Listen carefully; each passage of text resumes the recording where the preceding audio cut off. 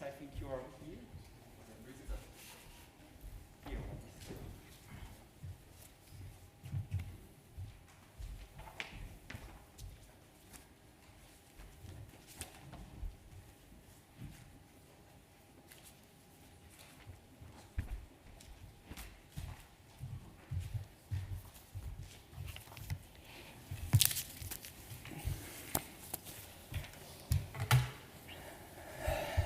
Bien. Okay.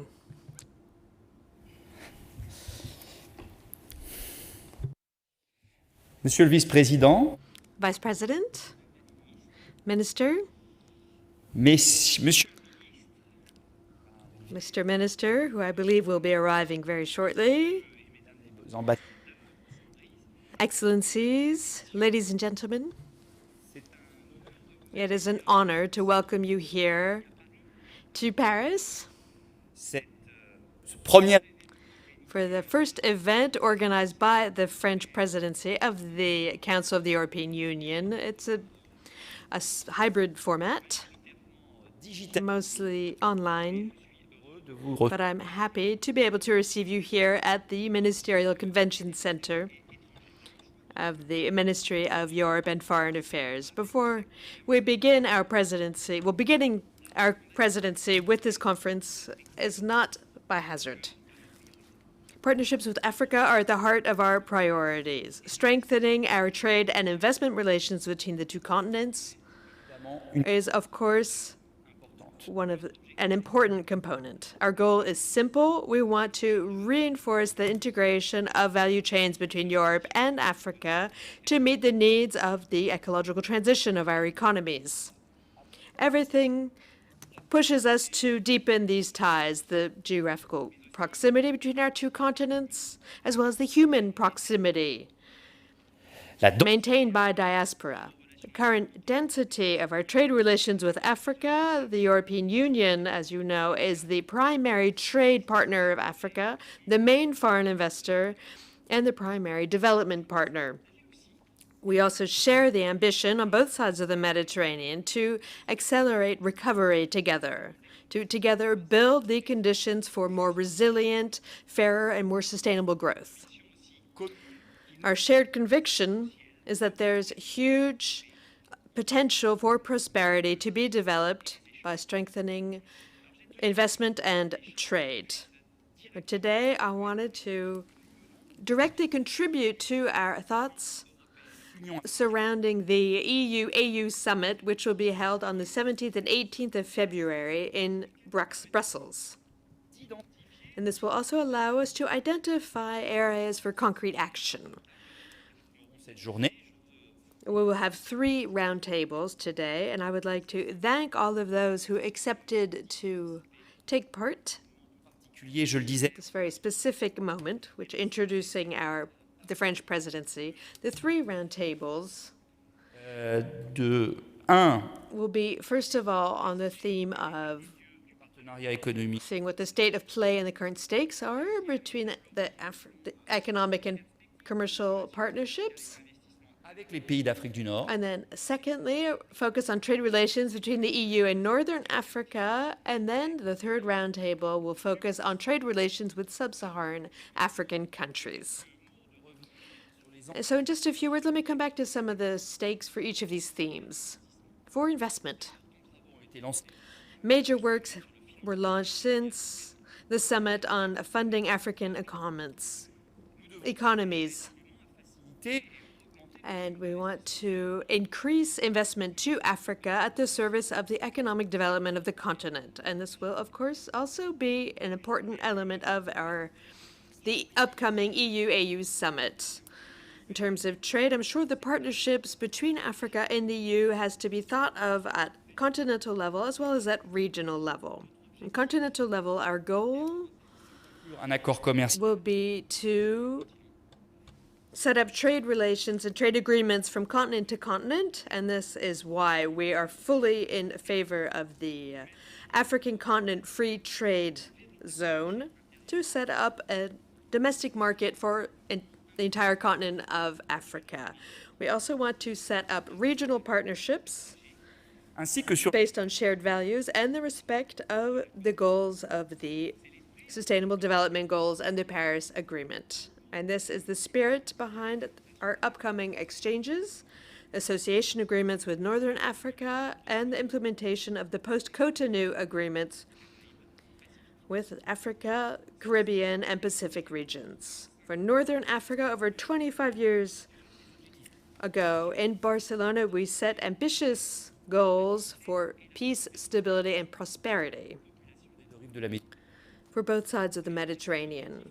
Meeting these objectives is one of the priorities of the European Union in our new trade policy for the EU, and I wish to repeat the commitment of France as stated by the President of the Republic at the Sorbonne and Ouagadougou presentations.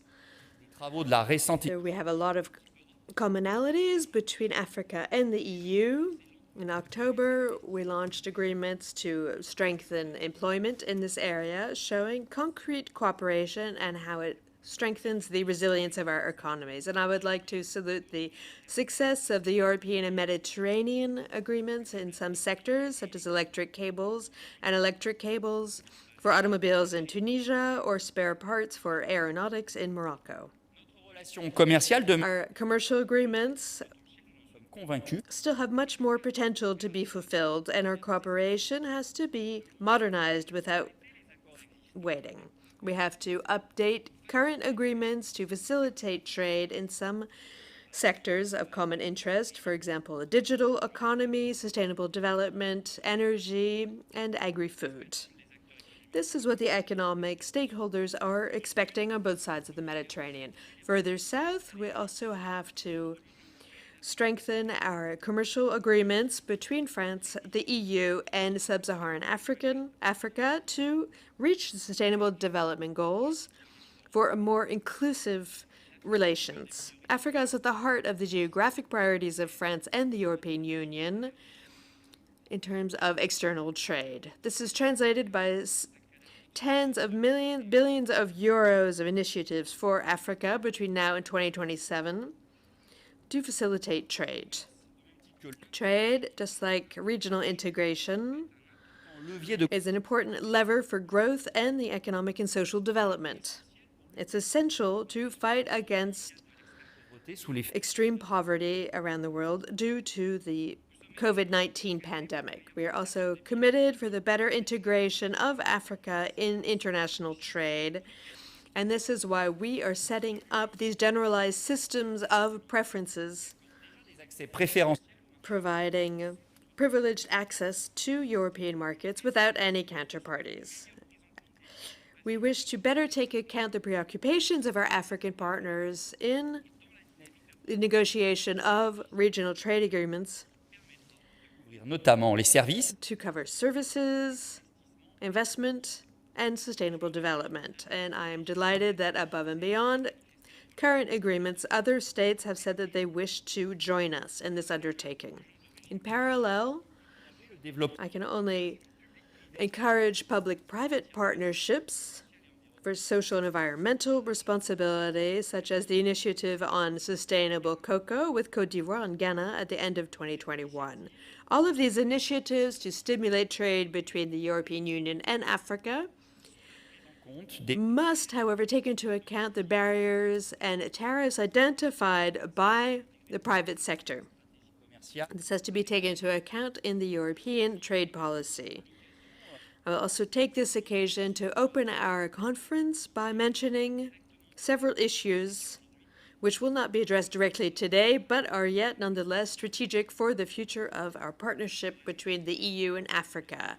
So first of all, a word on the pandemic. Of course, since the beginning of the world health crisis, the European Union and France have actively committed to providing a world response to the world's pandemic based on vaccines. Europe will be given 700 million doses by 2022. The intermediate goal of 250 million doses was already reached for 2021 at the beginning of December, with 308 million doses shared through COVAX and 45 million doses given bilaterally. But providing vaccines is not enough, and this is why the European Union is also focusing on local production facilities, namely through the Initiative Europe. In South Africa, there has now been set up the first center through the vaccine patent pool for RNA messenger vaccines. In Senegal and Rwanda, work is underway to develop regional production sites.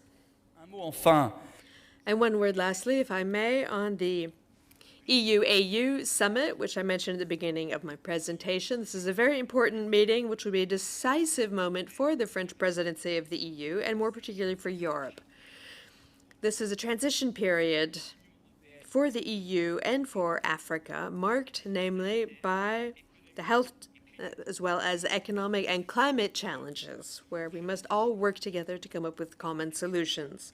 Given these challenges, the EU wishes to remain the primary partner for Africa economically in terms of trade, but as well as for security, development assistance, and humanitarian aid. France is fully committed alongside our partners in Europe and in Africa to make this summit a success.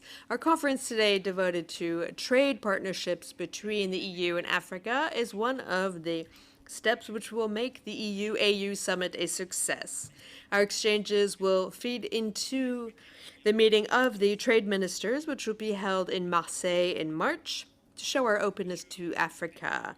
Vice President, ladies and gentlemen, ministers and excellencies, thank you very much, very sincerely, for your mobilization, and I thank all of the participants in the various panels. Leonid Zanzou, I see here in the room, and I'm very happy that you have been able to be present here today. Please allow me to briefly conclude by reaffirming that at a time when states are tempted by protectionism, I am fully committed to promoting open trade, fair trade, to create a resilient value chain, a sustainable value chain between our two continents. Thank you very much, dear friends. And without further ado, I give the floor to Valdis Valdovskis. Valdis.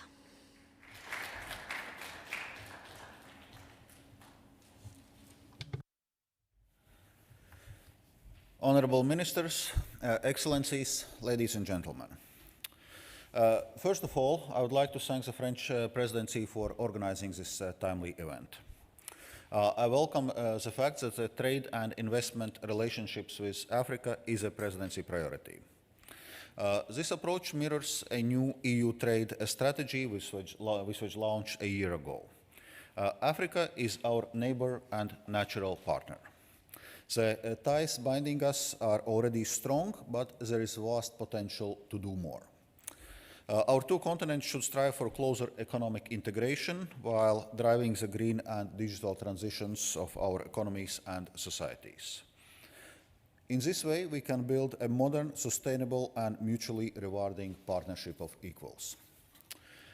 The upcoming EU-African Union Summit in February will be an important milestone in this respect. Before elaborating on trade and investment issues, I also would like to briefly highlight our work during the COVID-19 pandemic. In order to respond to the current and future health challenges, improvements must be made in terms of vaccine and pharmaceutical manufacturing, health infrastructure, research capacity, and preparedness. This will support Africa's capacity to deal with current and future challenges. The EU is a leading exporter of COVID-19 vaccines to Africa, and we have already begun collaborating on regional hubs to produce vaccines for Africa in Africa. I look forward to that partnership growing. The same partnership of equals approach applies to our trade policy. With our new strategy, our aim is to work together to unlock Africa's economic potential for diversification and growth. This work falls under four headline actions. First, we propose to step up a political dialogue and cooperation with the African Union and its members. We continue to support the implementation of the African Continental Free Trade Area. Achieving this will represent a historical milestone. The potential to increase trade, economic growth, job creation, and integration across the continent remains enormous because today only 17% of African trade flows take place between African countries. Of course, there will be challenges along the way, and the EU stands ready to help. We want to share the lessons learned from our own process of economic integration, and with our new Global Gateway strategy, we have demonstrated that we are ready to support massive infrastructural investment in Africa. Second, the EU has a diverse range of trade agreements with countries in Africa.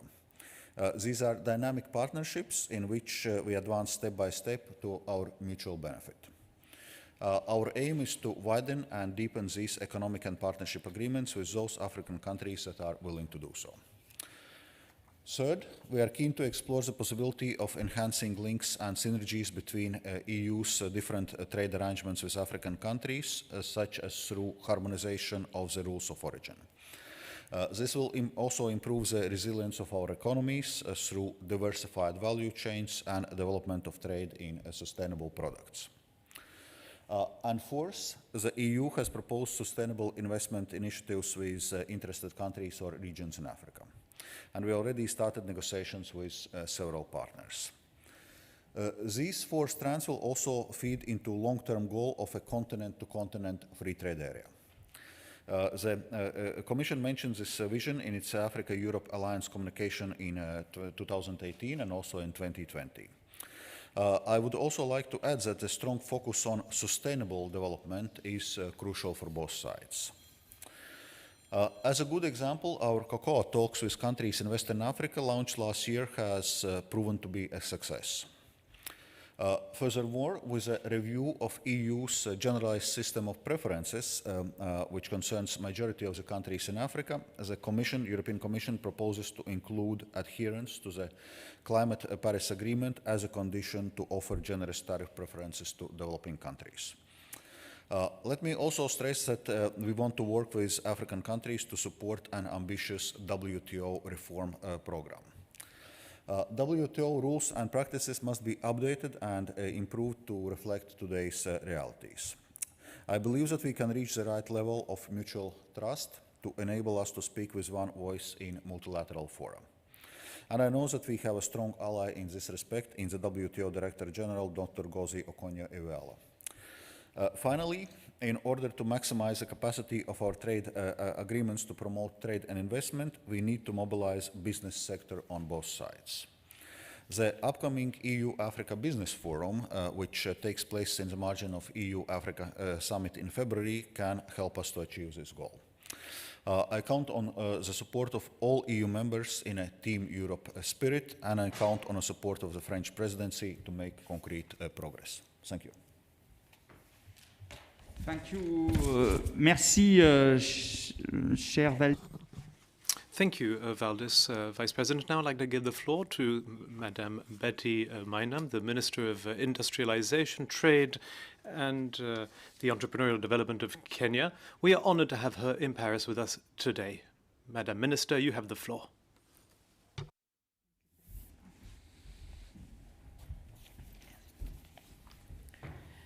Thank you very much, Mr. Frank Riester, the Minister Delegate for Foreign Trade and Economic Attractiveness from France, fellow ministers present, Commissioner Dombrovskis, and all of you who are attending. I really want to thank Mr. Riester for the invitation to join in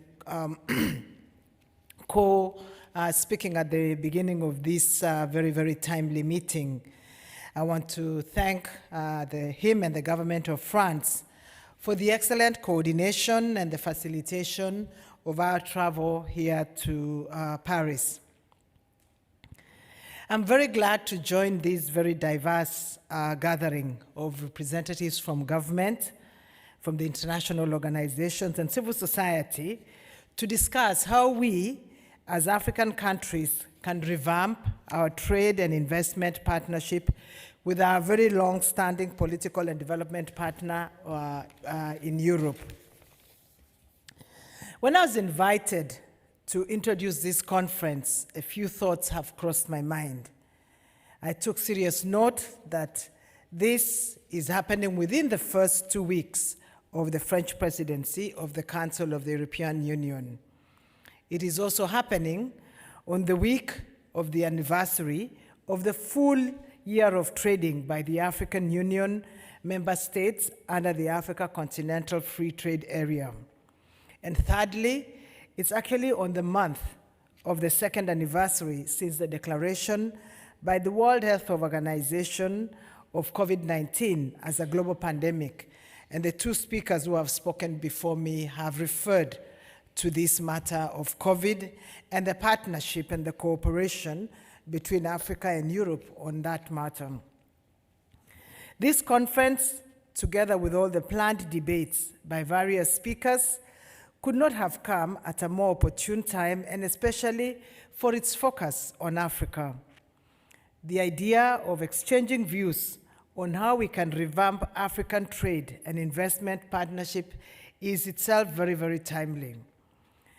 We recall immediately at the advent of the end of colonization, France and its former colonies formed the Yaoundé I and Yaoundé II, which together with the Commonwealth Group joined hands with our cousins in the Pacific and Caribbean into the Organization of African and Caribbean and Pacific States. Today, we are also at the threshold of a historic opportunity where a major global economy has come forward to convene and host an agenda on reshaping Africa's trade and investments.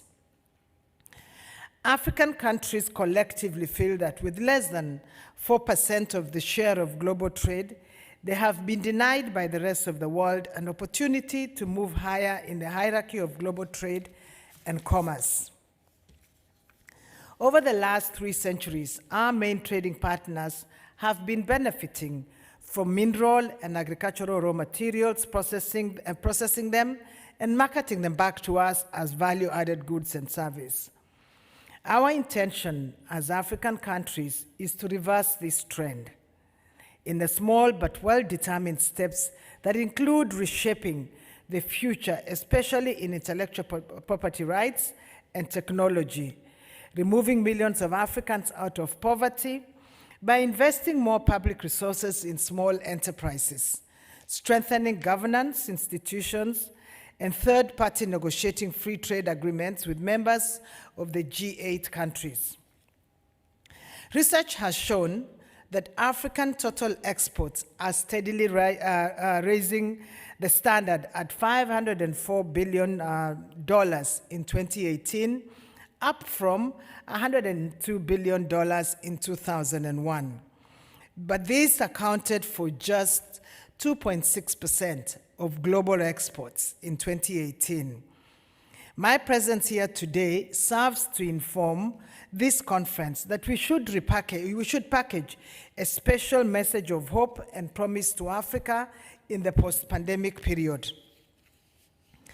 That over 6 decades of Africa's political independence, the world, and especially Europe, has tried to change the situation. We have come here to bring a report of a continent that is on the rise and going through a renaissance moment, ready to trade more with itself and pursue the path taken by its peers in Asia, Central Europe, and Latin America.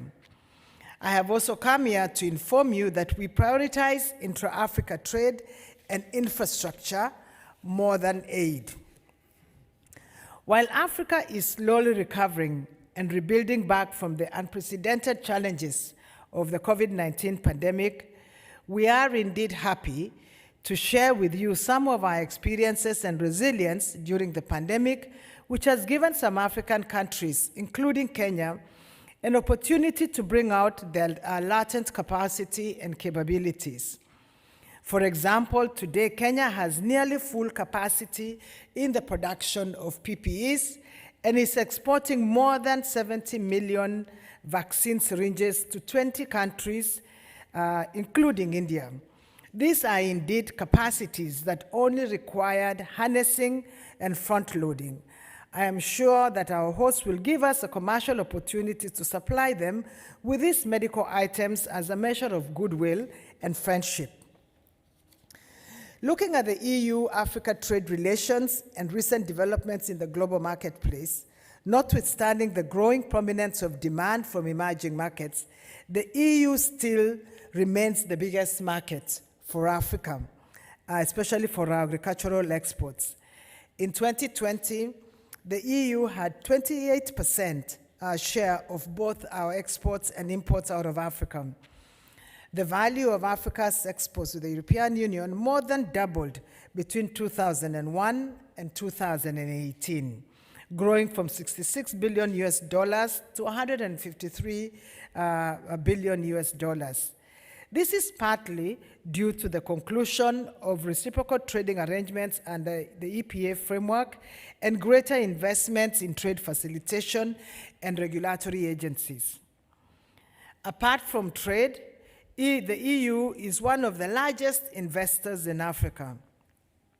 Before Brexit, EU investments stocks in Africa totaled 261 billion euros, representing 40% of total foreign direct investment in Africa. What we are interested in is further diversification of these EU investments beyond extraction and conveyancing. We want to see equivalent, if not higher quantum, of EU investments in Southeast Asia in energy, in heavy industries, logistics, and other supply chains. To us, these are the enablers that will repackage trade and deepen even more the political and social relations between Africa and the European Union. I recall that in September 2021, the Africa-Europe Partnerships introduced the Global Gateway, a scheme that seeks to narrow global investments gap worldwide by financing connectivity infrastructure in emerging markets. We are looking forward to hearing from our host how they intend to advance this agenda, as intra-African connectivity is an important flagship project of the African Union Agenda 2063. In the aftermath of the pandemic, Africa wants to play a key role in the hybrid framework that is slowly emerging in the workplace.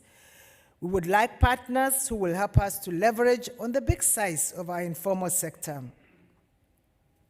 In Africa, 76% of Africa's populations work in the informal sector.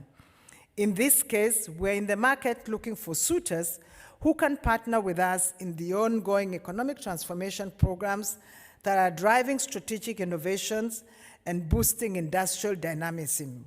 In this way, we intend to ride on the foreseen revival of the informal sector in Africa, create more decent jobs, and eradicate poverty.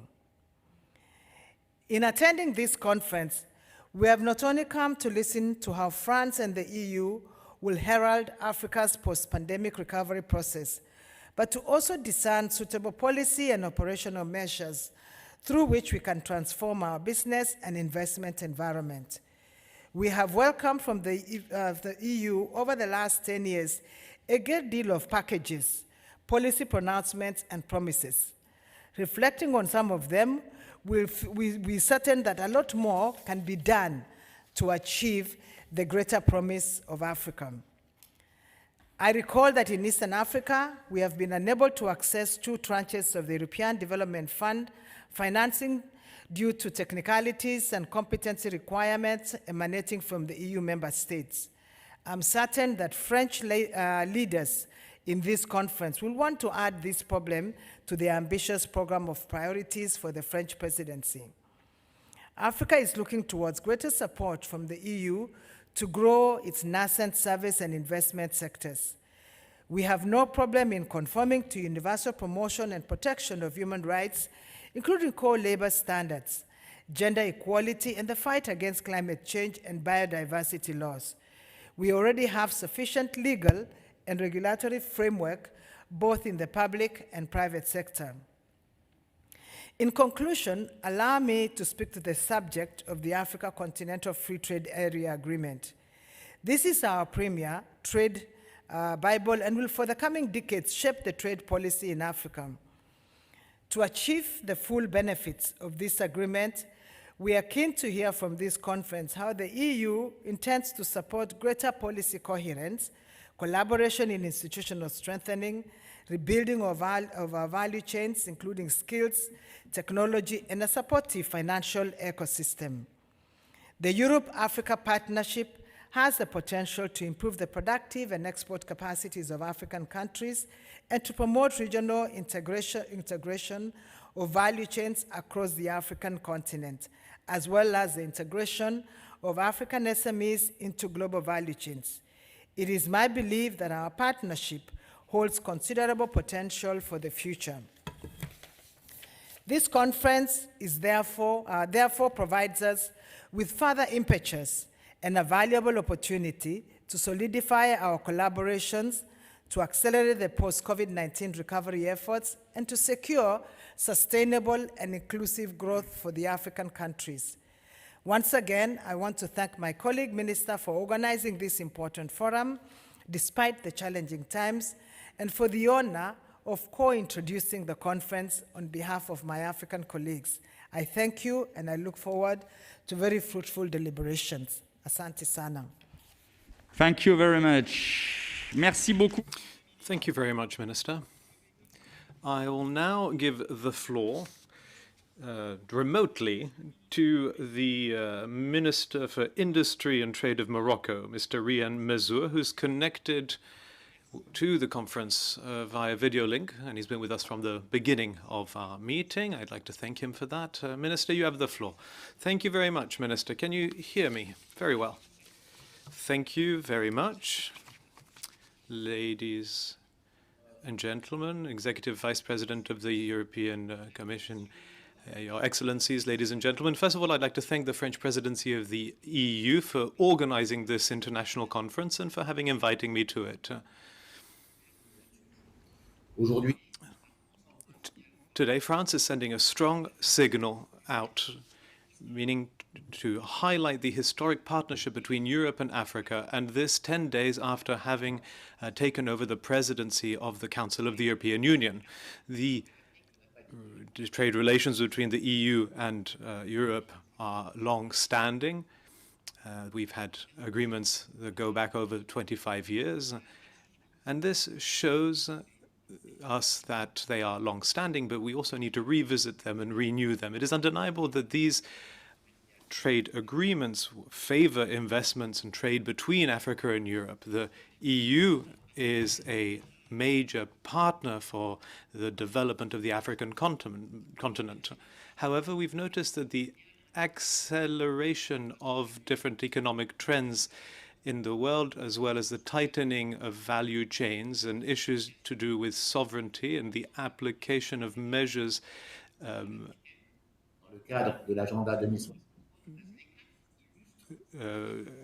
initiatives such as the African Continental Free Trade Area shows that there is a desire to integrate Africa in the global supply chains and to integrate its economy with that of the global economy. Morocco has launched important programs in its logistics centers, ports, in the field of renewable energies, and we also have a globally competitive industry that is known for its know-how and its human capital. And this shows our attractiveness towards our historical partners, and we've also attracted new partners. There have been different impacts of the health crisis that the world is going through, and this has shown the necessity to adopt new paradigms to ensure security, continuity, and the fluidity of value chains. This crisis has also illustrated the risks linked to dispersed value chains. The environment is volatile and brings with it different challenges: the price of entrance, the price of raw materials, the cost of logistics, the fragmentation of value chains, which are piloted by the volatility of prices,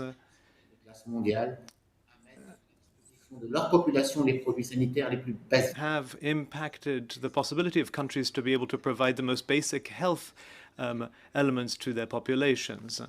And that is why it is important to reorganize value chains around the Mediterranean. With the pandemic, Morocco has also realized, and so has the world, they've realized the centrality of medical systems with their corollary of industrial capacity, which is essential to be able to meet health needs.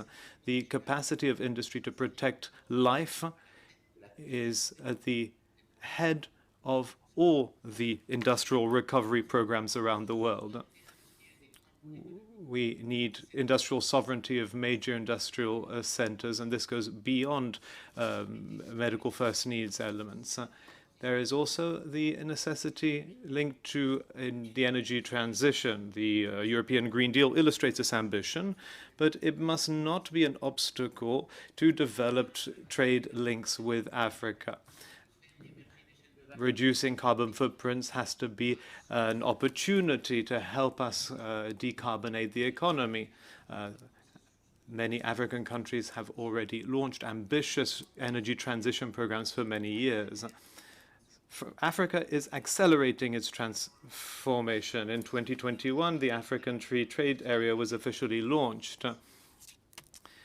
And thanks to the progressive elimination of tariffs and barriers to trades and services, a new page of African history is being written. Regional value chains, including in future industries, are emerging. In Morocco, the health crisis revealed of our different needs, but also of the resilience and the agility of the local industry.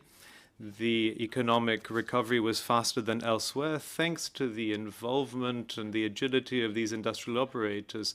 In the last decades, Morocco has given itself high-performance, world-scale industrial facilities. And we have some of the most competitive industrial hubs in the world, with a lot of decarbonation of its industry too. Our industrial systems are operational and are ready to implement new development methods and programs. And so Morocco would like to take stock of the changes impacted by the crisis in order to enact this transformation. Morocco has a strong continental impact in Africa when it comes to the banking, fertilizers, and other domains. Morocco is searching to have a similar level of integration with Europe as it has with the different member states. And in this context, we need to together redefine an industrial and trade compact that will be based on Europe as an innovative and renewed economic center. And Africa can offer decarbonized production and innovation services in order to decarbonize, strengthen the industrial tissue, improve competitivity for different companies, and create employment on both shores of the Mediterranean. To do this, we have to build a new partnership, which will be a win-win situation. The cooperation between the North and the South has to be more ambitious and has to be part of a joint and complementary union, with, first of all, the maintaining of the European programs in Africa, a strengthening of the geographical links between Europe and Africa, the reduction of logistic costs, the strengthening of competitivity, and the strengthening of environmental protection. Thirdly, we need to create joint innovative industrial sectors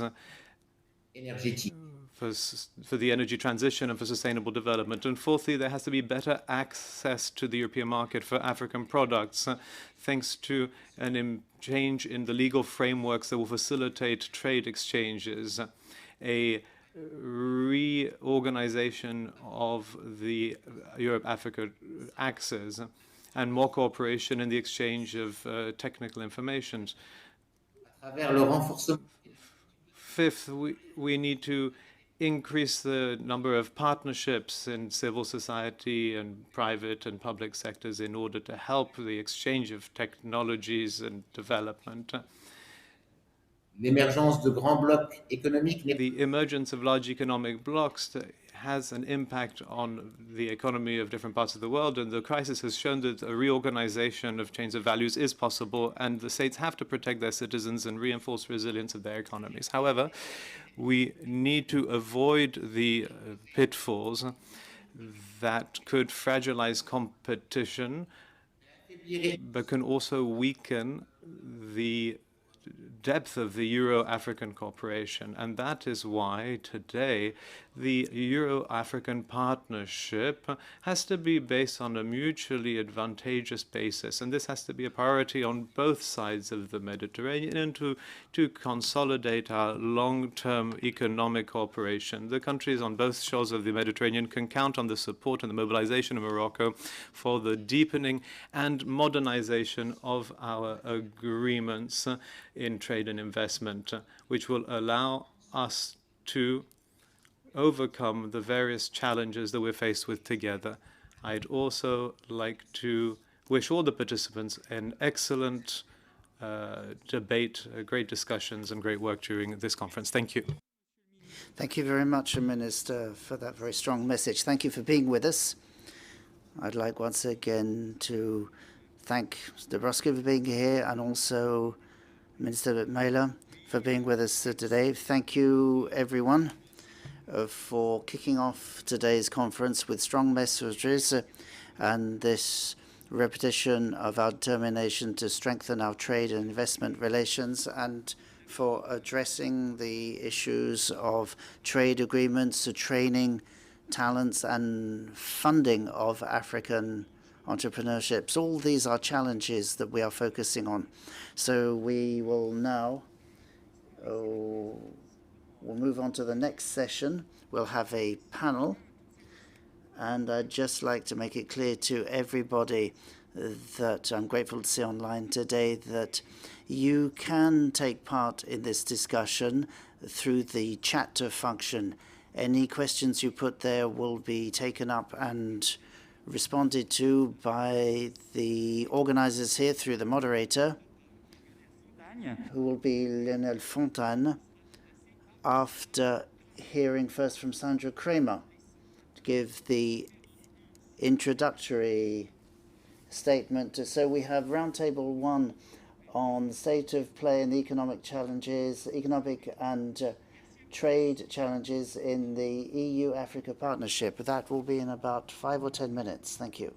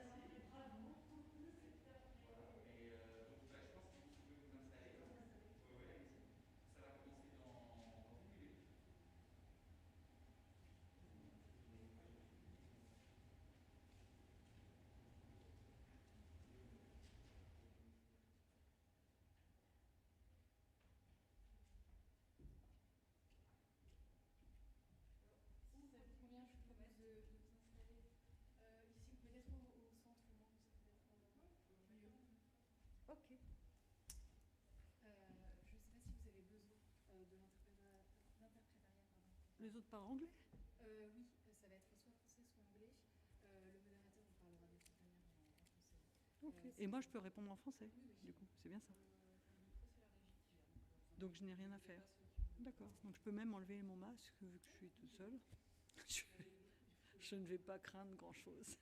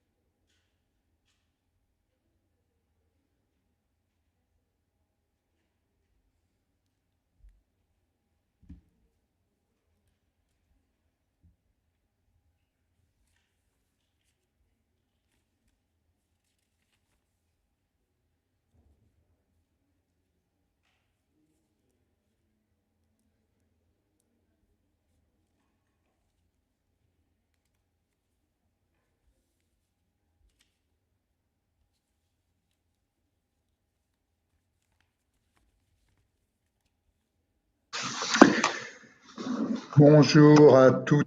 Good morning, everyone. So it's my pleasure to chair this session on the state of play and current business and trade challenges of the EU-Africa Partnership.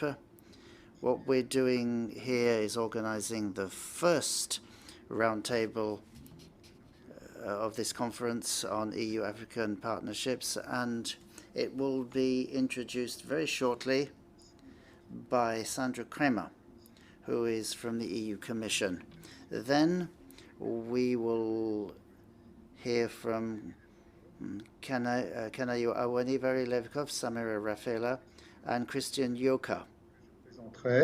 I will introduce them when I give them the floor. Then we have Mr. Rosa from the European Commission, who will take part in the Q&A session, given that Mrs. Sandra Kremer will not be able to stay until the very end of this roundtable. So now I'll give the floor to Mrs. Kremer. After we've heard from her and the roundtable participants, we'll have a Q&A session, about half an hour, for everyone online, so you are able to send in your questions, as has been said, through the chat function, and I will collect them and pass them on to our guests. So without further ado, I will give the floor to Sandra Kremer. She is Africa Director in the DG for International Partnerships at the European Commission, has been there since June of 2019. She spent the first 10 years of her career working on foreign policy, in particular in EU delegations in Indonesia and India. She also worked in the cabinet of Jean-Claude Juncker when he was president, in DG Enterprise and Industry and Justice. So that was a very brief introduction of her impressive CV, and I thank Mrs. Graham for being here. She'll be speaking French, and by giving you the floor, I take this opportunity, because it's our starting point, and you'll explain how far we've come forward. There was a joint communication in March of 2020 by the Parliament and the Council concerning an overall strategy for Africa, and I quote from that. I think it says, la suivante. Nous devons We have to partner with Africa, our twin continent, in order to be able to rise to the challenges of the 21st century together. So I think the introductory statement by Mr. Riamazour from Morocco has already set the stage, talking about the pandemic, value chains, the necessary industrial partnerships between Africa and Europe. So this joint communication is actually a list of 10 issues, green transition, migration, among many others. You have 10 minutes. I know it's very short, but 10 minutes to talk about these issues. So I'll give you the floor and thank you once again. Thank you very much.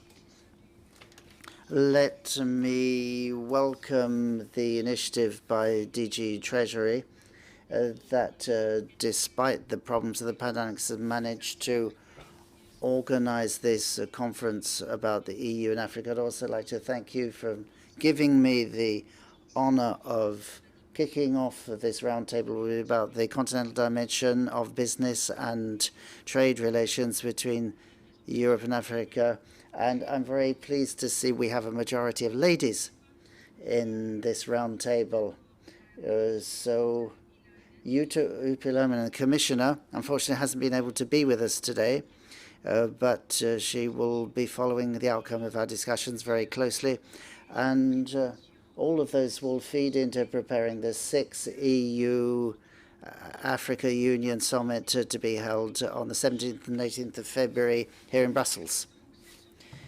So this summit is an opportunity for us to embark on a shared, ambitious roadmap between partners inspired by the political visions of the two continents to support the socio-economic transition of Africa with both public and private funding. As you know, the EU has put forward a new global strategy for Africa in this joint communication by the Parliament and the Council in March 2020, as the moderator mentioned. This new strategy intends to focus on 5 partnerships, namely green transition, access to energy, digital transition, sustainable growth, governance, and migration mobility partnerships.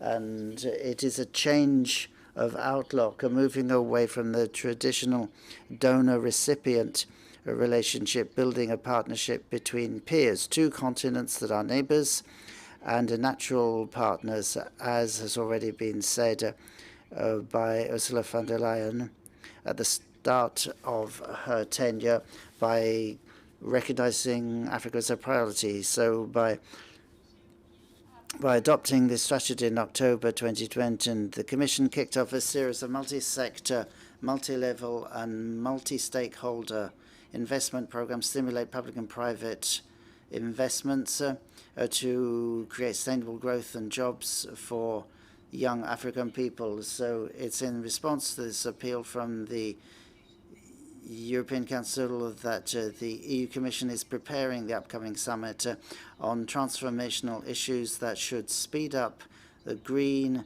and digital transitions of Africa that will be discussed with our African partners.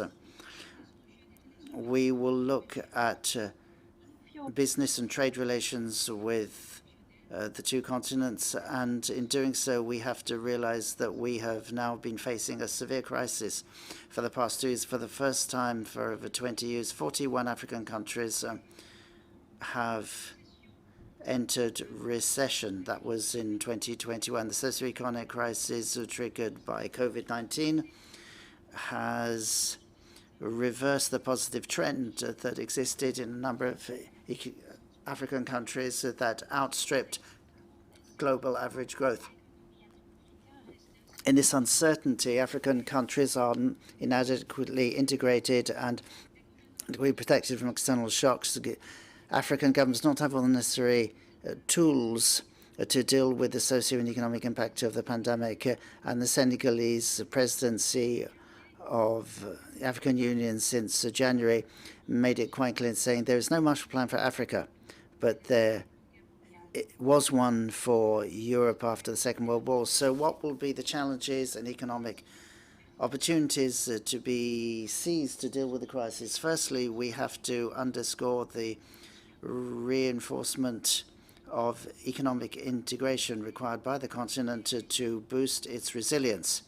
Integration, be it regional or continental, is vital to progressively extend Africa's strength and influence. This can be done at small scales, of course, but should lead to sustainable industrialization and stimulate economic competitiveness. Thanks to its own experience in economic and commercial integration, the EU is willing and able to provide support to its African partners.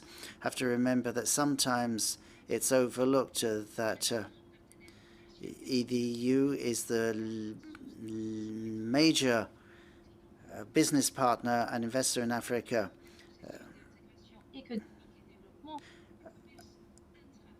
And also stimulates inter-African trade. It's also a major player in terms of development aid. I will briefly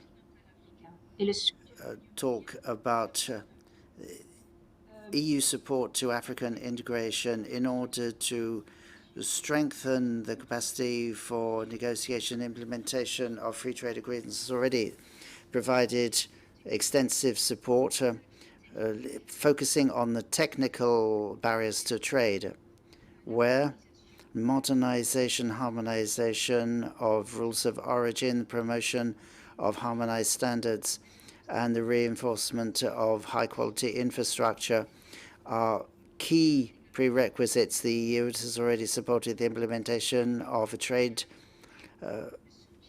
observatory in Africa. And this support will continue to be one of the main focuses of EU's Africa in fostering African integration. The EU has a number of tools for this. The regional program for sub-Saharan Africa, which has been adopted, devotes a significant amount to sustainable development and decent jobs as a priority. 630 million for regional economic innovation for trade and facilitating trade.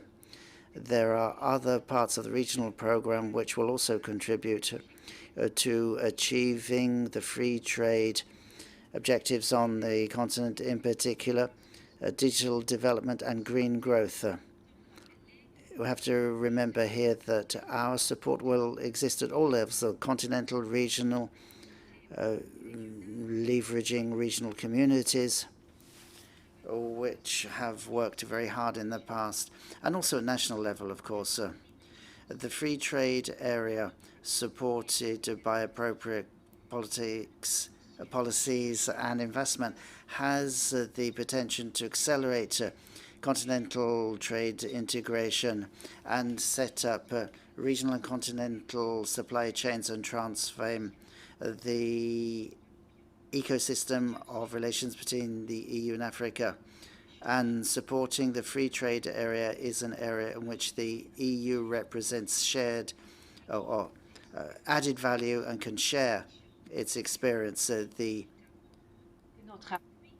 EU and its member states intend to ensure that its support has maximum impact. This is why we are willing to offer African partners genuinely European support in the form of initiatives such as Team Europe, supporting free trade with efficient and strategic coordination of the Commission's and EU member states' actions and technical support for free trade involving inter alia France is a specific example of this sort of support. This has been done with, as I said, with France and other EU member states. So, ladies and gentlemen, economic recovery will largely depend on the performance of the private sector. It's therefore vital to improve the investment climate, but also the conditions for development of solid entrepreneurial ecosystems, offering women and young people genuine opportunities for entrepreneurships, and access, finance and markets. That means supporting reforms and innovation and the participation of SMUs in the informal economy. It's also vital to release and mobilize private investment, supporting the African continent. The EU draws on innovative financial tools such as Sustainable Development Plus program, along with technical assistance in order to reduce risk and improve the investment climate. Last but not least, let me refer to the Africa-EU Business Forum that we organized together with the African Union and representatives of the private sector. This will be held the days before the summit on the 17th and 18th of February, and that will be a visible and tangible example of what can be done when private and public sectors work together, boosting investment, addressing necessary reforms with political leaders in order to improve the trade and investment environment. With our partners this year, we have decided to focus on value chains, which have been identified as being essential as for a resilient economy, and the implementation of specific recommendations. Registration for the forum was opened in mid-December, and we already have collected registrations from 7,000 participants. So to end on a positive note, I want to thank you very much for this invitation. I want to underline the strong and strategic partnership that both continents have with a joint vision for 2030. Thank you very much, and we look forward to the discussion. Merci beaucoup à vous tous. Thank you all very much, and I wish you a very fruitful and positive day's discussion. Thank you very much for your introduction. So we note that there is European support for regional integration in Africa that you see as a development lever and driver in Africa. And what you said at the end about involving the private sector is obviously very important. Doubtless we will revert to that later in our roundtable. I'll now turn to Samila Rafaela. Les premières questions. Is a member of the European Parliament for Dutch Social Liberals D66. She's part of the Renew Europe group. She studied public administration at the University of Leiden. More specifically, she focused on the origins of radicalism and terrorism.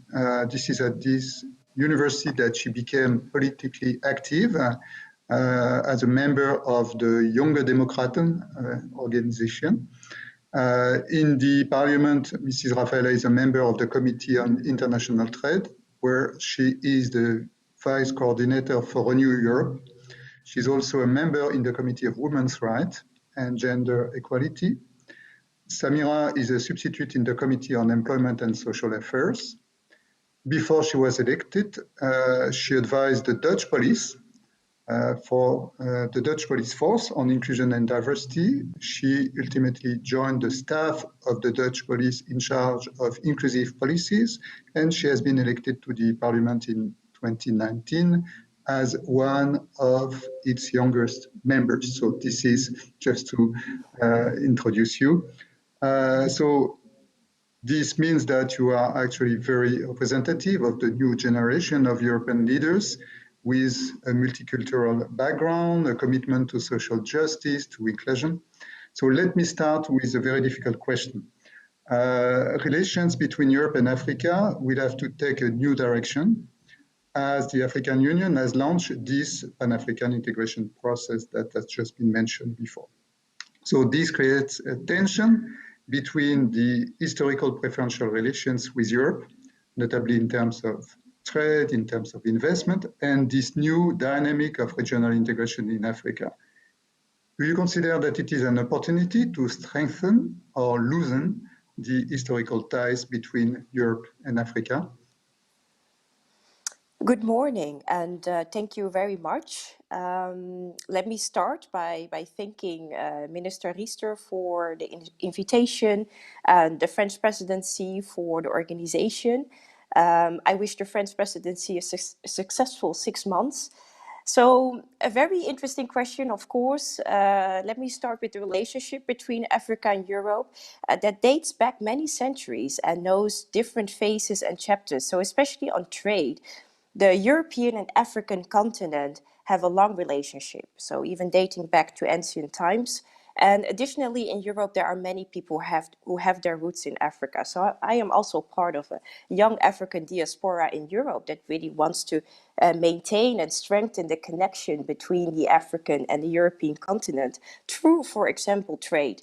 So with my own roots in Ghana and Nigeria, Africa is a continent that has a meaning in my life and also in my work as MEP.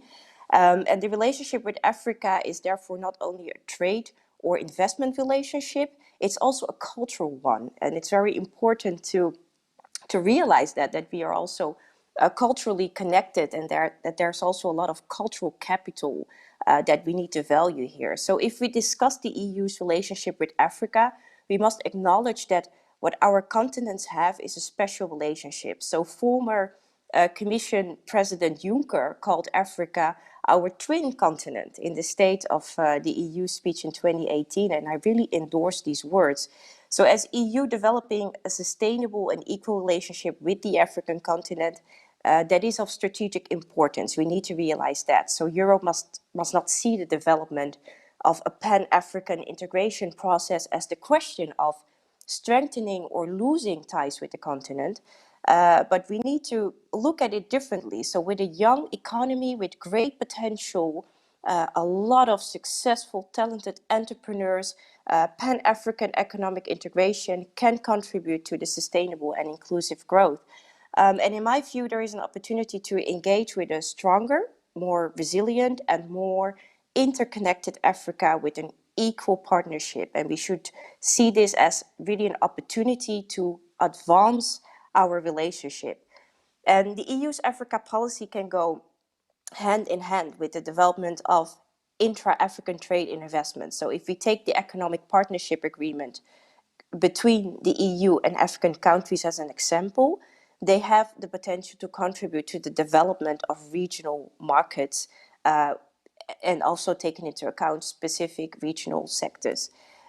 Specific sectors. And additionally, instruments such as the Generalized Scheme of Preferences can contribute to the development of trade and investment opportunities for African companies who export to the EU and who might want to develop a value chain on the African continent.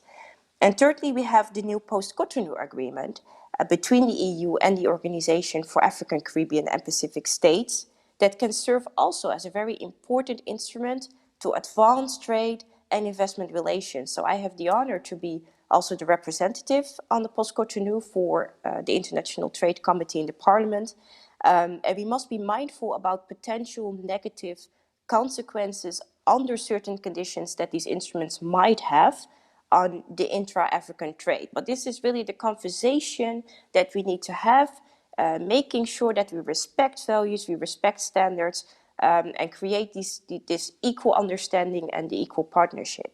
So Pan-African integration really gives opportunities to strengthen European ties with the continent. I also believe that it gives the EU the opportunity to strengthen trade and investment ties with an African market that is resilient, but it's very important to start the very serious strategic conversations about the values and the standards that we both on both continents want to maintain and want to strengthen. Thank you. Thank you very much. Very clear. So, je me tourne maintenant. And I now turn to Madame Levkov, who's the Director for Africa, the Middle East, and the Eastern Mediterranean for EDF.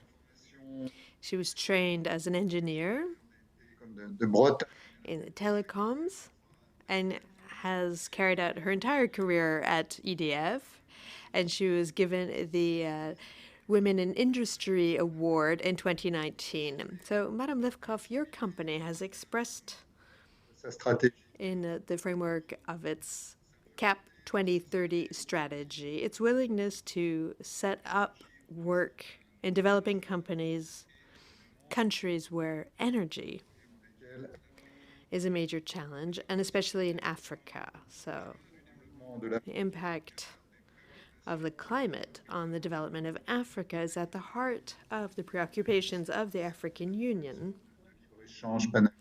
linked to development of trade within the new African Free Trade Area. Is it possible to reconcile electrification of Africa with the ambitious climate commitments of the continent? And to add to the question, in the details of the agreement, which I'm sure you're familiar with, are there means to ensure interconnectedness between electricity grids, the development of renewable energy on the continent? Hello, everyone. Please allow me to thank the Minister for inviting me here for this panel and to represent the French private sector in accompanying the development of the African continent. EDF has adopted a company purpose recently, which aims to build an energy future which is carbon neutral and which reconciles preservation of the planet, well-being, and development through electricity and innovative services. Our company purpose is at the heart of the matters we will be discussing now. Indeed, EDF's international strategy, which aims to triple its activities between 2015 and 2030, is mostly anchored towards renewable energy. And your question is very interesting because you ask whether it's compatible to electrify Africa, which needs it, and to devote our energies to sustainable and renewable energies. And it's not only compatible, it's actually fully, tightly associated and linked. There's no incompatibility, they're actually complementary. And I would even say that the benefit from renewable energy in Africa will make it possible to accelerate the electrification of Africa. If one looks within the EDF group, what we've developed in just a few years, in the past 5 years, we developed a project portfolio, which are currently being developed, so they're under construction, or they're already being operated, of 3,000 megawatts. And that's for a single company. And when you see the potential of companies in the energy sector within Europe, this represents a huge portfolio under development. Obviously, it's not enough, but these are all projects for renewable energy because Africa has enormous natural resources, solar resources, wind, biomass. In Africa, there is a huge farming sector with a lot of waste, which can be recovered within a circular economy, and projects of all sizes. Major projects, we're currently building a project for 420 megawatts in Cameroon, which will represent 30% of the power needs of the country, through funding from countries within the European Union in part. And this is attractive investment because Europe, in its assistance to European countries, as Sandra said earlier, has implemented funding tools to accompany such projects to foster the acceleration of the electrification of Africa and the green transition. And these characteristics come with very attractive funding opportunities, but also guarantees to ensure that the private sector can take part. Because without such guarantees, then the private sector cannot take part in, for example, hydraulic dam project. So this is 1.2 billion euros in investment, and this cannot happen without support from the international community and European development banks. There are 5 major development banks from Europe funding the project and providing debt. So it's not only not incompatible, but it's also completely possible. And it's also possible with new levers. Sandra also mentioned new sustainable development funds and new instruments for more innovative solutions. And currently, within EDF, we're looking at rural populations to develop new decentralized electricity grids through solar power with very innovative solutions, thanks to these new funding mechanisms, for example, through mobile phones, which are one of the prides of Africa. And we need these new tools, these new financial instruments, to provide access to electricity to those who, so hundreds of millions of people in Africa who still have no access to electricity. In our program at EDF, we have major installations with gigawatts of electricity through wind power, solar power, hydroelectric power units. And we have a roadmap to provide solar kits to millions of people in the coming years. We've already provided these kits to 1.5 or 2 million people, and we will continue.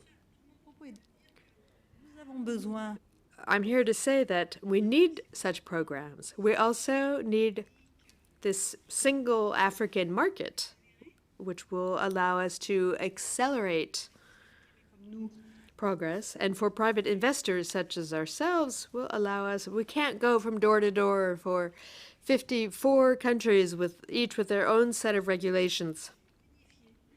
With a unified market, unified regulations, a gateway to enable us to go faster and farther.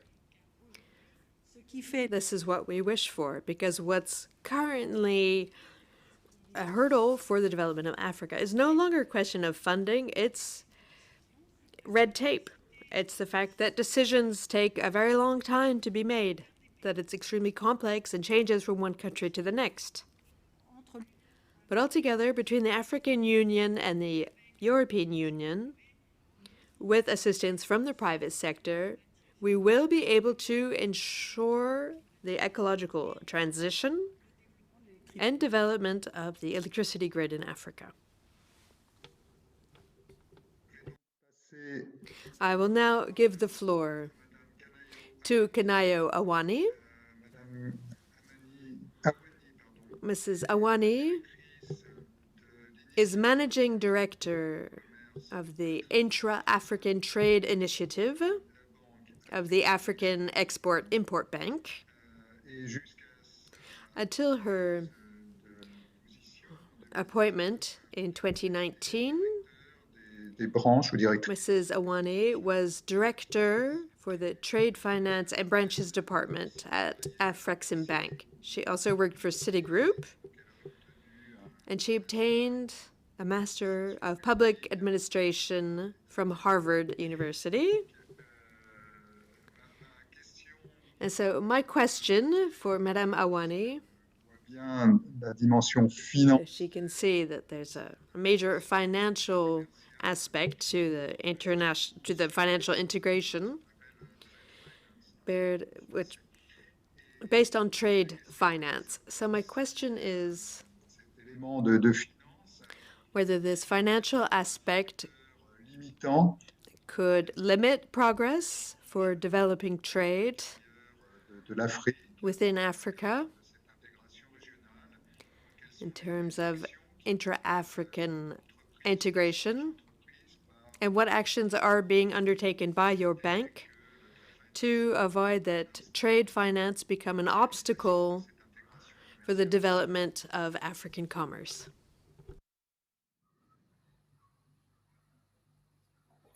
Thank you.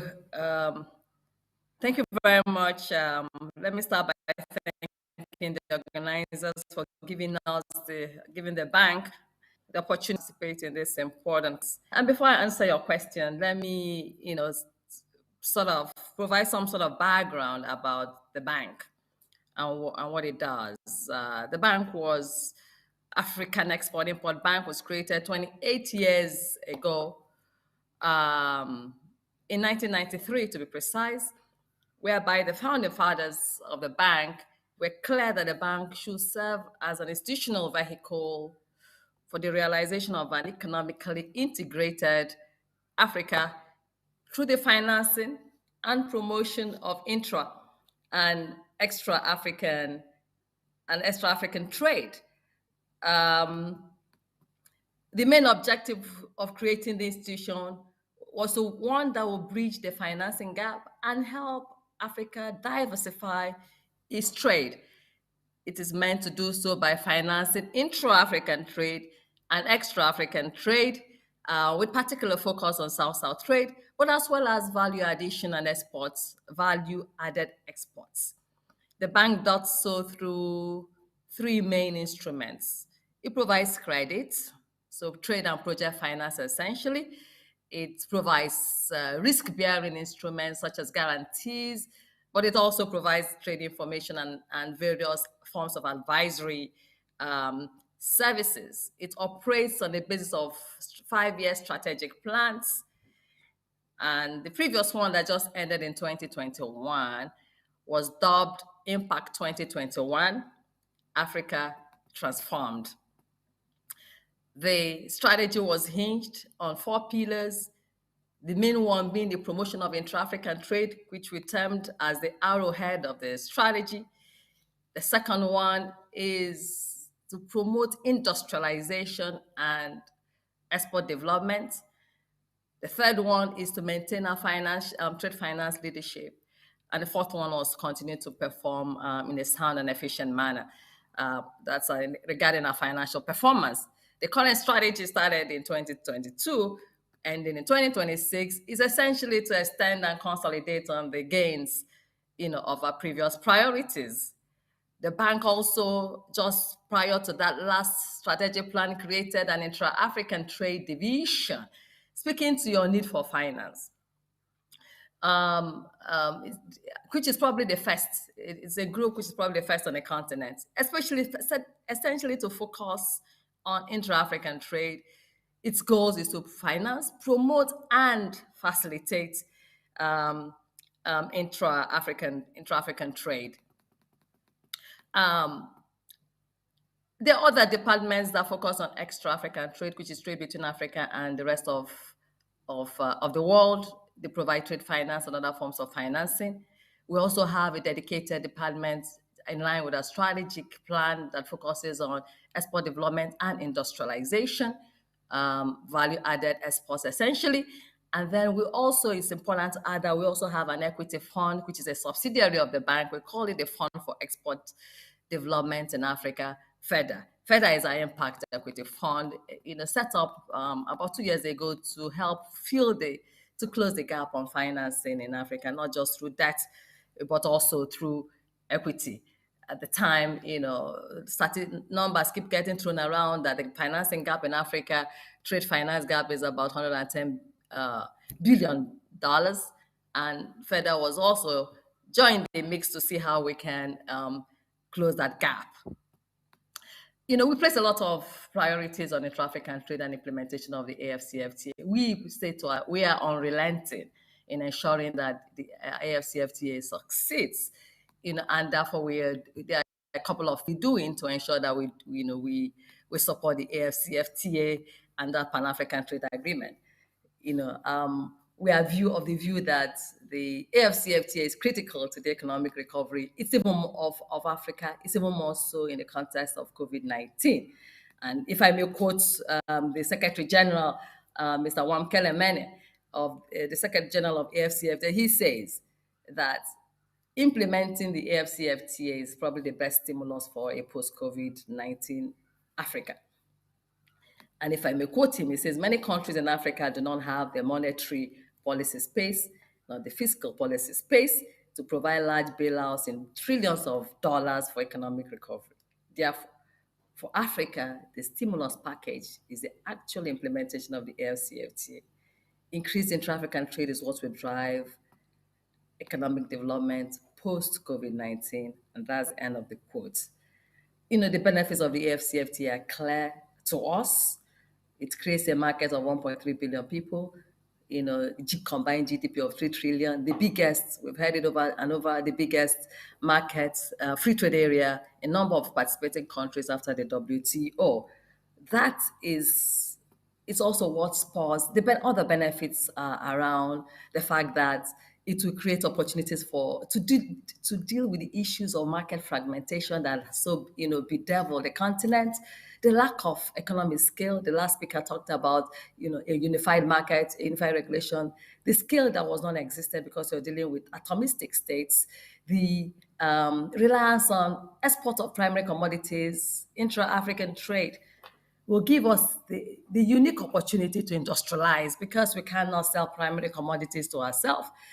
It will also deal with issues of underdeveloped value chains, tariff and non-tariff barriers, among others.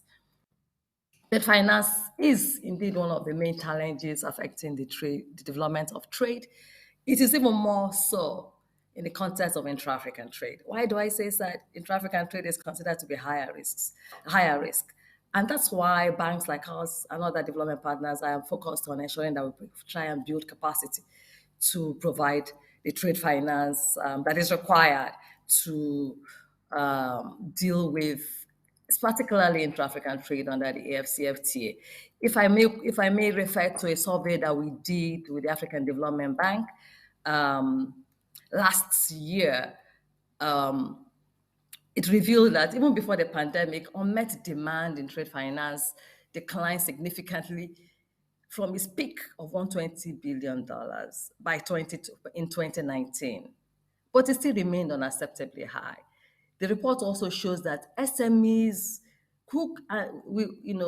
witnessed a higher share of the trade finance applications that were rejected by banks. We are acutely aware that SMEs will drive intra-African trade. The private sector, SMEs, women and youth will drive the trade that will require. And that's where a lot of our focus and probably a lot of the collaboration we speak with EU partners is in the area of supporting trade finance, especially SMEs. I think I'll leave it here for now, and I'll take other questions as we move along.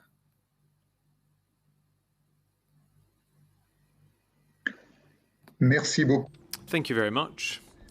So now I'll give the floor to Mr. Christian Jurkar, who is the director of the Africa Department at the AFD, the French Development Agency, since 2021.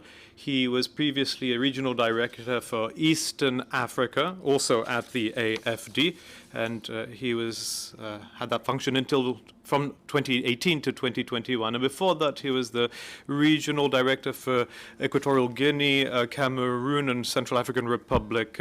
He has a diploma in tax law from my university and also has a master in banking law from the University of Boston. So before we'll hear you explain the AFD's concrete actions to develop a partnership between Europe and Africa, before we do that, I'd like to first come back to the question that was asked in the introduction by Madame Samira Rafaela. How do you perceive the change in the relations between Europe and Africa? What does the launch of the African Continental Free Trade Area mean? Hello, and thank you for this question. First of all, I'd like to thank the Ministry of Finance for organizing this conference and for their invitation. This subject of regional integration is a priority for the French Development Agency's programs. We see major financing issues when it comes to development on the continent. I'd like to remind you that in 2015, during the Addis Ababa Conference on Financing Development, the mobilization of the private sector was part of the strong solutions that were put on the table. And when we're talking about the mobilization of the private sector, we're also talking about foreign private sector and foreign direct investment. And in order for foreign direct investment to be able to be mobilized, it has to be structured. And that's why this free trade area will be a major issue in order to be able to implement and improve foreign direct investments. So this initiative is an important shift for us. It has already been said that it is an opportunity to put an end to this fractured and heterogeneous space represented by the African market. It's also an opportunity to move things forward and improve trade with the rest of the world. Right now, this trade is still too focused on natural resources.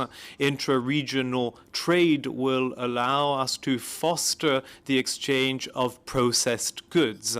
The global context is a positive one for this sort of agreement. I could take an example of the recent RCEP trade agreement for Asia.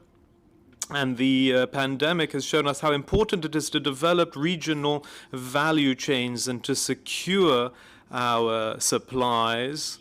And developing these regional value chains are, from our point of view, an important vector of transformation, of structural transformation of the various economies. So this new shift in the relations between Europe and Africa is something that is absolutely fundamental, because up until now, trade agreements were primarily based on preferences. You mentioned this before, on tariffs, on standards. The Cotonou Agreement, the EPAs were all in line with this logic. Whereas today there is a greater drive, because this area is not only discussing of tariff-free measures, but is also talking about topics such as competition, investment, intellectual property, and digital development. And so we're looking at a new paradigm that is much vaster and will allow us to be able to see renewed trade agreements that will be more ambitious, deals between Europe and Africa that will bring the two players closer together and should allow the reshoring of certain value chains in Africa. And this should also allow for the industrialization of certain services. These are major issues, and we almost have an obligation to succeed, because one of the main challenges that has to be overcome on the African continent is that of having to answer to this youth and the possibility of job creation. So from this point of view, we are truly at a major shifting point in the relationship between the EU and Africa, and the AFD is absolutely ready to take part in this dynamic, and I think we'll be able to talk a bit more about this later in our discussions. Thank you very much. Thank you very much for these different points you've shared, and if you'll allow me, we'll now bring up a second series of questions, which will be an opportunity for us to get into the nitty-gritty, the details of the building blocks of the agreement for the African Continental Free Trade Area. So my first question is a question for Madame Samira Rafaela. if we're thinking about the long term, what's important for development in Africa is that growth should be sustainable and inclusive.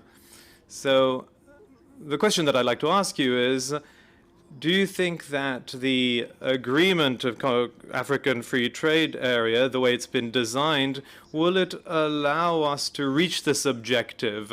And can Europe have a role to play, given its experience that Madame Sandra Kramer explained earlier on when it came to regional integration? Can Europe provide support to make sure that growth in Africa is sustainable and inclusive? Well, yes, I believe that this agreement can definitely contribute to sustainable and inclusive growth. And I think that already became clear, given the introduction of the former speakers, very interesting. And the challenge of the eventual success of the advancement of sustainable and inclusive growth really lies in the implementation of the agreement and how it's being implemented. So you can design an agreement in a certain way where on paper you create a situation which potentially can advance sustainable and inclusive growth. But the challenge is as always the eventual translation of the agreement into actual practices, oversight and monitoring of what is agreed in the letters of the agreement. So we see a similar challenge with trade agreements between the EU and other partners, as well as on our internal markets. So how do we make sure that we advance sustainable development across the board? And a large aspect of this question is proper implementation and enforcement. With the issue of proper enforcement of provisions, there is a role to play for actors on the ground who are either positively or negatively affected by certain aspects of the implementation.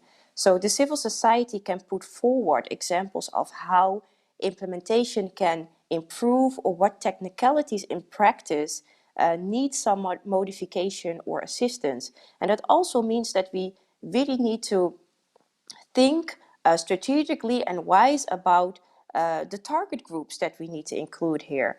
For example, in my work on trade, I focus a lot on gender equality and trade. So I am in favor of having gender chapters, gender provisions in trade agreements. That is a very interesting, good, necessary new development when we speak about trade agreements. Identifying civil society, identifying specific target groups that can be included in the process of implementation can really make sure that such agreement contributes to especially inclusiveness. And another important aspect for implementation is the advancement of knowledge to facilitate implementation of an agreement. So with the correct knowledge and expertise, implementing an agreement is easier. So different international partners can assist in the different roles to advance capacity building and institutional development in the African continent to advance implementation. And in this specific area, the EU can definitely play a role. So as I hear often from the Commission, they are engaging with the African partners through different channels on the implementation of trade-related matters, such as the economic partnership agreements. And this is a good development, I believe, because as we in the EU have expertise with developing a single market and implementation of trade agreements, we might can share that expertise and knowledge. So advancing knowledge is important for the eventual development of any trade and investment related instrument. The EU and Africa should, in my view, first focus on the elements that can bring short-term benefits to advance sustainable economic development and inclusion. But it should also address goals for the advancement of sustainable and inclusive growth on the long term. So by combining both elements, the partnership can advance the sustainable development goals as well as longer-term goals, such as the objective outlined in the Paris Agreement. And this will benefit Africa economically, contribute to sustainable growth, but it will also benefit the EU. So it's very important that we look at it equally. And lastly, I think we especially need to focus on youth and women in this process. They are the untapped potential. So not only in Africa, but also in the EU globally. And if we empower more persons and create opportunities for growth, economies and societies can benefit from the eventual economic progress and innovation it will bring.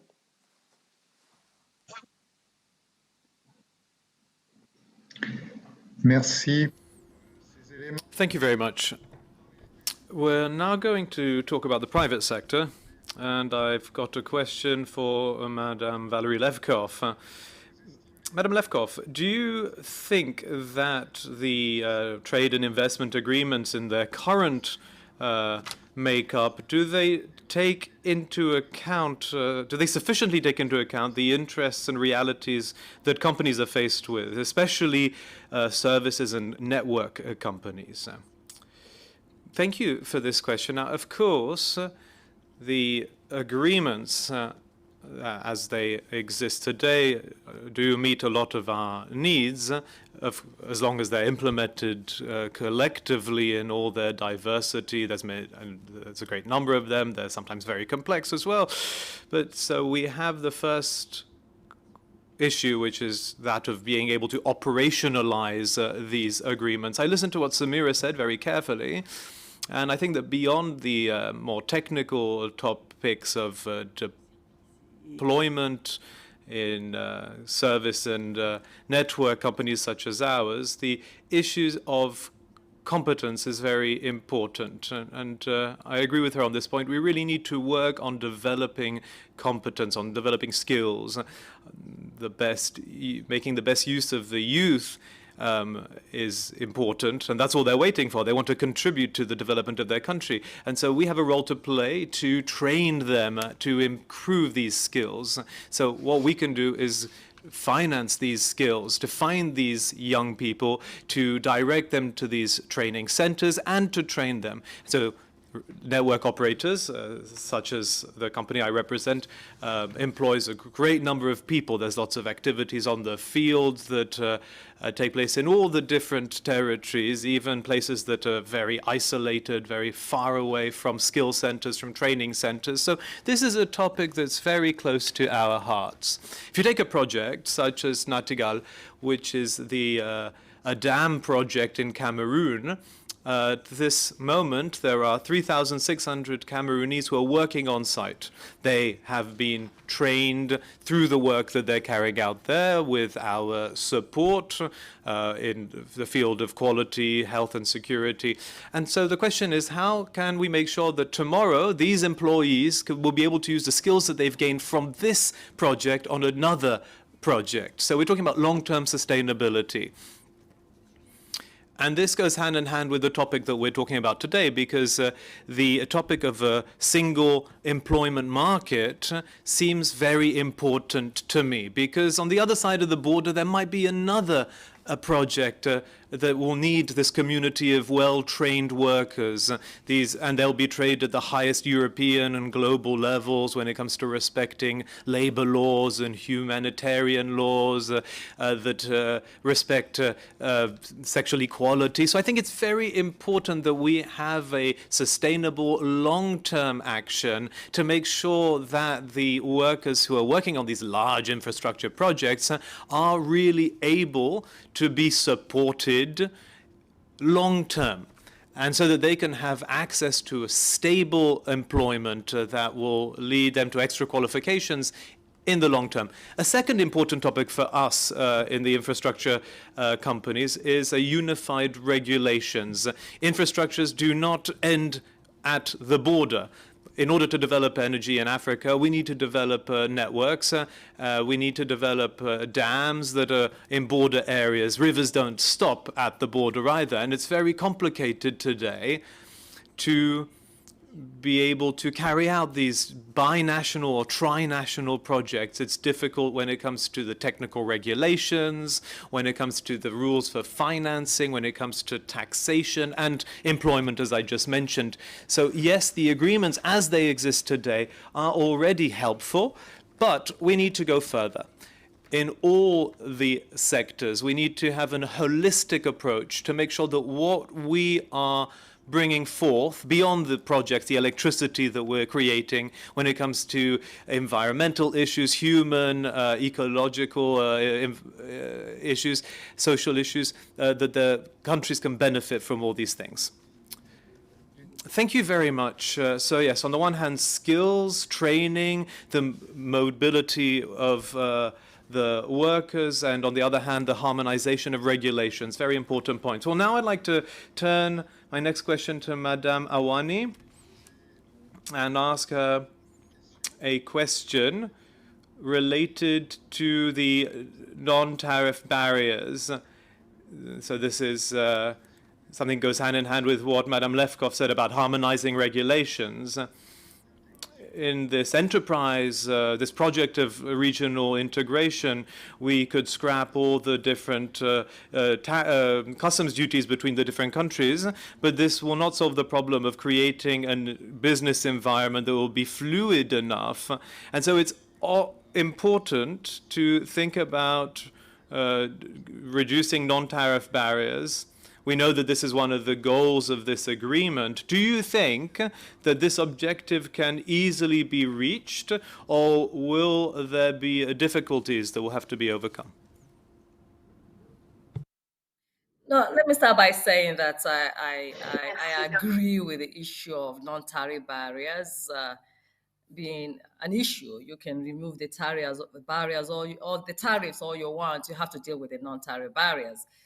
And that's why in Afreximbank, our group is divided into facilitation and finance. And while, finance has its own objectives and issues, we already talked about it, and I just forgot in that context to mention that even the bank has financed on a revolving basis over the last 5 years, over $20 billion of trade finance on a revolving basis, that you also need the facilitation.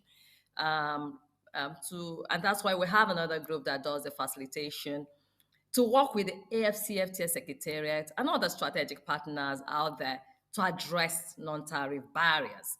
While there is no common definition to what could be a non-tariff barrier, we know loosely that it can fall into maybe 3 broad areas: the non-tariff trade measures, NTMs, the infrastructure gaps, as well as other trade-related transactional costs, associated with, especially intra-African trade. The FCFTA in its protocol, defines NTBs, and it does have a legal framework for eliminating the NTBs in the AFCFTA, and it defines it as the barriers that impede trade through mechanisms other than the imposition of tariffs. And these include technical barriers to trade, sanitary and phytosanitary measures, government participation in trade and restrictive practices, for instance, that are tolerated by governments, customs, and administrative entry procedures. Other specific limitations, charges on transport, clearing, forwarding. You can begin to enumerate those issues. Some of them have been also highlighted on this panel. What we do know, however, and Afreximbank in its trade report, says that removal of all tariffs will only lead to welfare gains of about 3.58 billion. But should you remove all tariffs and NTBs, you have a welfare gain over about 18 billion US dollars. Great growth in GDP is 0.65% versus 5.2%, or 3.15% if you include non-tariff barriers. So we understand that, and that non-tariff barriers are really critical for the success of the implementation of the free trade area. There are reports from the World Bank on ease of doing business, global competitiveness, where African countries continue to be at the bottom of the rankings, and this also confirms that the number of NTBs in Africa are also contribute to the high transaction costs that then limits the growth of intra-African trade. But we believe very strongly that NTBs can be addressed effectively, you know, under the AFCFTA through especially some of the legal frameworks that have been put in place to deal with, you know, the issues of NTBs. Regional economic communities like SADC, EAC, COMESA already have NTB mechanisms, which they may implement in years, provide practical lessons on how to effectively deal with the non-tariff barriers on the continent. Aside from that, which also gives us confidence, is that we have institutions like ourselves, Afreximbank, that are not just standing idly by and looking and waiting for things to happen. You know, we are working at it, you know, on issues of things like standards and harmonization of standards. We're working with, in fact, we worked with the German Institute of Metrology, you know, PTB, to work on the Africa Quality Policy and harmonization of standards. We are also putting brick and mortar to deal with, we introduced the Africa Quality Assurance Initiative, Center Initiative, which is now the laboratories, the testing, inspection, and certification laboratories to deal with issues of standards and rejection of exports, not just in the context of intra-African trade, but also in the context of extra-African trade. And those are projects that are currently ongoing in various parts of Africa. You know, we've introduced a transit guarantee scheme to deal with the issues of transit costs, you know, that are inhibiting trade across the borders, you know, because as it is today, you may have to post a customs bond. And this is, you know, on every border, you know, if you're traveling, if you're moving goods across borders. What we're trying to do is to provide an institutional framework whereby we can issue a regional guarantee. And we started piloting that in the COMESA region, where you can have a regional guarantee or regional customs bond that allow goods to move freely. And the customs officials don't need to worry about goods in transit being delivered in their countries without them receiving the duties. We also have other initiatives around export trading companies that will deal with the institutional failure of carrying small, you know, of SMEs not participating in international trade. You know, just because they're too small, they can't participate effectively. They don't even have the financing to do so. They don't have the skills to move goods across borders. But some of them do so today. But for us, it is a form of institutional failure. And one of the things we do is to support the emergence of export trading companies. We're working with the AUDA, which is African Union Development Agency, to deal with the issue, harmonize the customs procedures across borders. The reason I'm trying to enumerate, just to say that things are being done in terms of the implementation of understanding the issues of non-tariff barriers, you know. And at some point, I can elaborate on the many things, on the many initiatives at the Afreximbank, if it comes to that we're, you know, including other development partners and the DFIs to help with the dealing with NTBs. In terms of, for instance, the issues around multiplicity of currencies, the issues of high cost of foreign exchange, even. You know, I earlier talked about SMEs not being able to participate effectively in the trade. We developed the Pan-African Payments and Settlement System, you know, as a single window to deal with issues of financing intra-African trade, whereby what that then does, and again, we've already piloted that. It was launched on Thursday. We're going to be doing the commercial launch in the West African Monetary Zone, such that trade can occur in local currencies. A Nigerian buyer of goods from Ghana, for instance, can pay Nigerian naira while the Ghanaian receives Ghanaian cedis. That, in a view, will be a game changer for trade across within the continent. then the high cost of foreign exchange, the multiple currencies across, the informal trade, not to talk about the informal trade, which is also a huge, issue because it doesn't permit or allow for policy formulation, will be considerably eliminated under the Pan-African Payments Platform. The simple answer to your question is that we believe that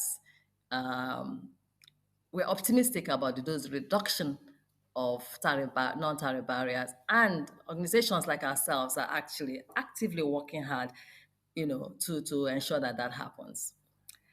Thank you very much. Thank you very much for that very detailed and informative answer. And in particular, I note what you said about single payment platform, which offers great perspectives. So you talked about trade development and the positive impact that would have on African countries' GDP, which leads me to the question of numbers and quantification. This is the last question that I'm going to put in this part of the panel. This time for Mr. Christopher Yoka, and after that we'll move on to the questions that have come in from participants online. We've got quite a number. I'll try to summarize them in the last half hour. But before we get there, Christian Yoka, has AFD put a number on the expected gains from this agreement? I know ambitions are high, that you reminded us of, but the reality is that the major trade partners, the ones with real clout, are China, US, and of course Europe, because of their economic strength and the way that in trade terms Africa is fragmented. Does this mean that this agreement as signed is a framework that will support future development in Africa rather than the actual driver of this development? Do you have any figures to give us in that sense? Can you hear me clearly is my first question. You can? Okay, good. With respect to the first part of your question about a number, well, it's not easy to actually put a number on the expected gains or benefits from this agreement, because you know that one of the big problems that we have with respect to African economies is the share of the informal economy that remains substantial. It's therefore difficult to put an accurate number on what the gains might be. And also, such gains, that's to say the expansion of intra-African trade, to a certain extent would be offset by losses in tariff income. But we did look into this, along with certain other countries, such as Morocco. We worked with their Ministry for the Economy and Finance and the Kingdom's Financial Prospects Department. We have tried to look at the impact of various scenarios on trade for Morocco between now and 2050. So we intend to continue that sort of effort. Nonetheless, we do have some numbers, those published by the World Bank in a 2020 study that says by 2035, we could probably expect an 81% increase in intracontinental exports, in particular with respect to manufactured goods, and 19% for exports to non-African countries. And this same World Bank study says that about 30 million people would emerge from extreme poverty thanks to this agreement.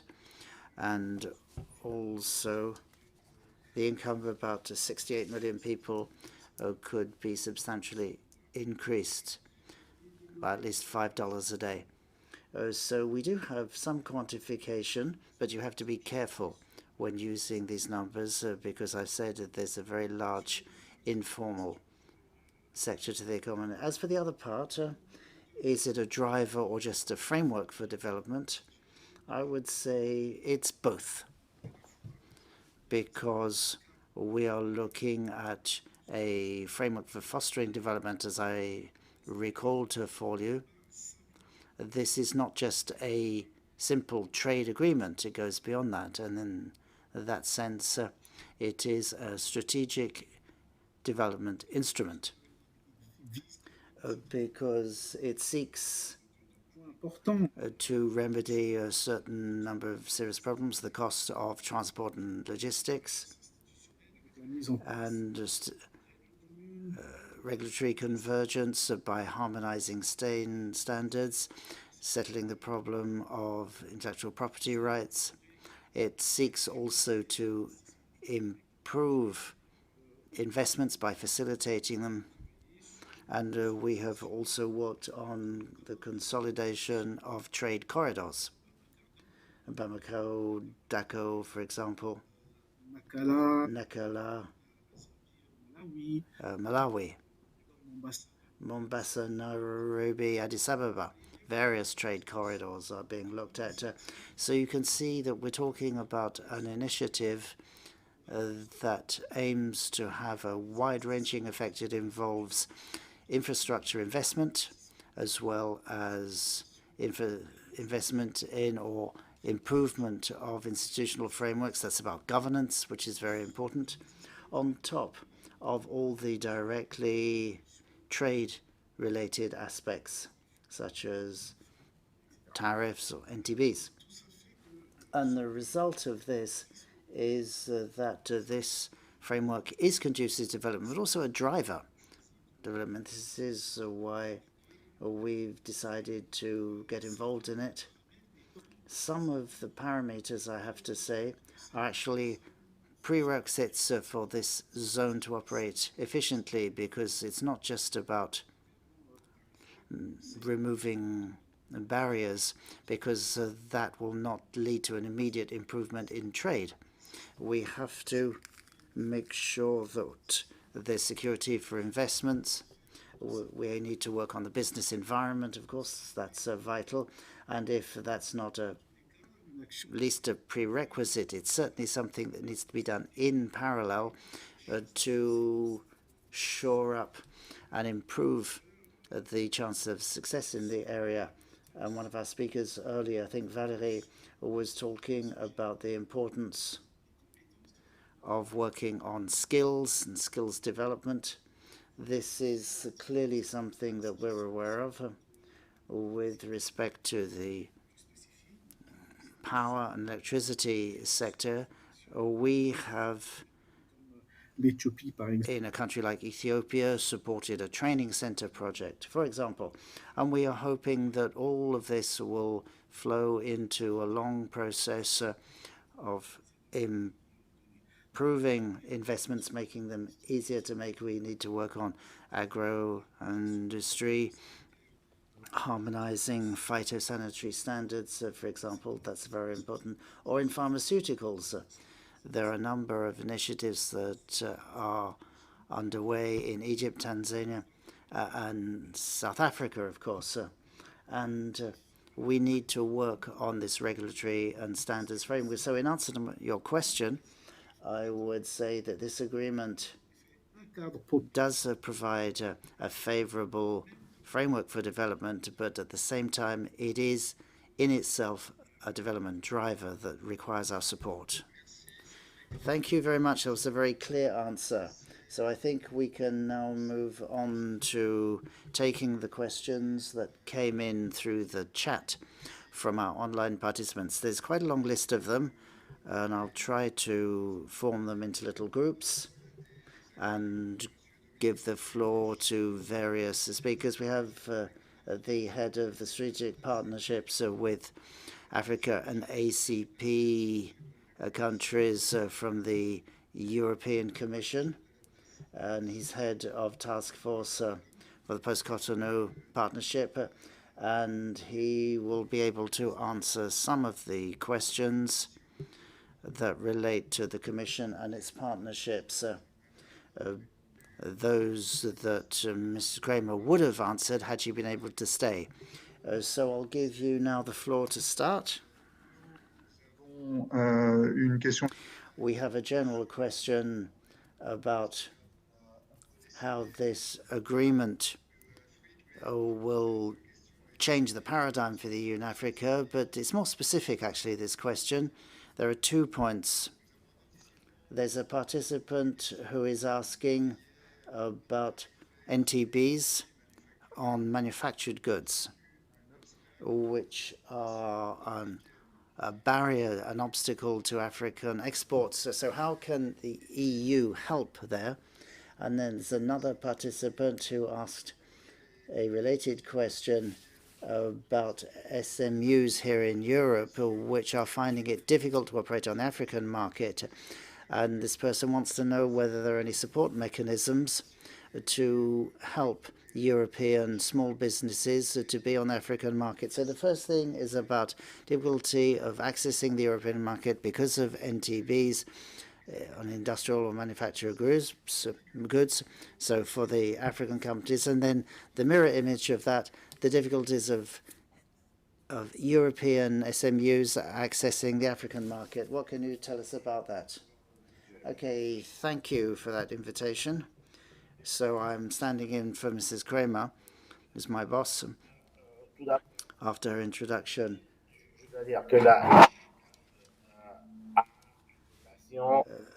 What we do is about improving and enhancing intra-African trade.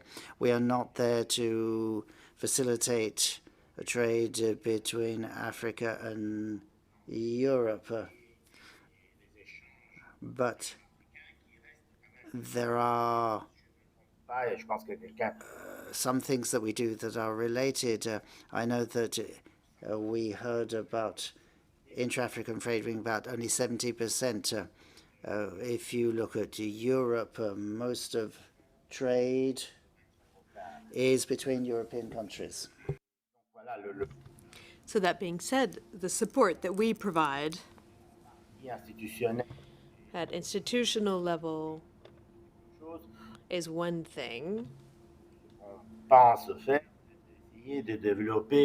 And we also tried to develop value chains on the continent to create an industrial network so that intra-African trade can be improved. On the question of how to facilitate access of African products to European markets, yes, there can be non-tariff barriers.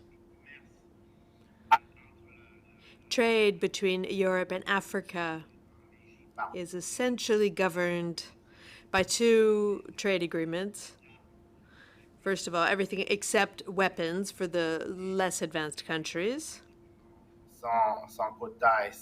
So there are practically no quotas nor tariffs. And the second is through economic partnership agreements. And the latter, in particular, I believe there are such agreements with 14 African countries, and they mainly aim to reduce non-tariff barriers through a cooperation and development agreement, which aims to favor access, especially by putting African companies in a position to meet demand and to be able to meet the rules that we impose on European countries for hygiene, for safety, etc. So this isn't something that's specifically imposed on Africa, but it's a level of standards which is very high in Europe in order to protect consumers. Europe is at the forefront in consumer protection.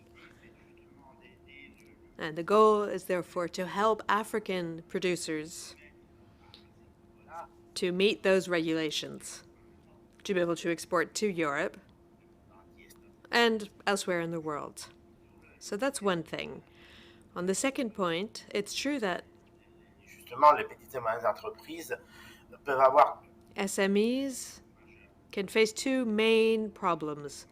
First of all, recognition and knowledge of the markets. I think at bilateral level, France and other countries in Europe carry out economic missions to try to improve knowledge of the markets. And then there's also the context in which SMEs could invest or develop exports. And this is a major problem that we are trying to overcome.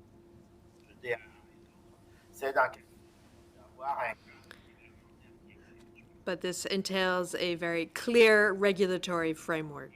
This is very important for investment. And then with the last revision of the trade policy, we're trying to implement facilitation agreements for sustainable investment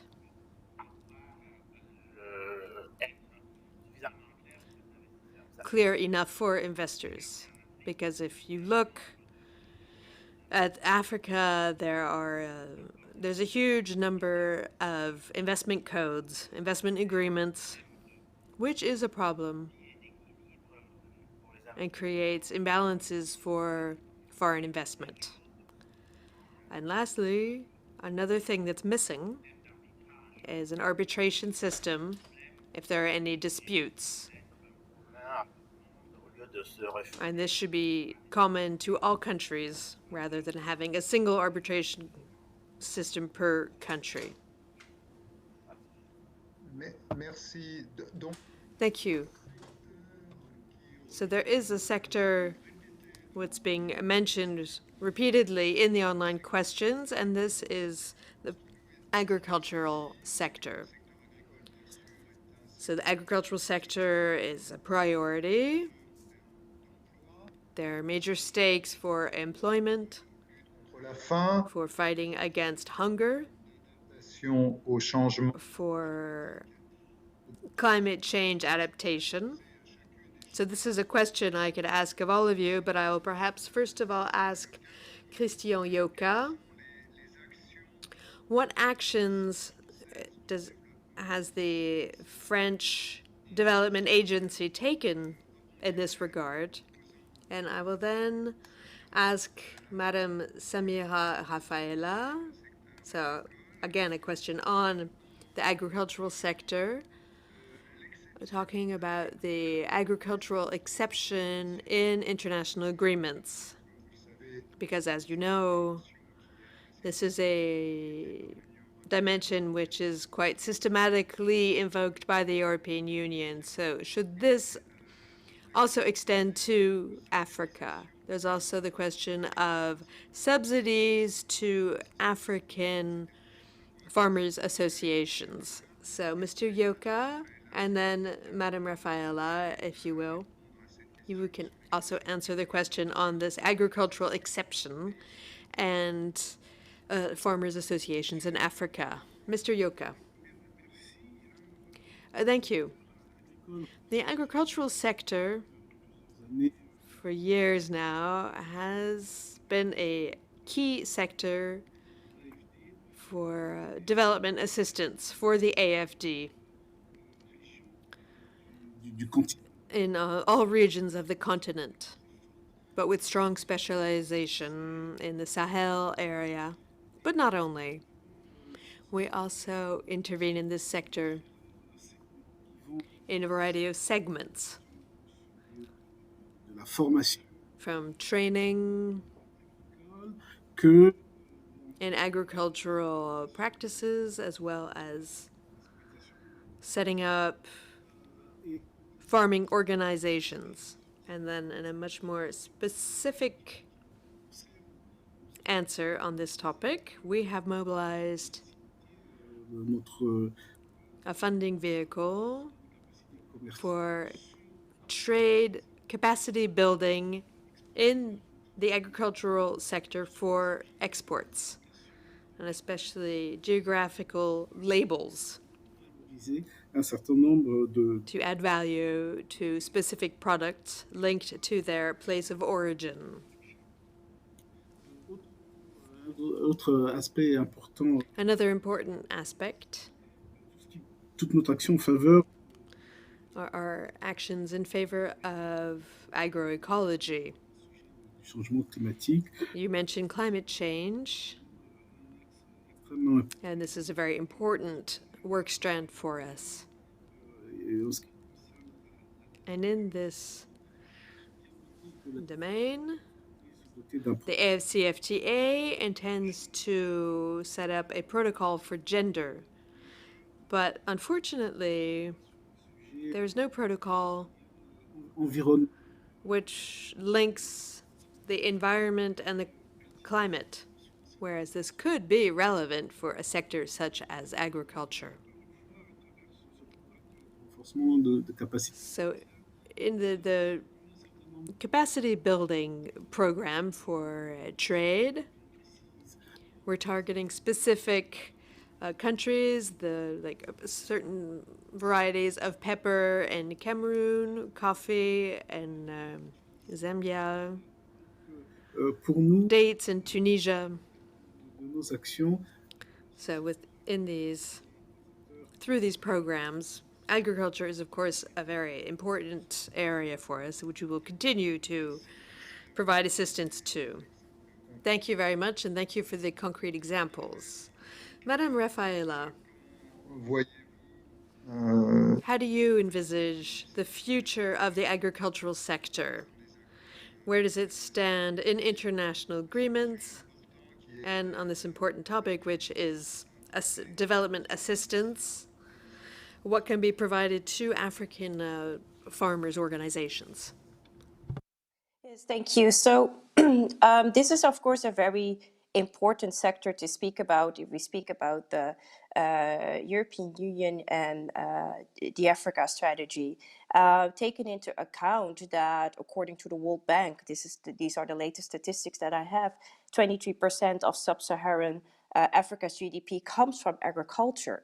So if we take that into account, we can realize that it's very important that we have some work to do here.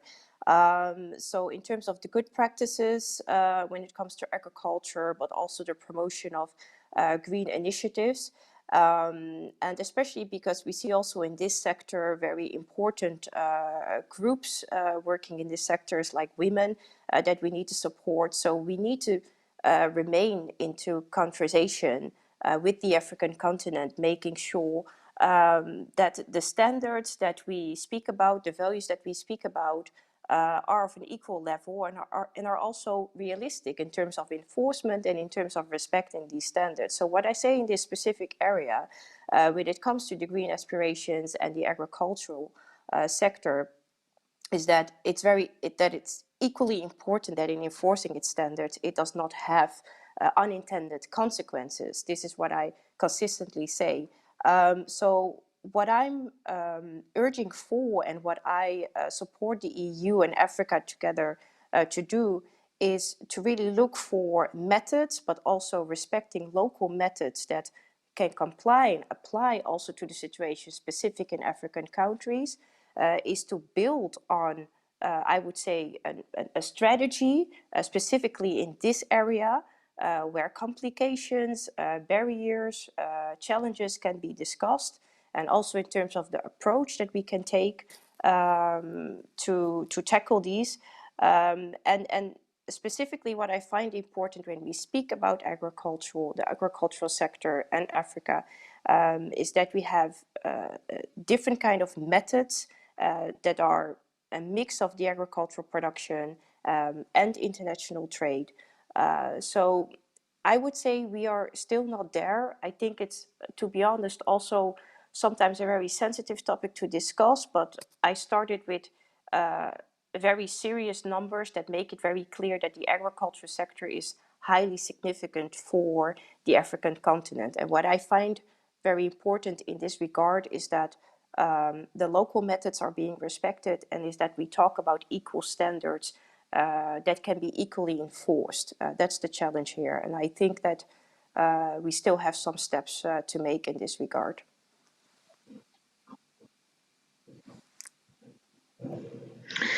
Merci.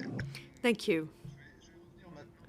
And to come back now to the question of energy. We've had many reactions on this topic and many questions. Madam Lifkoff, I think you are the best place to answer these. What are the European priorities for investing in the energy sector in Africa? You have already mentioned this, but should we aim for a centralized system for producing electricity or, on the contrary, a decentralized system? Is interconnectedness important? Or is the independence of each country more important? And what share should be reserved for green energy, which could be more expensive, so in developing the energy mix for Africa? Thank you for this question. If I may, I would also like to react to the agricultural sector, because the agricultural sector and the energy sector are actually tightly linked. And I would like to give two examples of this. First of all, as I said earlier, we fully support biomass projects and electricity generated from biomass, which uses agricultural waste from cocoa farming, from palm leaves, and all sorts of other types of agricultural waste in Africa, are also a major source for improving living conditions for farmers.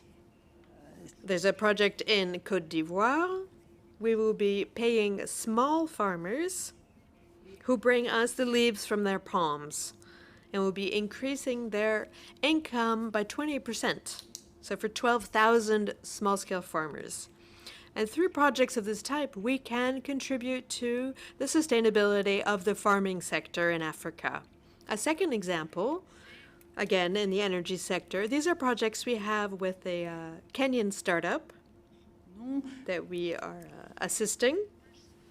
And this is solar pumps for small-scale farmers. So village farmers represent a large majority of farmers in Africa, and they need access to water. And it has to be modern and efficient. So using a decentralized solar system is also a way of providing support for reasonable agriculture in Africa, especially in sub-Saharan Africa. So sorry for that aside, but it also does answer your question in part, because we are convinced that we have to develop all types of energy in Africa. We don't have the luxury to choose. Obviously, decarbonated energy, first and foremost, must be the majority. Major hydraulic dams, solar panel farms of varying sizes depending on how much space is available, how much sunlight there is. But there aren't enough solar panel projects yet. For example, in Western and Central Africa, we have to still promote this type of project much more. Interconnectedness is extremely important. There is a very large movement, including in the financial sector, to help private investors develop production projects.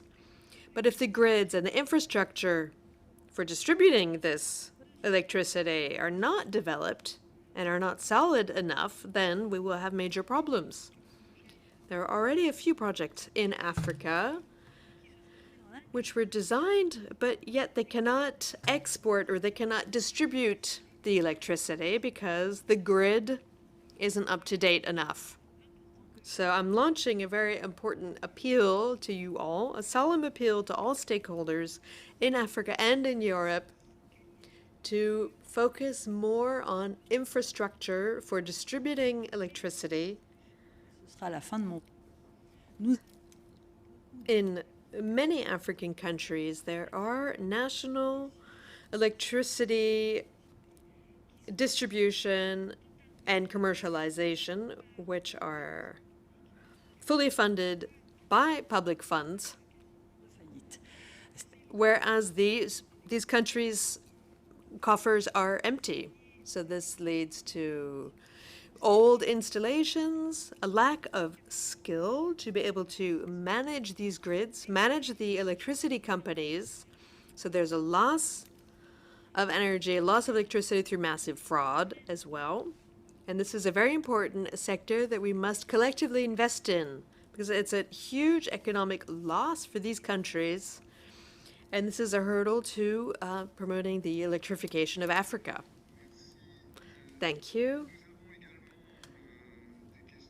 We also have questions concerning the development of investment and trade between the two continents. Mr. Rosa reminded us that the free trade area first aims to promote exchanges within African countries, so intra-African trade agreements, but by creating the single unified market in Africa, this would also offer opportunities for developing trade between the two continents, especially, as Mr. Reza said, developing value chains in Africa. And Minister Mensud also said a word about this earlier, will create more competitive and short value chains, making investment easier between Europe and Africa, and also promoting trade. So the question for Madame Kawaina Awani, if we wanted to come up with 2 concrete measures, just 2, not 3, which would make it possible to develop investment and trade between the two continents, what would these be? I know it's a difficult question, but I'm sure you have a lot of good ideas.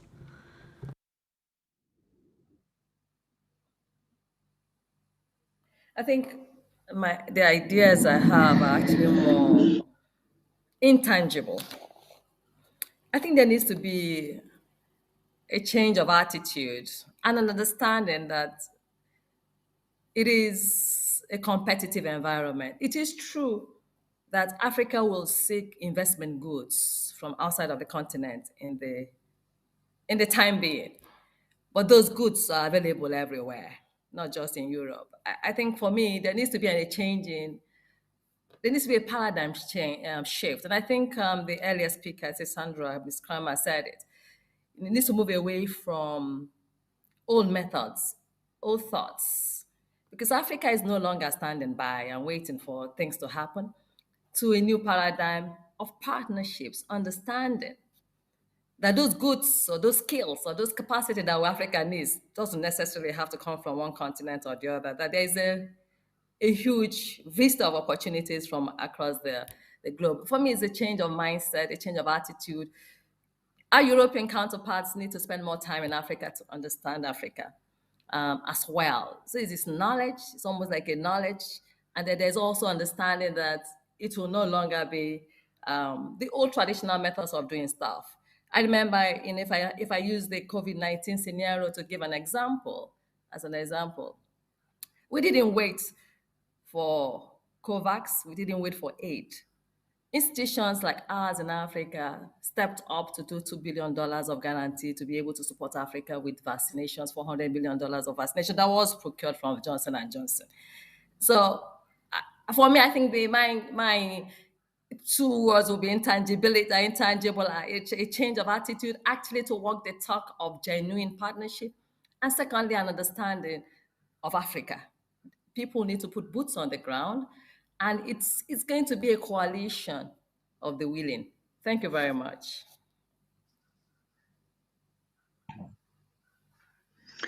Merci. Thank you. We have a few minutes left. And so I'd like to go back to a question that had also been asked online. And this is a difficult question. When you're thinking about the partnership between the EU and Africa. Mr. Rosa can answer this question, and then each one of you can also then take the floor. You will be able to conclude. You can add a few words in order to deal with this important question. So we're talking about a new partnership between Africa and the EU.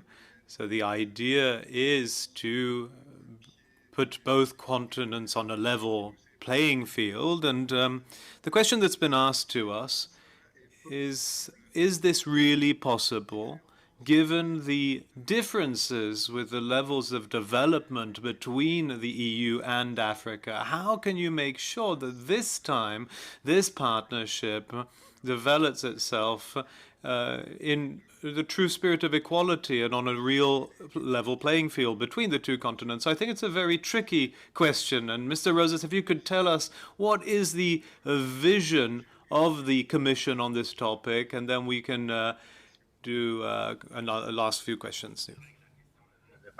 It's true, the question is not easy, but to put things simply, it is possible even if it's complex.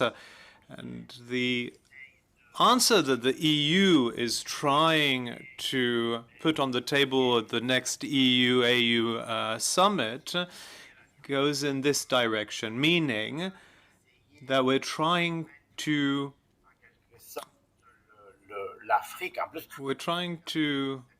put Africa. But of course, even when we talk about Africa, we're talking about over 50 countries. So it's not one Africa. There's 55 different Africas. And so the idea would be to make sure that certain countries are able to enter these partnerships in an equal manner. And if you take into account the last summit in 2017 and the next one that we hope will take place at the end of February of this year, we are trying more and more to meet the requests of African heads of state, meaning better investments, better industrial diversification, the development of strategic corridors within Africa. I think all this has been mentioned by the director of the AFD earlier on. And there's other things too, the development of value chains at a continental level, but also developing value chains at a global level. There are products in Africa that are part of these global value chains, especially when it comes to the production of to industrial production and certain raw materials. So I think the idea is to reach the summit in February with investment portfolio that focuses on what's been mentioned in the strategic partnership, things like energy, especially green energy, the green transition. For some countries, this isn't even a transition because they'll have to start from energy generation itself. When it comes to agro-industrial and agricultural development, digitalization, these are all spheres where things will have to be created. It's true that the digital sphere can offer economic opportunities, but there has to first be digital connectivity at the continental level. So there needs to be a development of small and medium enterprise entrepreneurship in order to create a middle class that will be able to then create an African market that will be interesting for Africa and would also draw European business to Africa. And the summit will allow us to make this shift.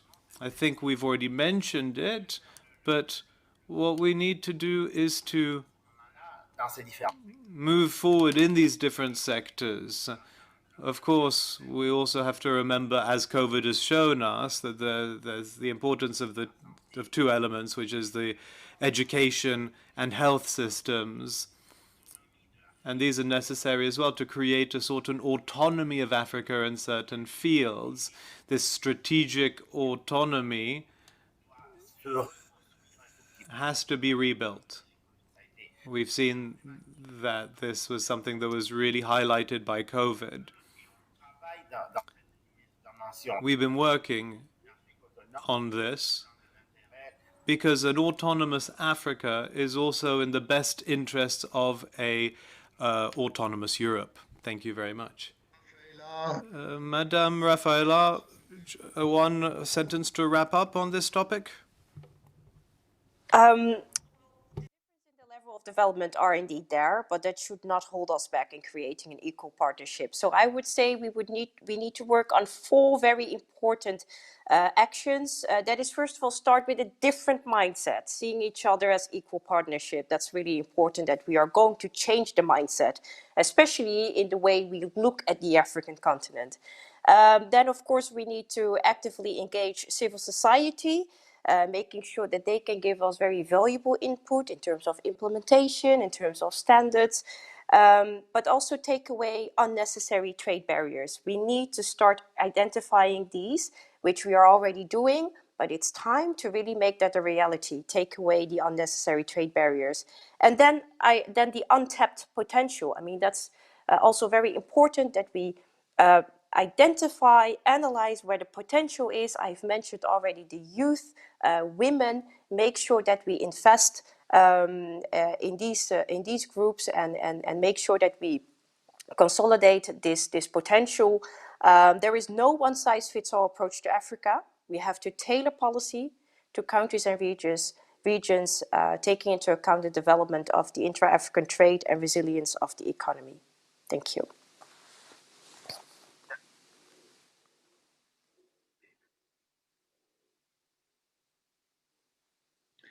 Merci.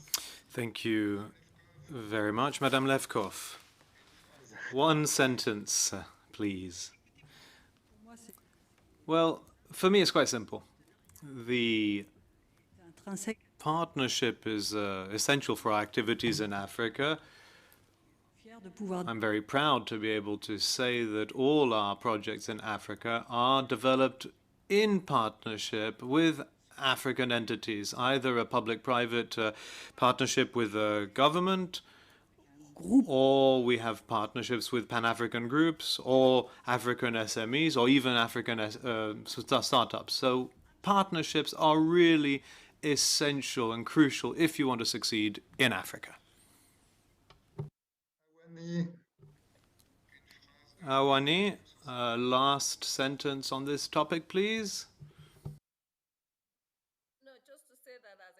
Moves towards a single market under the African Continental Free Trade Area, the EU should consider negotiating an AU-EU trade agreement that is truly developmental, that is a true partnership and takes into consideration the new trade agreement on the AfCFTA, which needs, as I mentioned earlier, to be understood in conjunction with understanding the African continent. I think this is the best way that the EU can actually foster regional economic integration in Africa, which is the paradigm that we know. Africa needs to trade more with itself. Africa needs to restructure its economy and move away from the export of primary commodities that has bedeviled the continent for so long. That's the support that Africa needs. Creating jobs on the continent, value addition on the continent, trading more with its neighbors. Thank you very much. Merci. Thank you. Mr. Uyoka, final sentence on this topic, please. Yes, thank you very much. Well, my concluding remarks. Well, very clearly, Africa is a continent in flux, in movement, and the discussions we've had around the Continental Free Trade Area illustrate this very well. And it's also a very young continent. It's the youngest continent in the world, and this will be even truer in the years to come. So, of course, we have to overhaul our partnerships, and we have to succeed in doing this. And the last French-Africa summit that took place in Montpellier in October proved this, that when you look at the themes that were at the heart of the discussions, young entrepreneurships, digital, civil society, creative industries, this all is part of this new drive, this new dialogue with these actors of change that are the African youth, all based on 2 initiatives, which I think are really important. There's all the initiatives that aim at financing the large infrastructures that the continent needs, but also initiatives such as the Great Green Wall, which can solve certain other problems. Thank you very much. I'd like to now wrap up by thanking all the participants of this round table, which has really set the scene very well for our discussions today. I'd like to thank the technicians and the interpreters who've done a wonderful job today. It's always very difficult. And I'd like to say, thank Cassandra Nyonda from the Treasury, who helped us to prepare this roundtable. One piece of information, the second session will start at 1400 at 2 p.m. and its topic will be the potentials and perspectives for the future of trade relations between the EU and the African continent. So thank you to all the online participants who asked lots of very interesting questions that we tried to answer.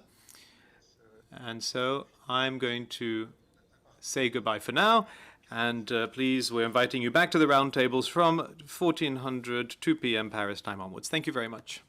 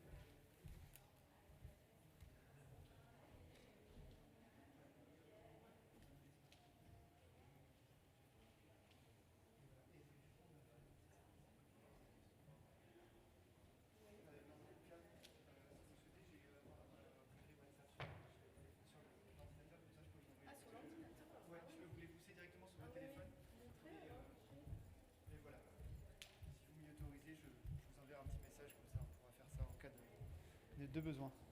Donc vous êtes ici. Là, voilà. C'est ça. C'est ça.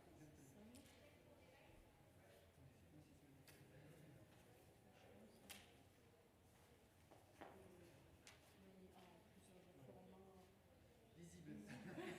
C'est ça. La bonne version. Vous avez 13 questions, je pense que c'est le suivant. Ah oui, de toute façon, je prépare les questions séparées. Et puis, je pense qu'en fait, il ne faut pas hésiter à les laisser s'exprimer. Absolument, oui, je ne veux pas les couper. Je vais faire toutes les transitions. C'est ça. Et sur la fin, je pense qu'on aura une demi-heure, donc ça sera la place pour les questions maximum. Avec distribution.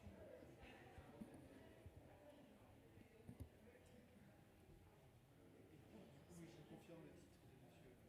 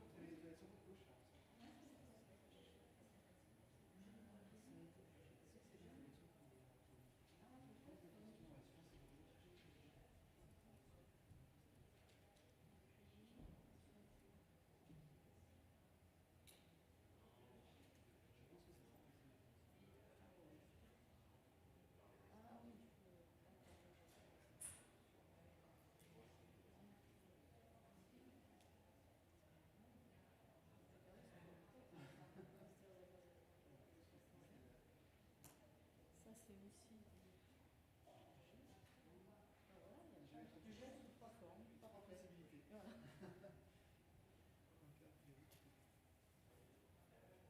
j'ai appris avec les critiques à contact.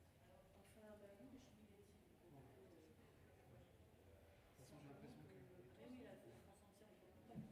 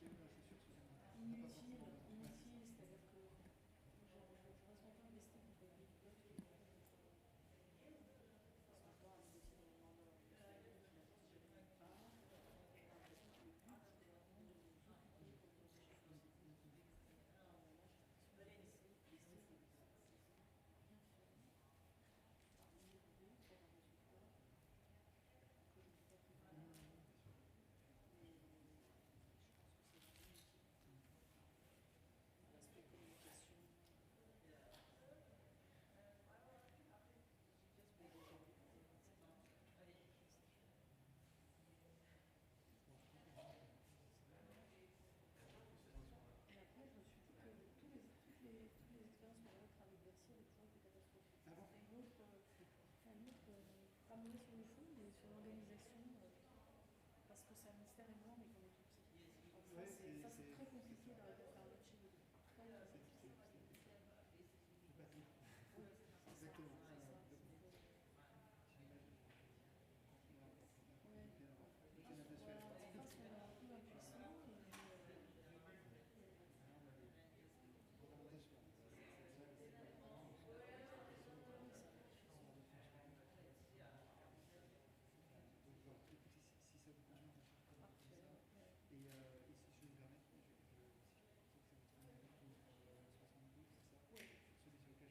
Oui, bien sûr.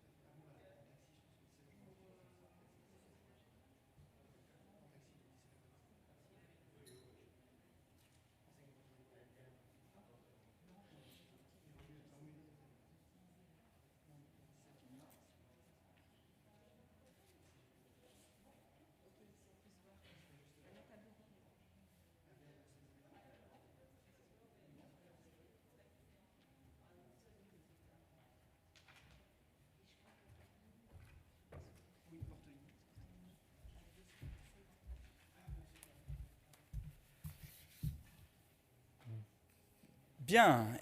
So, it's my pleasure to greet you back this afternoon for the two roundtables that we have in this afternoon session. We will start with a roundtable on focus on trade relations between the EU and Northern Africa.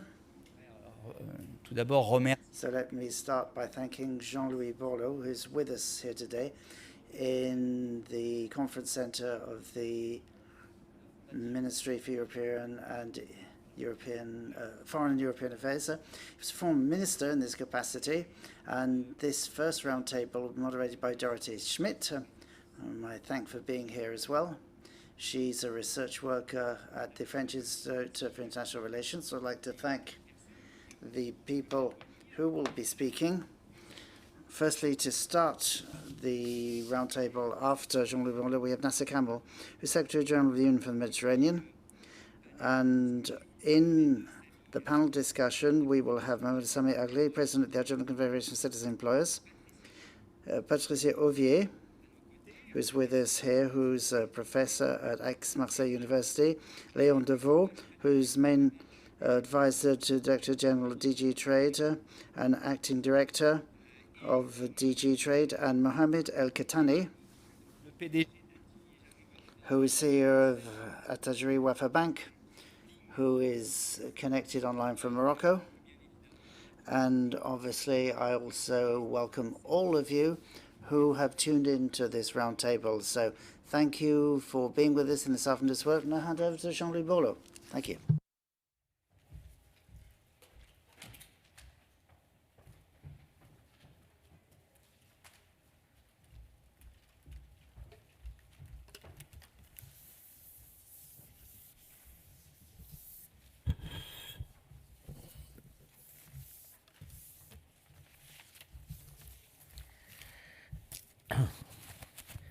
Monsieur.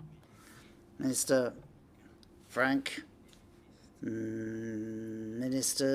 of Canada, Kenya, South Africa, great country on the continent, the former Minister of Benin, and various friends, such as Mohamed Ali, Mr. Delvaux, and my great friend El Khatani of the Taji Welfare Bank. Thank you all so much for being with us, even if it's remotely. Just very briefly, and I will keep it simple, in the history of mankind, there have been a number of topics that have been genuine watersheds. And in this respect, I want to talk about two. No particular order. Le dérèglement climatique. Climate change, global warming, which is likely to completely upset our world. Business as usual is not an option because with the current levels of CO2 emissions, we only have 7 years before we reach the point of no return, 1.5 degrees. There's no need to say that we are continuing to live through this crisis with a level of frivolity that I found incredible. And the second big topic is for the future of mankind, the future of this planet's young continent, Africa. In a few years, 40% of the world's population will be African. And since we're talking here in the context of the French presidency of the European Union, on this planet, Earth, or our mother planet, we have continents that are already separated by 14 kilometers, that are connected by relationships based on friendship, family, and many other things. And just a tiny inner sea that separates, and the relationships between these continents, given the social and democratic issues on either side. We have 450 million in an aging population on one side, and the other that is growing apace with millions and millions of young people, with, of course, the outrageous disruptions that this means. We have to move beyond our friendly diplomatic relations, a system of development aid, a ridiculous term, I have to say. We're talking about the post-Cotonou agreements here, and I think it's a good thing that the French presidency has made its top priority, as evidenced here. So the civilizational relationship and population relationship between these two continents is absolutely crucial. This is all very blunt and simple, but Africa will be the future or the ending of Europe. It's quite that simple. The population growth has been enormous around 1950, which is when countries became independent, and that's grown 10, 12-fold now, and it will be twice that in the next few years. There's no organizational structure in the world, whatever its structure, whatever its elite, could alone, without putting all our ideas together from the neighbors, will be able to rise to this challenge. Let me give you a simple example. Let me talk about my own failures. And failure is always constructive, like your predecessors, and at the request of several African heads of state and democracy, when he was president of the ADB, we tried to see how we could move on from development aid to something more potent. We said if we try to do too much, we won't get anywhere. So he said, what's the prerequisite for all this? We're not talking about doing everything. I mean the prerequisite for health, economic development, water, security transformation, there is a prerequisite for all mankind called energy. I don't need to explain that to you. You know it better than I do. The continent, you know, you have about 100% at the north and 100% at the south, and elsewhere it's minus numbers in terms of access to energy. Since mankind is based on Declaration of Human Rights, energy comes first because that is what gives you access to the other human rights. So I'm sorry to have to talk about failures, but it's always a good illustration. It's a good teaching and learning experience. On the 15th of June 2015, heads of African state and government agreed on an instrument to the tune of $3.5 billion, and not in aid but in equity per yield, because the problem of energy in Africa, as was the case in United States, Europe, China, and India, is that you can develop it when there is high density, not when there's low density population. And we always had this same form of financing energy around the world. 65% of women today, men and women on the continent, have no access to energy, and the population growth is such that despite the huge progress, including through European contributions, but just based on the intellectual ability in mobilizing these, growth has been considerable, but just behind population growth. So it's fairly simple. Today, and when I say energy, you know, involves digital as well, because you know, digital without energy, energy without digital just doesn't work, and all the other infrastructures depend on that. Energy. What happened there? Europe voted, decided to provide 3.5 billion in grants the first year in equity. So it was decided with African heads of state and government, who decided this with their boards. They elected Alpha Condé as head of the African Union. Europe chose its commissioners, Mibicas, I think it was, candidate. And then people move on. There are elections, commission changes, parliaments changed, and it just petered out to nothing. Not completely. No, not because there was an opposing press campaign or someone decided. No, simply it just came to a halt. And I have to say and repeat that Europe that spent so much time discussing its internal problems, which was very important and necessary. Europe, for the moment, is not taking necessary strategic steps. That's true. We have meetings, we pat ourselves on the back. We have COPs where we do the same thing. But at the end of the day, this is the situation. At the gates of Europe, based on fraternal relationship with Europe, yes, could just turn that off, Minister, thank you. If at some point we don't put our heads together, not to justify or apologize, but to build things together, to build a treaty for peace, prosperity, and security. Should it be agencies? I don't know. What the MO would be, I don't know.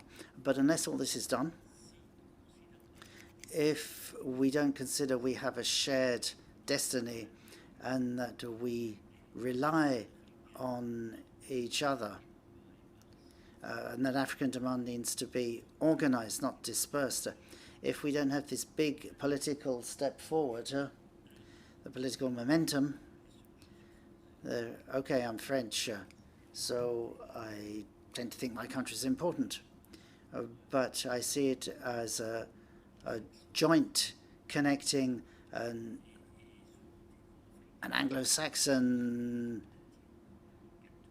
European continent and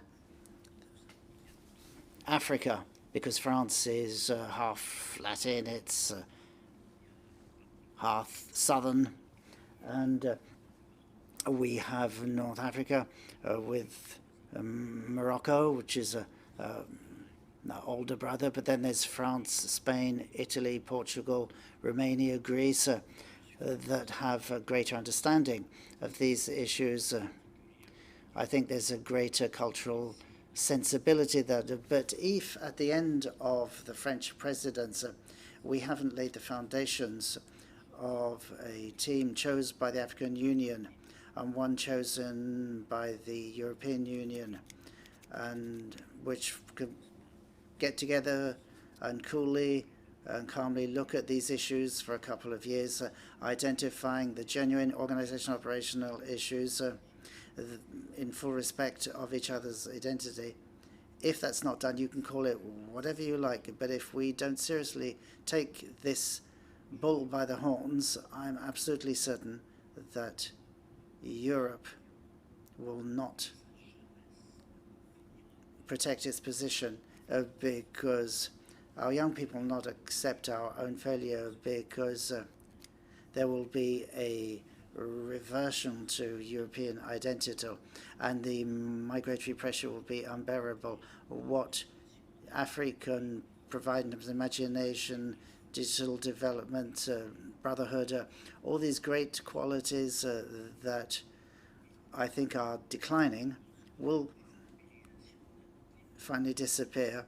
And if you have a continent where all the young people are attracted to major European poles of attraction, ports, etc., without the ability to absorb some, things will end badly. So Africa, culturally, is huge, but it's mainly the prime driver of development in Europe.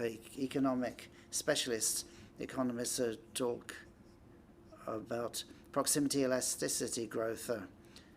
If you go from 1.2 billion to 2.5 billion, that's a whole billion of people who need to be educated, etc. With Africa's digital and artistic capabilities, if we miss out on that, it would be terrible. So I have no political responsibilities now, but I am aware of what's happening and I'm convinced of what we need. And I would just like to say to the Commission that commitments have been made. Now, I'm not criticizing anyone. I know how hard it is. I know there are democratic cycles that change the commissioners. And on the African side, when I look in your papers and see all the names of the people that I have signed agreements with, who's gone? Mugabe, Zuma, the president of Chad, and Guinea, and many others. So I know how hard it is when you're talking about long political cycles. But since it's first action of the French presidency, Minister, please, if our presidency could culminate in a European proposal to the African Union to put together a team so that a couple of years from now we can get something tangible done. If we can do that, it would be a great French presidency. Thank you.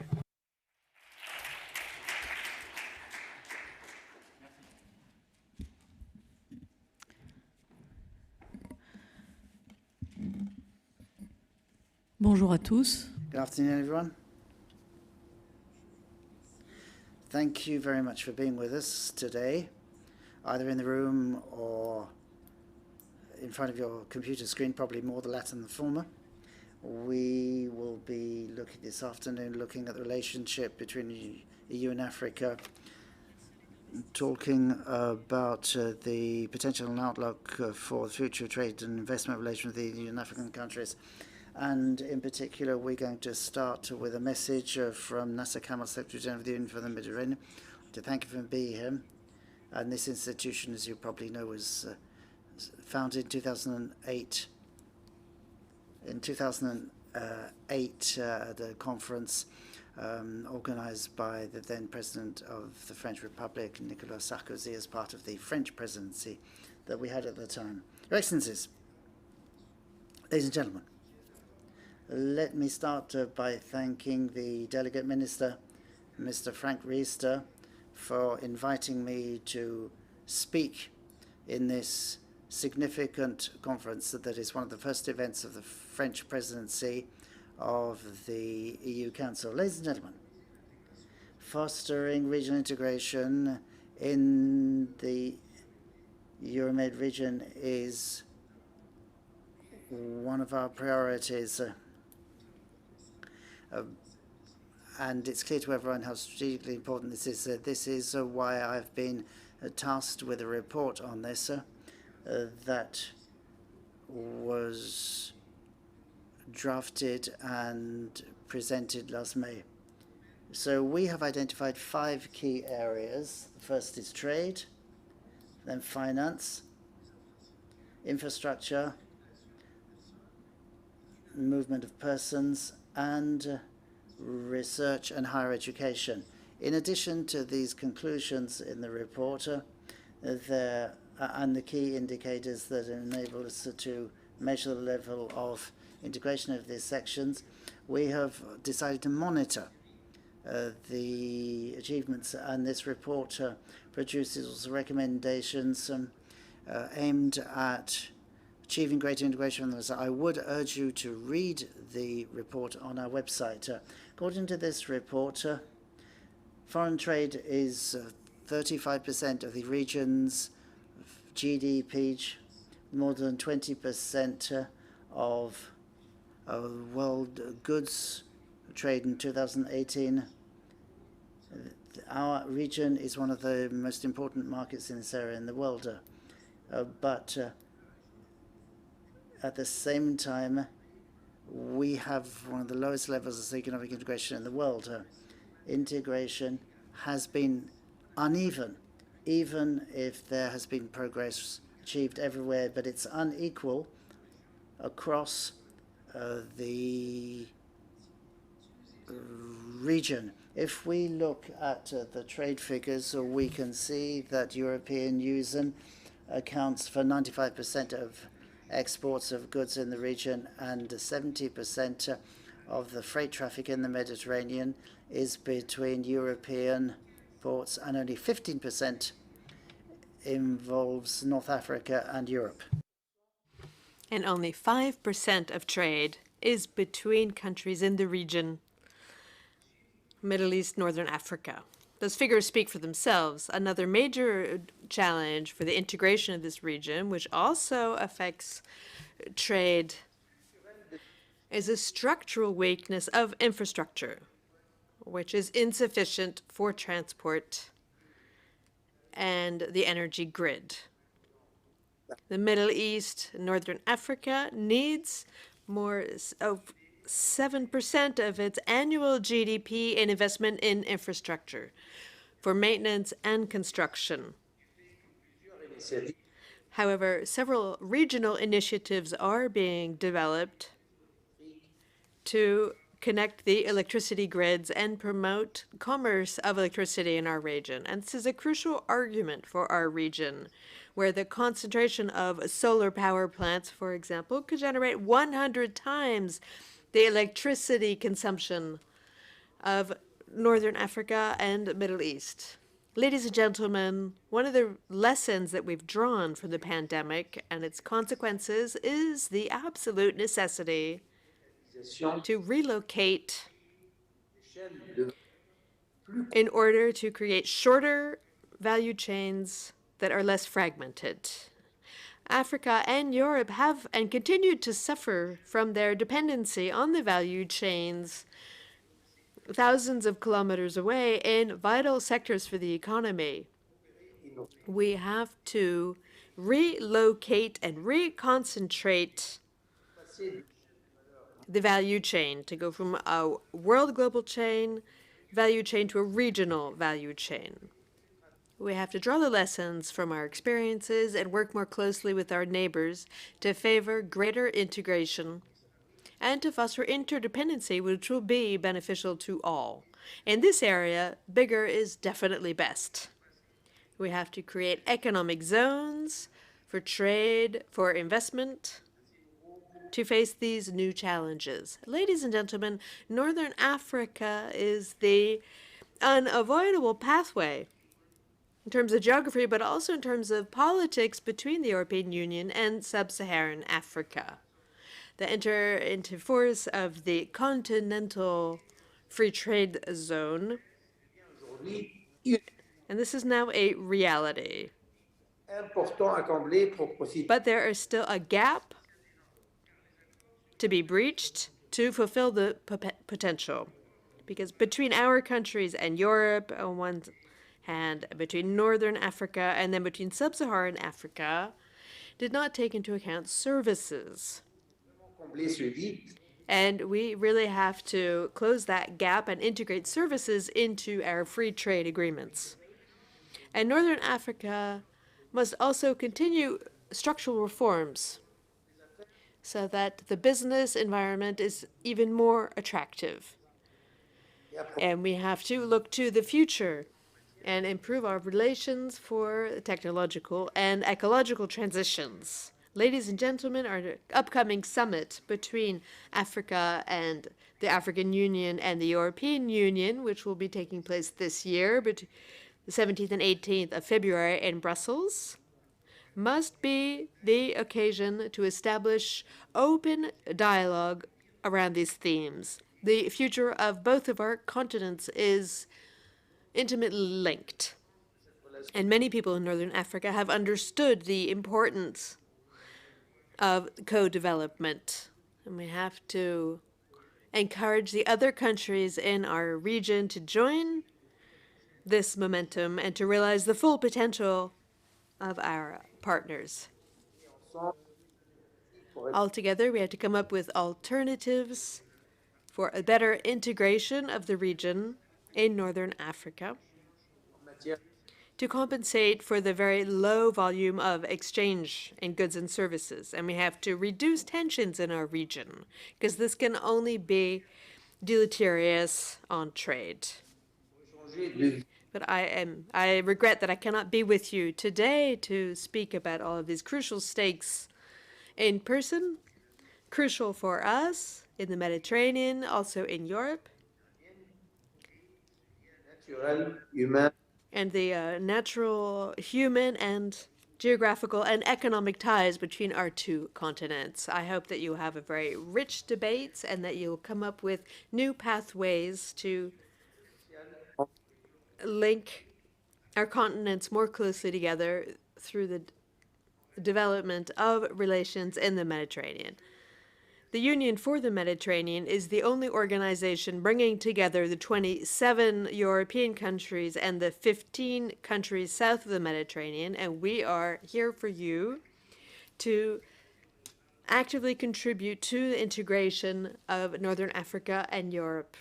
And we are at your disposal of the French presidency of the European Union to continue our discussions in this sense. Thank you very much for your attention. Yeah. So following this introduction, which laid out the stakes very clearly, we are now going to start our roundtable, which I hope will be as interactive as possible, even though some of you are online. We have 4 participants to speak about strengthening commercial and investment relations between the EU and Northern Africa.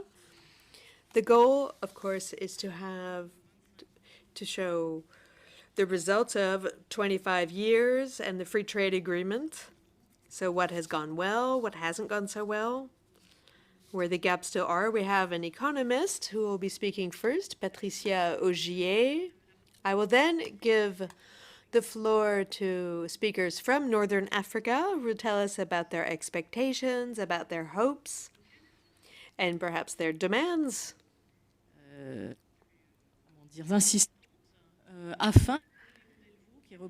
that Léon Delvaux from DG Trade, who is interim president of DG Trade, can tell us what the European Union has prepared for Northern Africa. So, Madame Augier, you're an economist,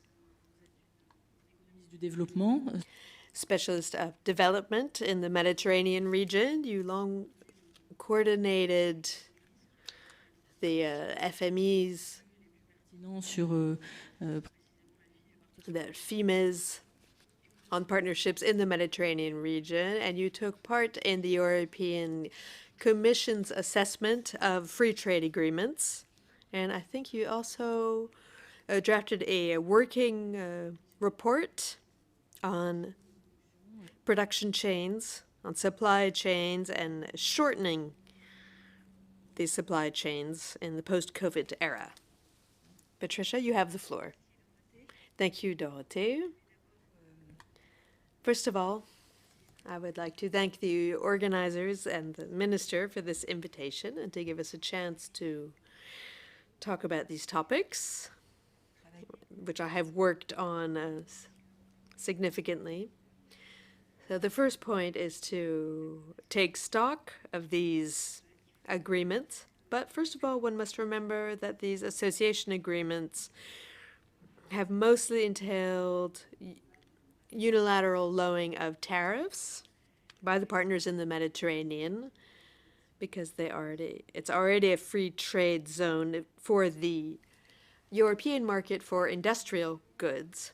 And at the same time, there has been a tendency to lower tariffs for the Mediterranean countries through other trade agreements signed with other partners beyond Europe, or in the framework of multilateral agreements, since they have adhered to the WTO. Starting in 2000-2005, these economies have generally opened up, even though vis-à-vis the European Union, the decreases in tariffs have been highest. When you open up a market to competition, when companies do not have the proper conditions to make adjustments and to react to market forces, so linked to access to funding, which we've already mentioned in many reports, so access to funding, a lack of competition, lack of human resources, insufficient infrastructure, an uncertain legal framework. And when you open up these economies, it's very well known, and all economists agree on this, which is very rare. But we know that one mustn't expect any positive effects from opening up these markets. So we couldn't expect miracles. And so the results have basically been trade balances which deteriorated, trade deficits between 2015 and 2017, so before COVID, was multiplied by 5. What's interesting to note, however, is that the trade deficit vis-à-vis the European Union deteriorated less than in relation to the rest of the world, because their main competitors are not in the European Union. It's more countries with lower wages.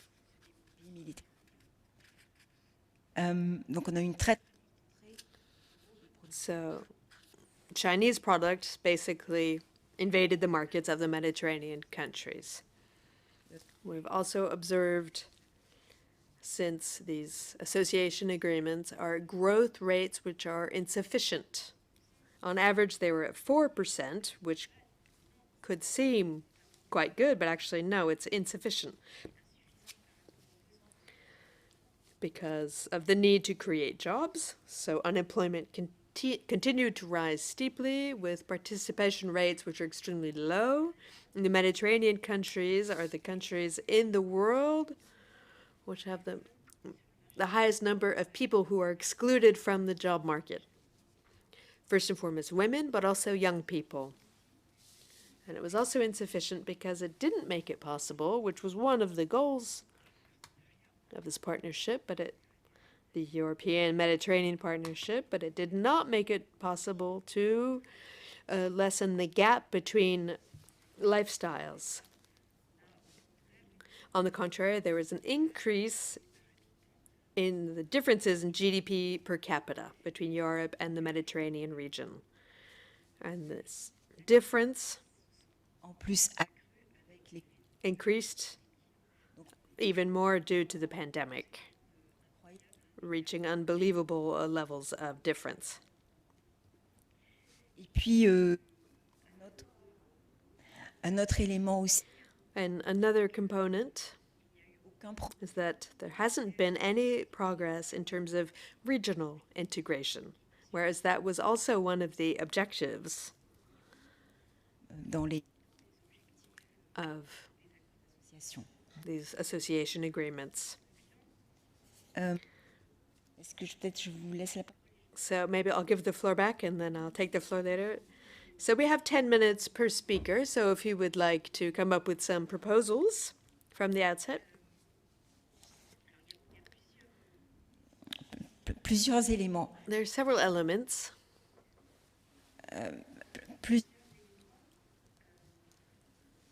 Bon, en termes de... Oui. Plus de micro. Sur les freins So, first of all, what are the hurdles preventing regional integration? I know this is something you've worked a lot on. So the hurdles. Because there's a regional system which actually functions from north to south. Yes, when you talk about the economic integration between the EU and the Mediterranean region, this is trade integration is what's intended. And above and beyond the hurdles to integration, there's also the main question of knowing what the objectives should be of European policy with regards to their Mediterranean partners. Is trade integration something that should be the objective? Well, actually, I don't think so, because this conflates the goals of an economic policy with one of its means.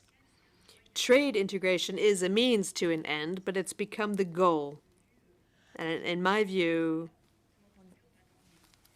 this will not work. So we'll have, and I completely agree with what Mr. Borloo said.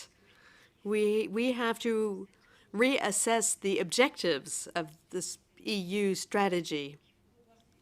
Ces objectifs, peut-être autour. In the short term, yes, we have common interests, but maybe setting up a team to think about the long-term objectives is a very good idea. And thinking about what means should be implemented to reach these objectives. This is a very good idea. But we have to think about it, and we have to have a shared reflection process, because for now, the partnership is being confused with objectives of the EU. Des objectifs partagés. And they aren't shared objectives. Alors, but it is shared objectives that we need. So we do have common interests on this. For Europe, on the political level, we want to limit migration. Security has limits. In economic terms, we also need to secure our markets, making the value chains better in keeping with sustainable development. And then also the countries to the south of the Mediterranean, they absolutely need to create jobs. Of course, if they create jobs, then they'll be able to improve living conditions. There's also the question of training, of healthcare, but the absolute priority has to be to create jobs and therefore develop industry. And here we have converging interests very clearly.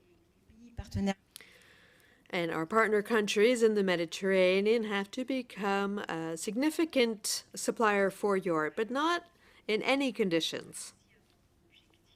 Because one of the goals has to be the economic and social development of the Mediterranean countries. They can't be simple suppliers. There has to be economic and social development. There has to be human development of these economies. And then coming back to the question of integration, to know whether we need more trade integration, well, that's a means to an end. And yes, okay, but here these are technical matters.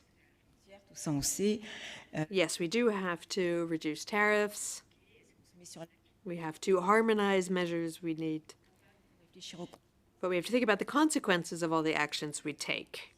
And these are all decisions. They're very technical and they're complicated. But we really have to take consequences into account because, generally speaking, Morocco, for example, has set up most harmonization, but very little thought has been devoted to the consequences. Economic consequences and political consequences. Because countries who decide to sign up for this agreement, well, then they lose control. And so if you think in terms of value chain, because that was the topic, what sectors do you think show the most potential for integrating intermediate goods, which for now are being imported from Asia? Well, as we said, les entreprises, les multinationales.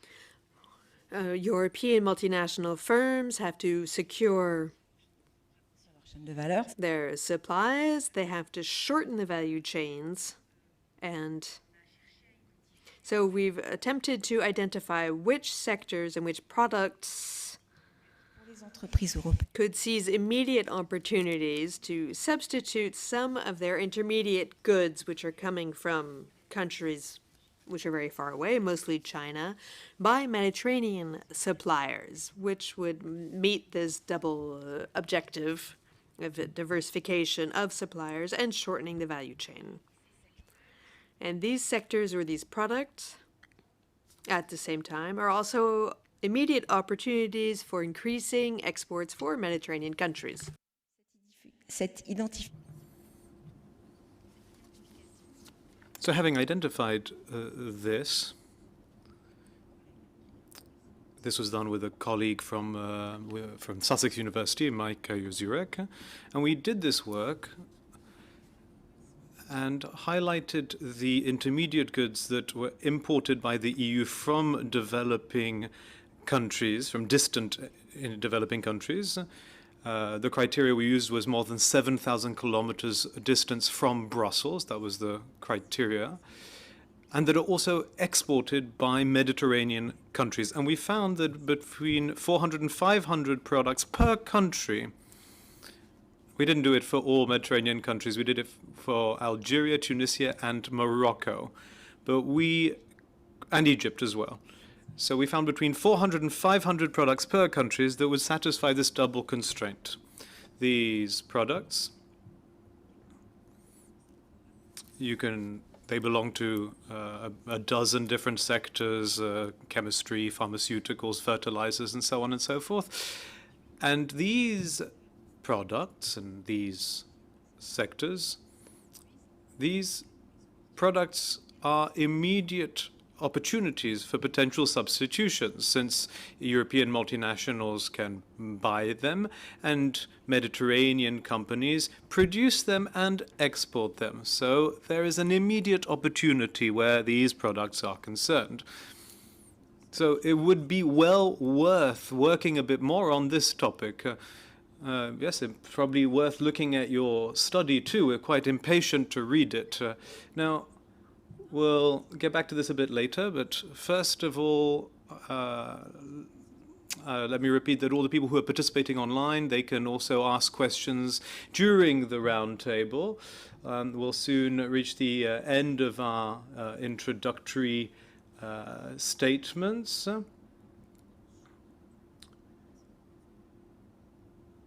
And we will now give the floor, since we're also talking about finance, we're going to give the floor to a banker, to Mohamed Al-Qahtani, who is the CEO of Attijari Wafa Bank, who is the #1 African banking network, and who will give us a view of the private sector and of this integration between the Europe and the Mediterranean. You have the floor, Mr. Al-Qahtani.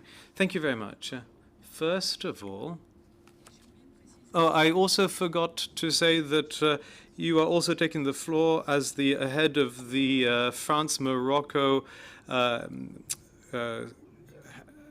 Entrepreneur Leader Union. Okay, so first of all, I'd like to thank the Ministry for inviting me to this meeting. and to be able to speak in front of you. So as for the topic of this conference, and I really commend the topic that has been chosen for it, I think it's very important that the African private sector can take the floor within this forum, within these exchanges. Why? Because we have a historical relationship of interdependence, and this has been reinforced by the current pandemic. We have this relationship between the northern and southern shores of the Mediterranean, and there's a major challenge which consists in redefining a common vision, as Minister Borloo said. We need to do this in order to be able to overcome the challenges of co-development. We need to be able to share common goals in order to be able to design public policies in favor of co-development. The context of the current pandemic is redefining the scale of various priorities and the intensity of the social economic development of the southern shore of the Mediterranean, which is a lever for stability and new opportunities. I believe that there are 4 different sets of challenges and interconnections that we need to work on. The first one is youth employment. And we need to focus on very small companies, SMEs as well, especially in the field of culture, in agriculture, in the African culture, whether it's in North Africa or in sub-Saharan Africa. SMEs and very small companies play a very important role in creating jobs and in integrating and including youth in the economic network.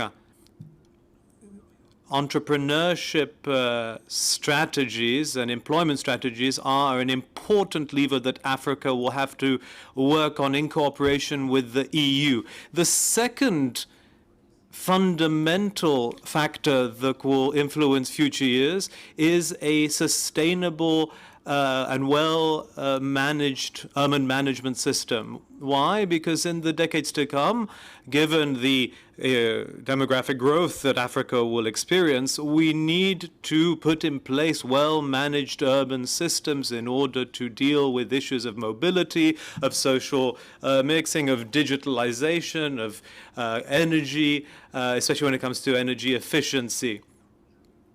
Energy use is an important challenge for the African continent. Third important challenge is that linked to climate change, which will lead to a rise in temperatures in the century to come on 3 levels. It will have consequences on 3 levels. First of all, when it comes to food insecurity and access to water and agriculture, will suffer dangerous consequences in the years to come. The energy transition and the export of renewable energies from Africa to Europe must be done in line with the Paris Agreement. And third consequence of these climate change impacts is the impact on migration flows that can be significant. So we need to manage these migration flows and stabilize them in the long term. They cannot just be managed thanks to legal provisions. We need to find radical solutions that work on the ground and that deal with issues of social and economic progress within the African continent. The fourth direction, the fourth challenge, is the redefinition of the economic partnership in North Africa in the context of the pandemic. And there are 2 major points in this. First of all, in a context of reconfiguring and shortening supply chains, and many other speakers already mentioned this, this context means that we have to reconfigure our new vision at a regional level. This will create an opportunity for implementing a competitive industrial reshoring. And I'm talking about Morocco. I can give you examples of concrete experiences in this field that have shown how jobs in Europe can be kept, and new jobs can also be created within Europe, while at the same time creating new employment in Morocco. And thanks to various triangulations, this can also allow cooperation between Europeans and African investors in implementing new projects in other African areas. So I believe that this vision takes into account the fact that the African continent is an opportunity for the European Union, and the EU is also an opportunity for Africa. We are just 14 kilometers away from each other across the Strait of Gibraltar.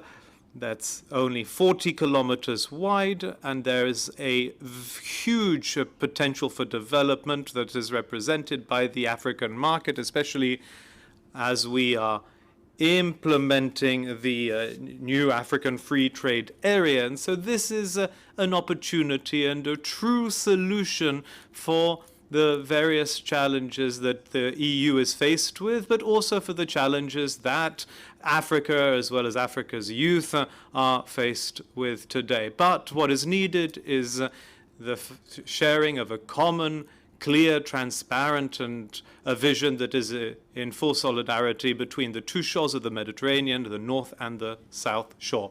Thank you very much, Mr. Al-Qahtani, for respecting your 8-minute speaking time. I think we'll be able to go back to the how to ease investments in North Africa and the important role of Morocco as a gateway to sub-Saharan Africa.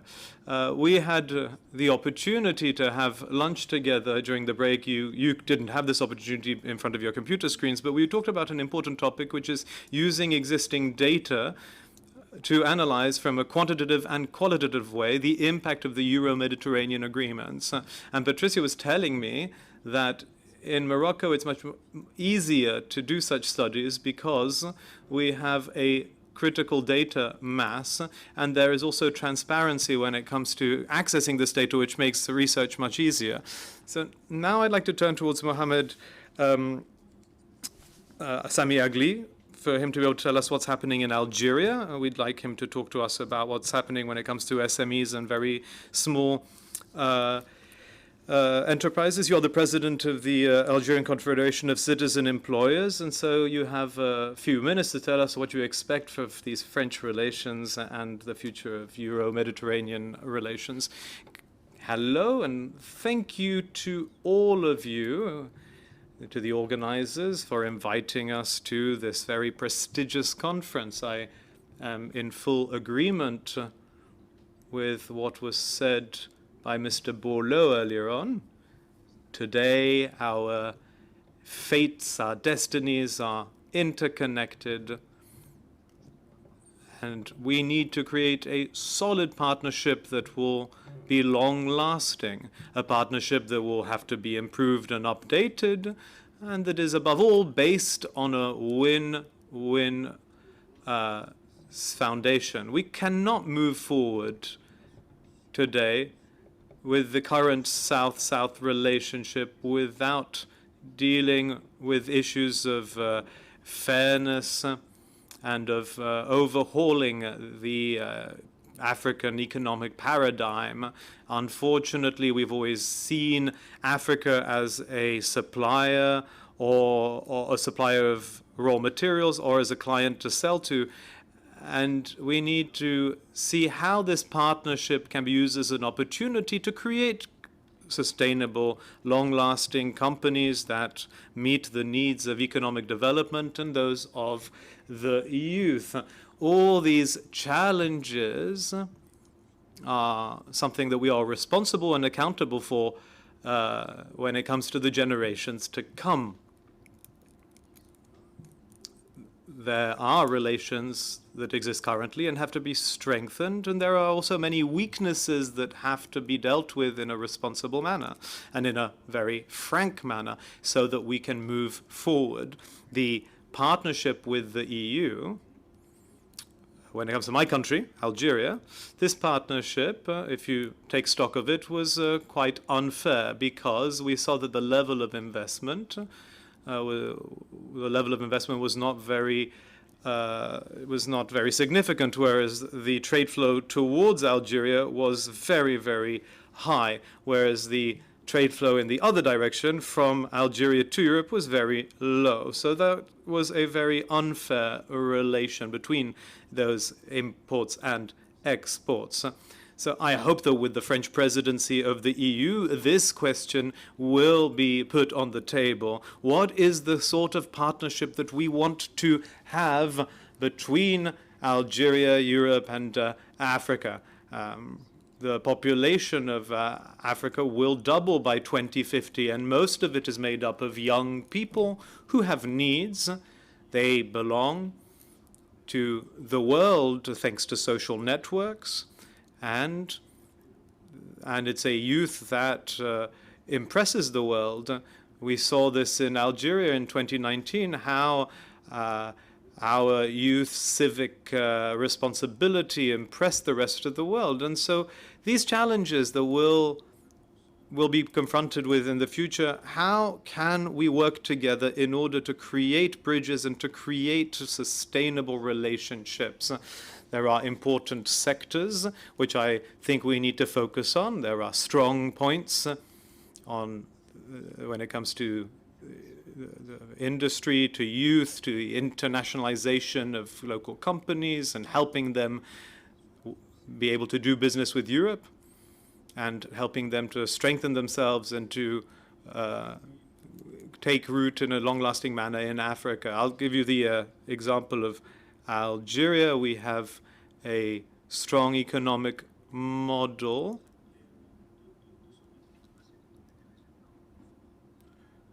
And so we need to work towards strong, concrete results. The challenges that we'll have to face with our partners, and I highlight the fact that these are partners, our European partners, are significant, but our fates are bound together. We belong to this Euro-Mediterranean area, and we have to make the most of this proximity and of the challenges that we're faced with on the markets that are being completely turned upside down today with the transformation of economic models.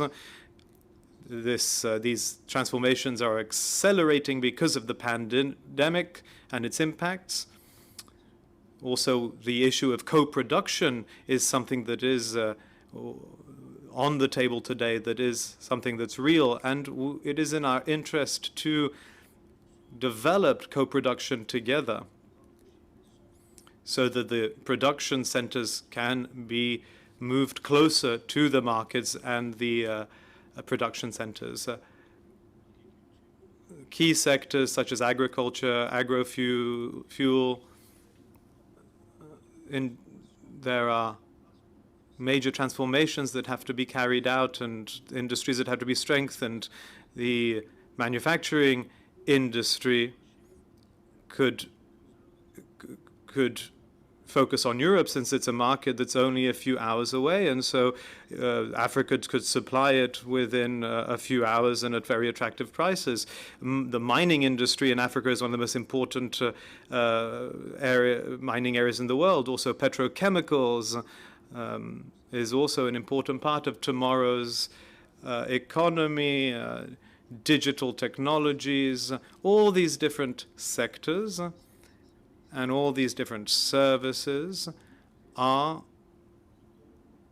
areas that can strengthen and have a lasting impact on the relationship between Europe and Africa, as well as between Europe and Algeria, my country.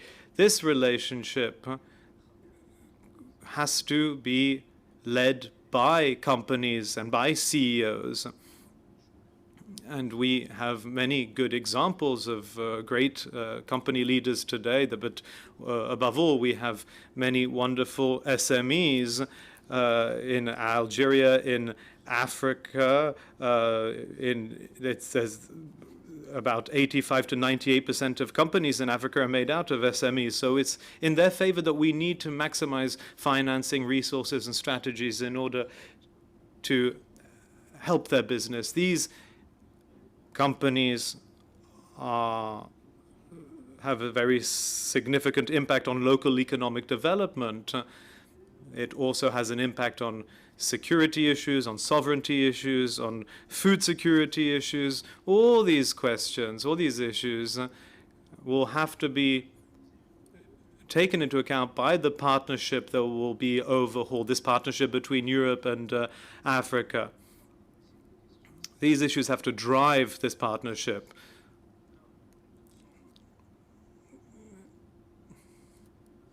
In any case, Africa is a market made up of several 100 million people that will double in the years to come. Many parts of the youth in the country are well educated. That's the case in Algeria, well trained, who are much involved in the economy and in different companies of all sizes, especially small and medium ones. There's a vast territories, fertile lands, and Algeria also has a geographic location which can really strengthen the relationship, the link between Europe and Africa. All these issues are important, and I think we are all responsible for contributing to make sure that African-European relations are in long-term relations and that they won't just be abandoned. These agreements have to be based on a strong principle, that of everyone being a winner. We can't look at Africa as we always have looked at it, as a provider of raw materials or just as a big market where you can sell different products. You have to see Africa as a true partner, a real partner, that you can build partnerships together, that you can build bridges together, that you can build companies that will last into the future and that will work for local development and the development of the different regions and the two continents. Merci. Thank you very much, Ms. Areli. I'm now going to give the floor to wind up the first part of this roundtable to Léon Delvaux, who is the diplomat with us this afternoon. He's now working for the European Commission in this area, and he will give the EU Commission viewpoint in terms of the Euromed partnership. Over to you, Mr. Delvaux. Can you hear me? Okay. Let me start by expressing my gratitude for this invitation. I was very interested to hear the previous speakers say what they had to say. I think there's a lot that we can agree with. I will probably have to qualify a few ideas that have been put out there, though. In response to your question more directly, I think that in political terms, and administrative powers are in agreement with this, so we do wish to reinforce this Euromed partnership. There were two Commission communications on this last year, which was about global strategy for the southern neighborhood. And the other issue is one that I'm more responsible for. That's to say, the outlook for the development of trade relations. I'll maybe focus on that a bit more, if I may. Picking up on what was said by Professor Ogier, where she was talking about the trade relations and the trade agreements setting a framework. but that's not an end in itself. It's just a means to develop policies. And of course, this is all contingent upon the realities on the ground in the countries concerned. And I did note a number of things that were said. The key to all this is environment. The business environment for organizations in these various countries. And the trade agreement is there to enable businesses to grow, but for this, they need a domestic setting which enables them to realize their potential. This is why one of the priorities, or one of the ideas that we expressed through our trade policy, apart from the fact that there's this geographic proximity, and therefore we want to focus on our southern and in particular African neighbors. On top of that, we are posing a framework enabling investment to our partners. And this means that we need to improve the framework, the environment in which these investments can take place. This is why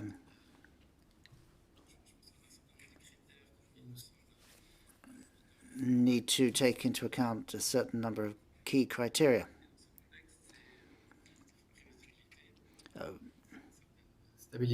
Stability, foreseeability, transparency.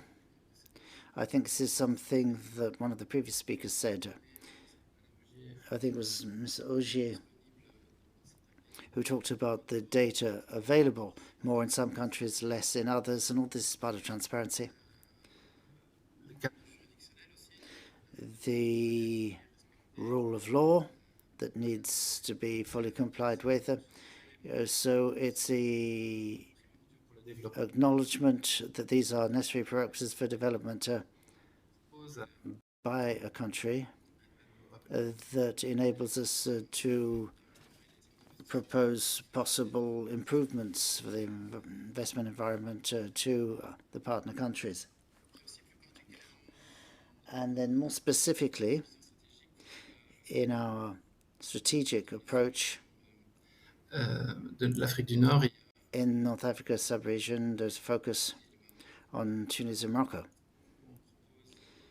where the proposal is to resume negotiations in order to extend and broaden existing agreements, and an attempt to do this with other North African countries. And maybe I will come back to what the Secretary General of the Union for the Mediterranean said in his assessment, and namely our agreements go back quite some time to the 90s, and there are a number of sectors that weren't covered, public procurement services. There's a question of sustainable development too, which is very much to the forefront in all trade agreements that the EU wishes to negotiate. So putting on a slightly more restricted cap than I did, than my predecessors did, because I work for DG Trade, so that's in the area of trade, clearly. And I can say that we offer a fairly broad range of options that we are willing to take forward. And since February of last year, which is when we suggested this revision, the strategic revision, and made our offer to North African countries, we've had very little feedback. There seems to be very little will to discuss what the scope of such trade or additional sector agreement could be. Our approach isn't to say, okay, this is it, take it or leave it. On the contrary, we are very interested in sustained ongoing dialogue with the countries in the region to make sure that we can tailor our proposed solutions for each country and see how we can have a win-win situation. Now let's come back to what Mr. Ali said in conclusion. It's a little bit awkward, I have to say, if I may, because in the past, the EU has made and is still making proposals, but they are not ultimatums. They're not asymmetrical demands. It's true that some development schemes haven't helped our partners as much as might have been hoped, but our approach has always been to have one which is beneficial to both sides. The EU imposes nothing to any partner. On the contrary, the EU seeks common ground, convergence. We seek to see eye to eye. So I can assure you that our door is still open. We are interested in resuming dialogue with all these countries. And that was my main message. I really do wish to underscore that. On the European side, there's a very clear interest in taking forward our trade relations with North African countries, and we're more than willing to talk about this at any time. Thank you. Thank you very much, Mr. Delvaux. I think we can move on to the Q&A. We have a number of interesting questions thanks to WhatsApp. Something on geopolitics. You know, I'm in an institute that looks at international relations. We're talking about strategic autonomy, which is one of the French presidency's main focuses. And in EFRI, we also look at military aspects. I would say this is just post-COVID, post-Trump.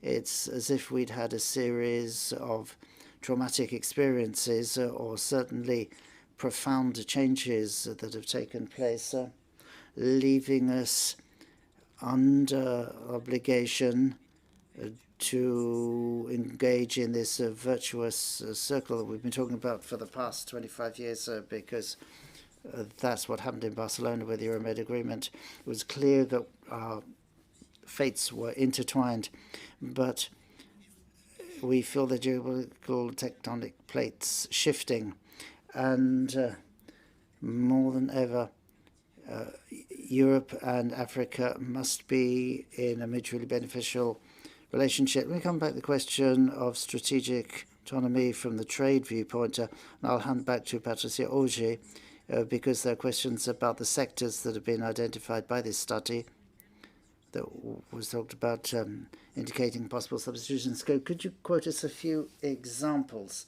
something tangible about where this is happening in industries in North African countries?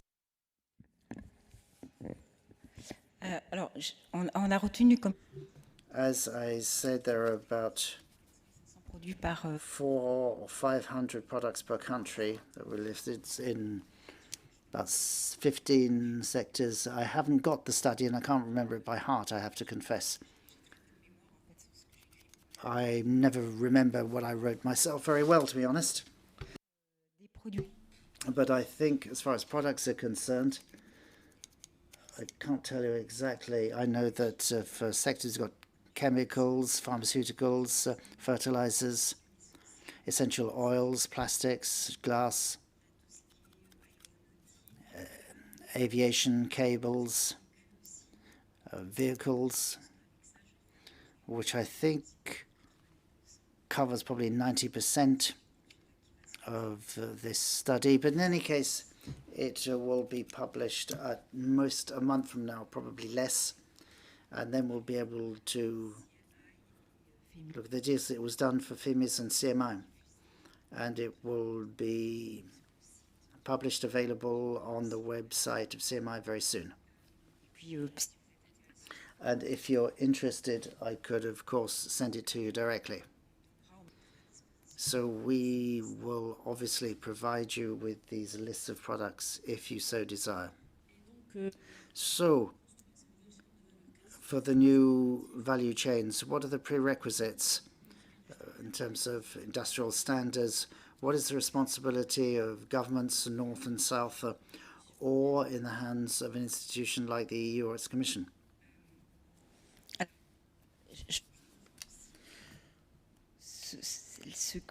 I have to say I agree with what was stressed by various participants. I think in particular Mr. Kettany talked about how important it is to get the private sector involved, in particular in the form of SMUs and SMEs.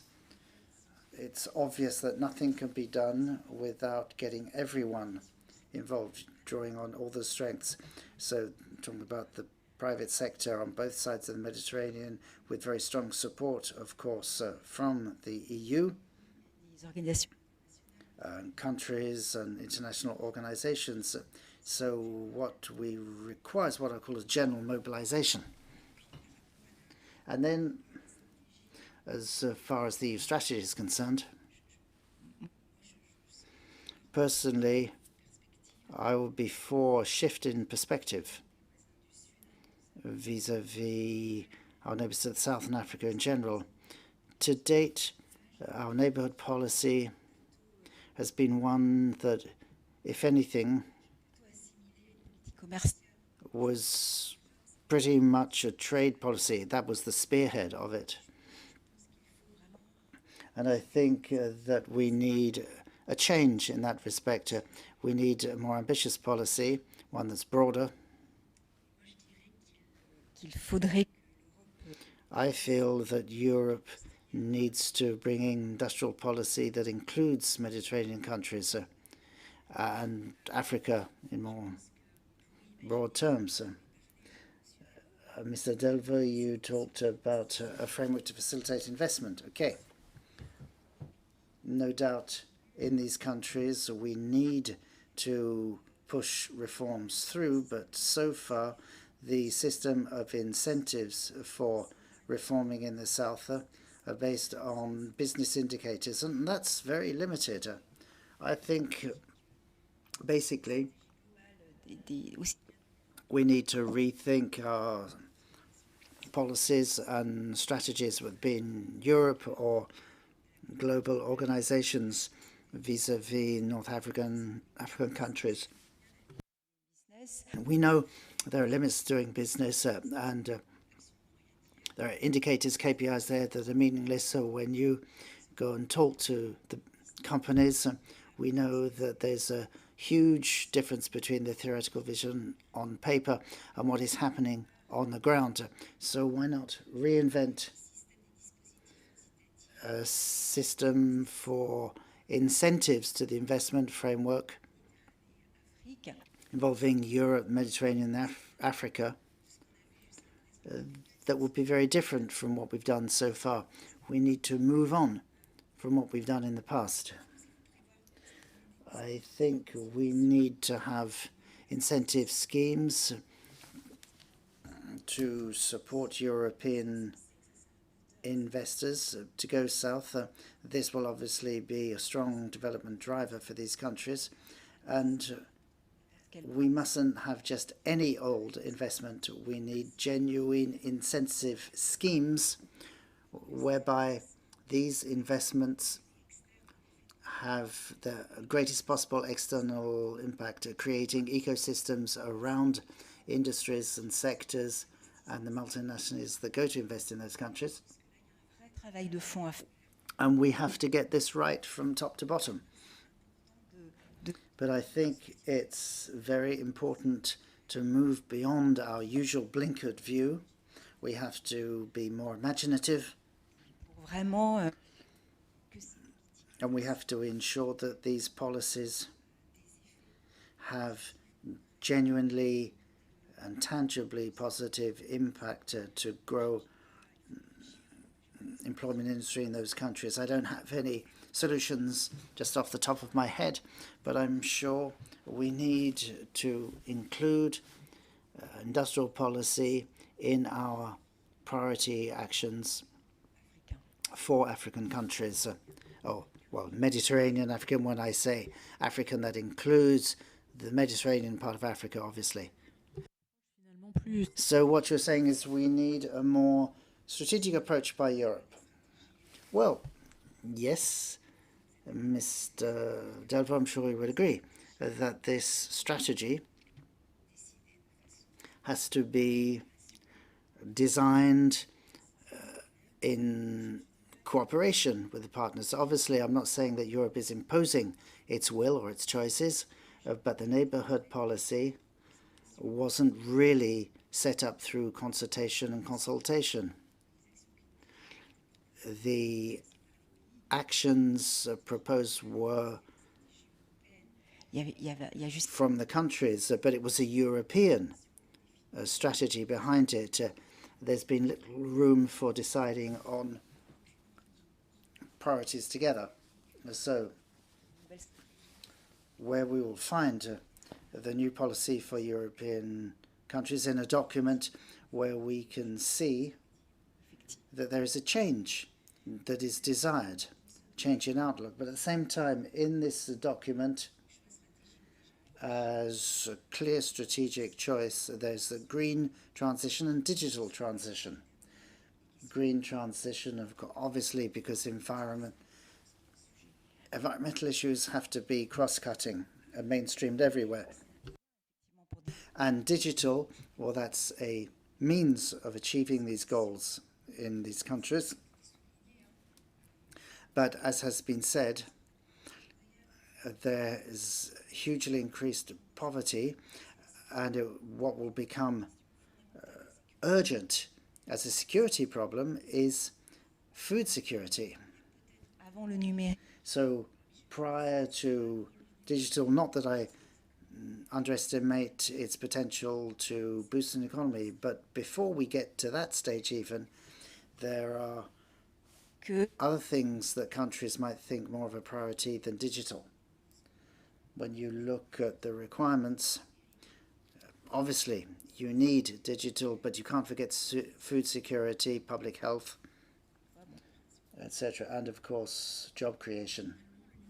So the EU is an actor that it's easy to criticize because it never speaks with one single voice. So, what I found interesting in the discussion that happened before the round table, like all the important things, is that our African speakers were saying that the EU is at least steadfast, and it has adapted well to geopolitical changes that have happened in Africa, and that we are flexible and we can adapt our bilateral tools with countries in the light of crises.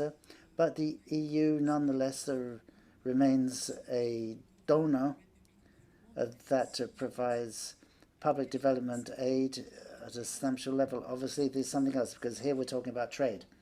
But this is something that Patricia has touched on by saying that it's not just about trade standards that count in the relationship with countries. So the idea of an industrial policy is also necessary to our strategic autonomy. And this is something that will certainly be reintroduced and mainstreamed within the European Union, to have a maybe more vertically integrated value chain. So coming back to our participants from Northern Africa, one of the questions that has come back regularly from the public is access to loans for SMEs and VSEs. So Mr. Katani, could you say more about how to make it easier for small companies to access loans? So the access to financing is a true problem for the entire African continent, because you have to, if you just remove a few countries from the African continent and just 3 or 4 where the banking rate goes beyond 50%, most African countries have a banking rate which is lower than 20%. And when you have a banking network with very limited capillarity, with very few online offers to meet the needs of entrepreneurs, such as in PMEs. It's very difficult to facilitate access to loans. Financial inclusion has to be based on two levers: the capillarity of the banking sector and digitalization, which has to be accelerated so that women, men, young people can access banking and financial services. Over the past 15 years, 15 banks in 15 African countries have been acquired by us. And the first Pan-African banking group in terms of our results. But we are the foremost banking network because we believe in the capillarity of the African banking system. We have to be close to our consumers, close to very small entrepreneurs, those who has a small workshop, those who repair small machines,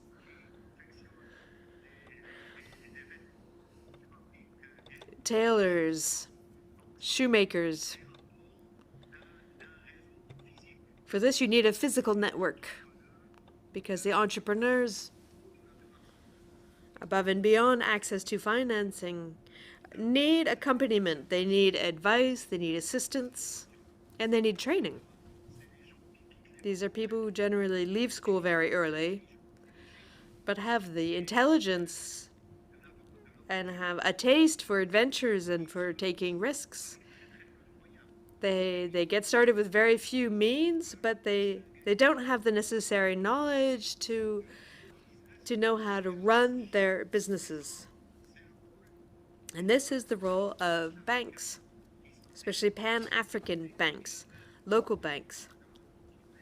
For example, even though there is the African Development Bank that's doing a lot for the continent, the French Development Agency, these multilateral funding organisms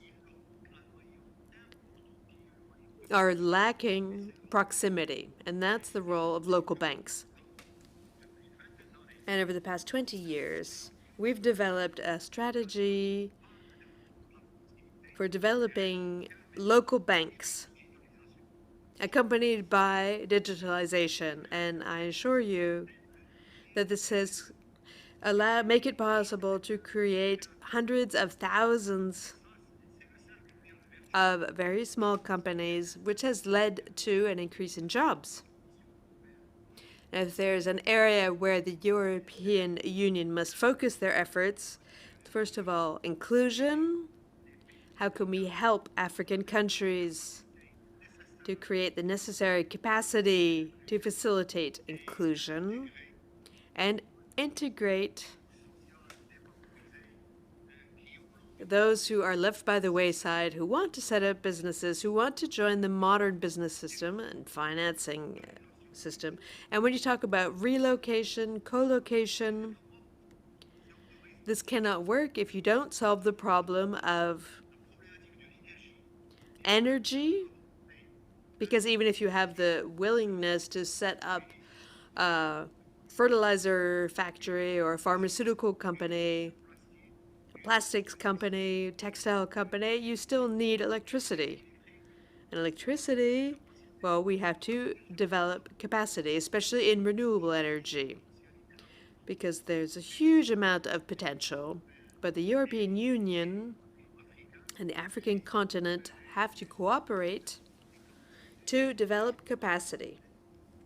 And I'm speaking from experience because the past 7 years, through our bank, we have contributed to the capillarity. Just the other EcoBank, Standard Chartered Bank, all of the other Pan-African banks, we have taken part in funding 1,800 megawatts of renewable energy in several sub-Saharan African countries. But this has to be multiplied by infinity. We need $100 billion per year in investment in infrastructure. So this is a huge potential for development for European companies, SMEs or multinational corporations. This is a huge project, but we need innovative approaches. We need win-win approaches and balanced approaches. And in the framework of public-private partnerships, which will make it possible to overcome the problems of energy capacity. You can't have any industrialization without the energy infrastructure.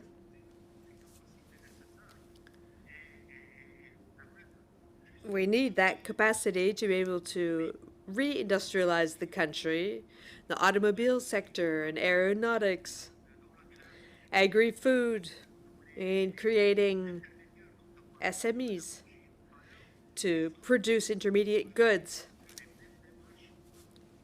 And all of this is obviously important for all African countries, because otherwise we cannot talk about industrialization or a co-localization of the value chain. And then the second lever, so alongside energy, this is infrastructure. Roads, highways, airports, ports, logistics, warehouses that respect international standards, because it's very easy to say, I'm going to relocate pharmaceutical production from Asia to Africa. You still need the necessary capacity beside airports. You have to be able to have refrigeration, etc. In my eyes, these are the two main levers. So financial inclusion by strengthening the capillarity and proximity in the banking system, above and beyond access to funding. It's assistance in setting up institutions, setting up platforms to help young women and young men who want to set up companies, who want to fulfill their dreams. Before even they get funding, they need advice. They have to learn how to create a company. They have to learn how to manage a company, to manage their cash flow before they actually invest, to ensure their success. Because unfortunately, the death rate of small structures is extremely high. And I speak from experience. We've had experience in Morocco, and we're implementing further projects in sub-Saharan Africa, and then more recently in Tunisia, Dar Mohawi, so the House of the Entrepreneur. In Morocco currently, it's both digital and physical. We have 6 million citizens who are following classes through 180 training modules for everything to do with investment, business, projects, before they come to our banking agencies or the agencies of our colleagues. If the European Union can set up partnerships in these areas based on pragmatism, on experiences which have succeeded, this will make it possible to close the gaps and accelerate necessary reforms to overcome all of these deficits that the African continent is suffering from today. But what is certain is that the countries who have adopted public strategies with powerful reforms, courageous reforms, you need courageous reforms and powerful ones. Today, they have emerging industries. They're including more and more young people in the economic circuit, and this is how all together, hand in hand, and through sharing experiences and adapting it to each local context, that is how we can succeed. But coming back to the most important point in my eyes, without capacity building in terms of energy And in terms of a deficit in infrastructure, any ideas or strategies, etc., will fail. And thank you. And sorry if I've been taken too long. Not at all. You were actually a little bit shorter in your opening remarks, so that's perfect. So yes, the Green Deal provides true momentum that's working from north-south on all of the questions that you've just raised. So, Mr. Agli, I have a question for you on the responsibility of employer associations, on European opportunities, European rules. So you've talked about the reserves that Patricia Ogier mentioned in far as doing business. Is this maybe a caricature, or maybe we're not quite aware of what's going on in the private sector in a lot of the countries in this classification? How can an employer representation, socially and economically speaking, how can they get the message across to better structure public policy in dialogue with the state? Thank you. Well, the role that we play today is complementary to the actions of public authorities. We are partners with public authorities. And we're also there to come up with proposals through studies, through research, and through the experiences of business owners on the ground, to translate these experiences into proposals.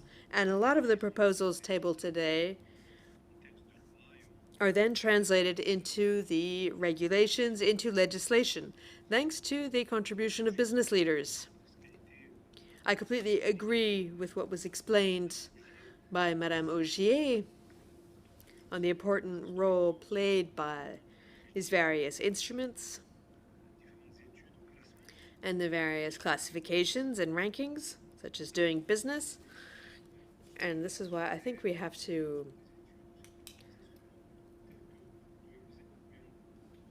make use of documents such as doing business. But doing business was a ranking that was suspended in September 2021, I believe, for ethical reasons. So it's important to have other instruments, other assessment criteria which truly reflect the ecosystems in Africa. They have to be based on the credibility and have nothing to do with lobbying actions. We saw the extent of the damage done by suspending such an undertaking. And I think the role of the European Union today is to truly think about reality on the ground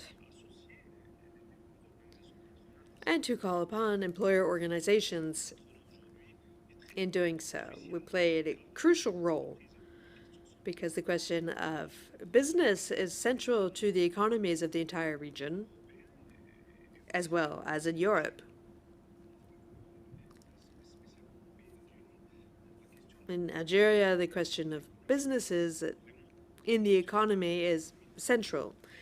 The year 2022 will really be, following the 2 years of COVID,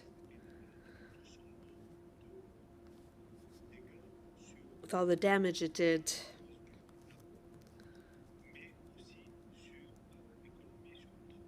and damage to people and damage to companies. COVID didn't only kill humans, it also killed a lot of businesses. Today we have to learn how to live with it. We have to accelerate the transition following the COVID crisis, which really has accelerated the transformation of our economies. We are a full economy. We have nothing to envy our neighbors. Resilience is a central question today. Concertation is also a central issue. And to come back to your question, what role can employer organizations play in these new dynamics? Well, they can play an extremely important role because employers represent thousands of companies and they're partners with the main institutions abroad.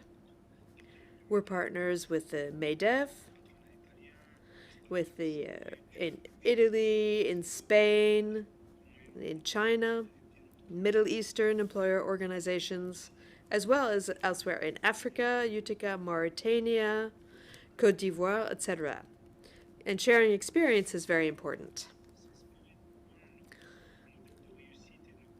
Taking into account good practices elsewhere and also taking into account failures elsewhere is very important.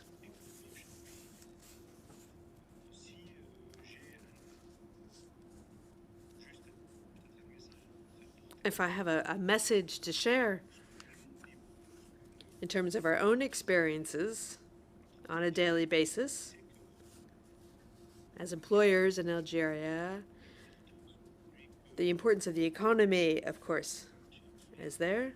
And for the Algerian market, well, we work very closely with many European partners on the question of co-production, how to better integrate our markets.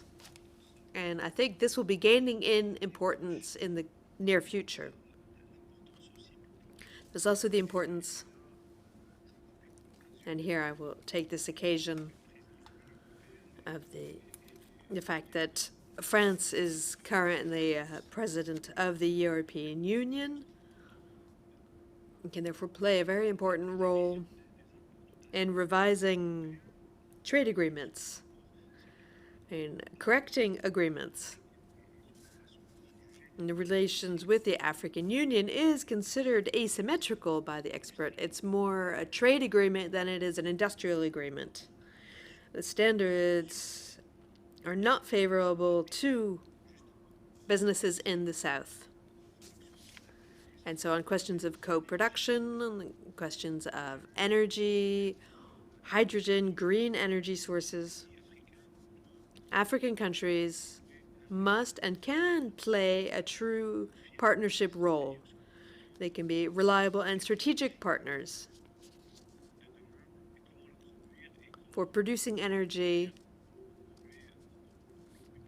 at the lowest possible cost.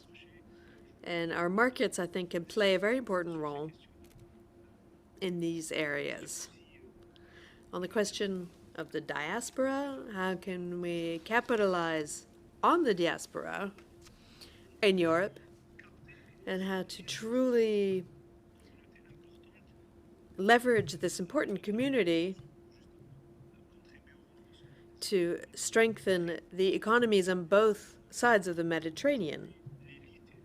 The elite and the entrepreneurs from the diaspora have to be seen as true partners and as a true asset in the regionalization of the value chains. We no longer have the choice. It's an obligation, and this will be accelerating. And all of these questions have to be, like you said so well, Madame Ogier, all depend on digital technology, but not only.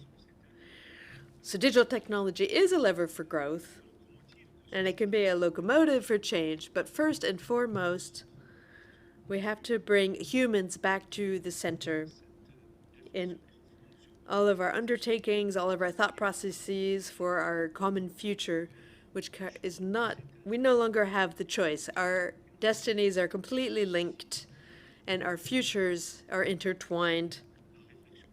And so we have to think this through together with a lot of clarity and transparency to be able to change things. Delvaux tout à l'heure a parlé effectivement.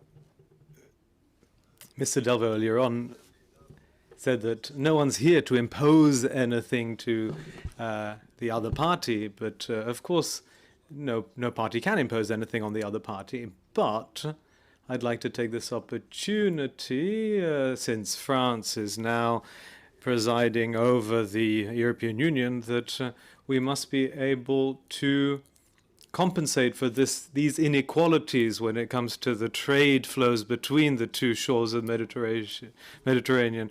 Over 300 billion euros worth of goods were sold to Algeria, whereas Algeria only sold 14 or 15 billion euros worth. So it's not, I agree that it's not the role of politicians to impose conditions on economic actors, but I do think that regulations have to be in place, and there also has to be a fair agreement that will be sustainable and will work for the benefit of the people on the ground and the different states. Thank you very much. And now Mr. Delvaux will let you say your final remarks. There was a bit of a misunderstanding at the beginning about your work. Is this because the definition of trade rules is a very narrow field, or are there any other tools for action in these negotiations, in these free trade treaties that can facilitate access to financing and credit? What are the sub-levers that exist in free trade agreements that can liberate this motor of this driver of growth that we just talked about? Yes, thank you very much. Yeah, I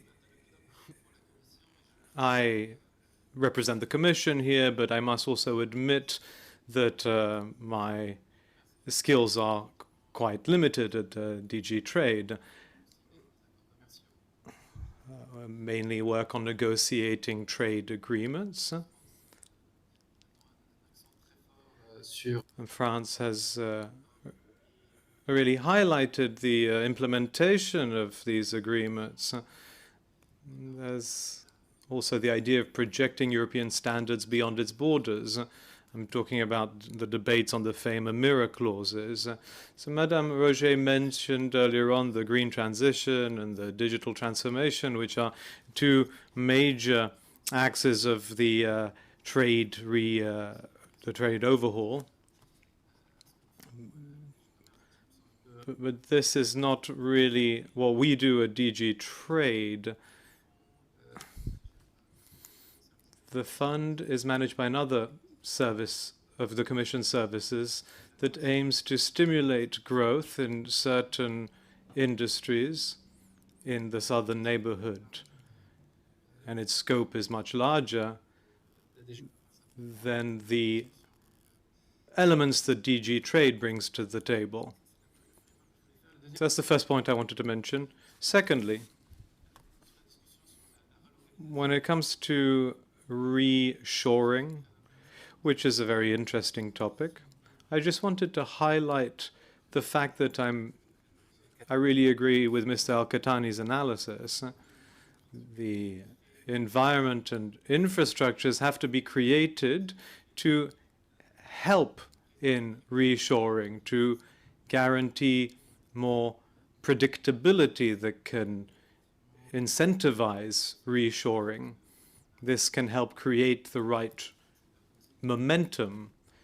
There are sectors such as the automobile industry in Morocco, which has a ongoing policy that goes in the right direction. I think that's one example that you can take into account, and we could see if the same example could be copied in other sectors. I'm sure there are other areas it could be replicated in. But there's certain points that I didn't mention earlier on that I want to get back to, and we don't really have time to go into details, but I mainly wanted to mention regulatory cooperation, the issue of standards, because if we're talking about greater integration of industrial strategies in Europe, I think a key element, key facilitator, is to have compatible standards or complementary standards. This is something that is a huge advantage for investors, to be able to base themselves on standards that are recognized. I think it's a bit difficult to see what counter-arguments there could be for the southern neighborhood countries, but not only, to not use these standards. They're very open, they have a very broad scope, they're very protective, and they allow for simplified integration within the value chains. I think we're running out of time, so I think I'll stop now. But that's maybe the last thing I wanted to say to you today. Well, thank you very much. There was a very important topic that I would have liked to bring up, but we won't have time. That's the informal economy, or called the people's economy by some one of the person who's following us, Louis Binaire.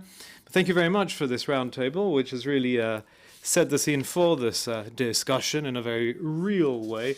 And we'll now give the floor to the third roundtable, which will be chaired by Mr. Lionel Zissou, who is a former prime minister and economist, and so he's in a great position to be able to moderate a roundtable on these topics that are important to us today. Thank you very much and have a lovely afternoon.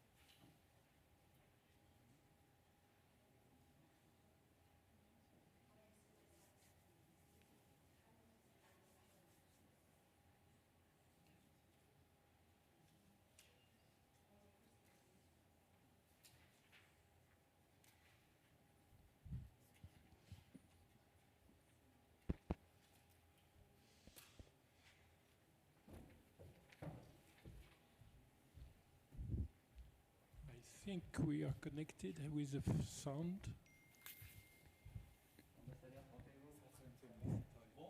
Merci à vous, on va commencer par vous remercier.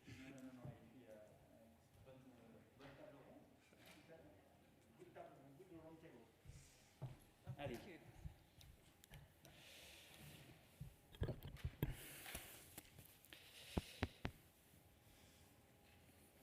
See, we are connected, but I'm not sure we have the sound in the room.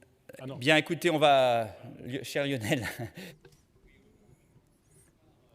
commence. So I think we can kick off this third round table, the second one of this afternoon's meeting.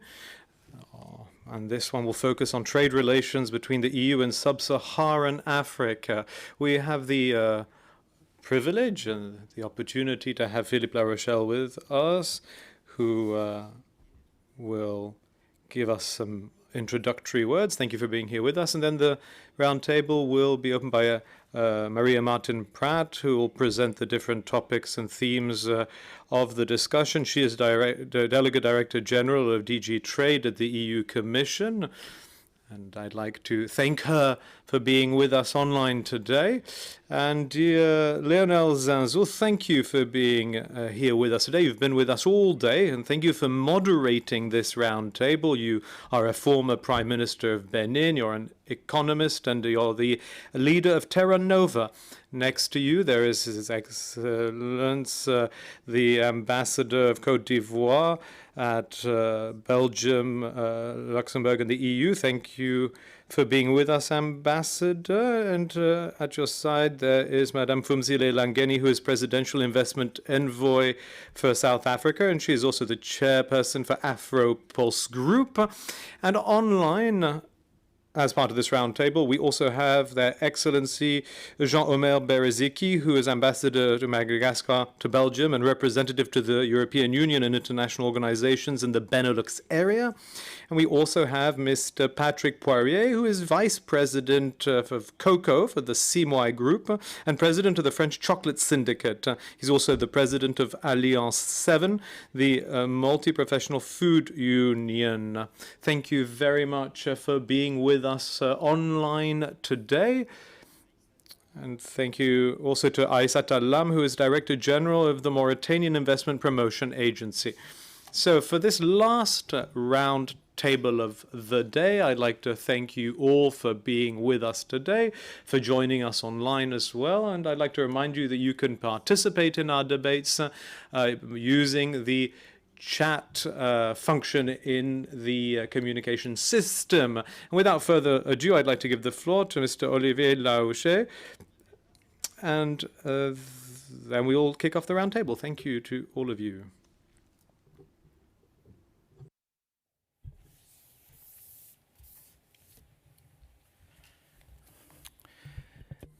Thank you, Minister, Frank, ladies and gentlemen, Lionel. Thank you for giving me this opportunity to be able to take the floor at this very important forum. My name is Olivier Laouché. I come from a very small Caribbean island, Martinique.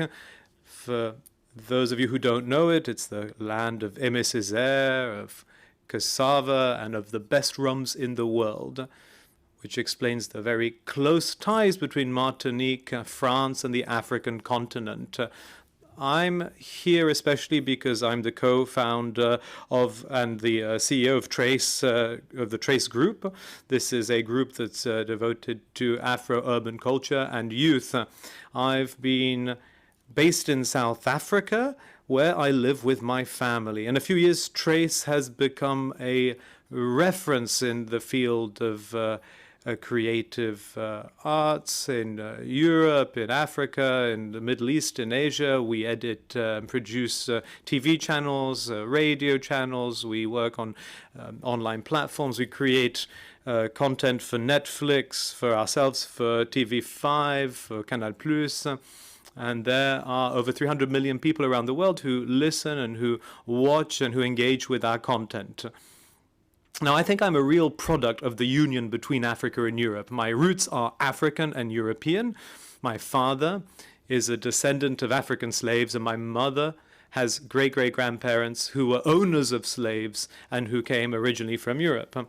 My first visit to the African continent was to the island of Gorée in Senegal, whence many slaves left from in order to help build great European powers, France, Spain, England, and others.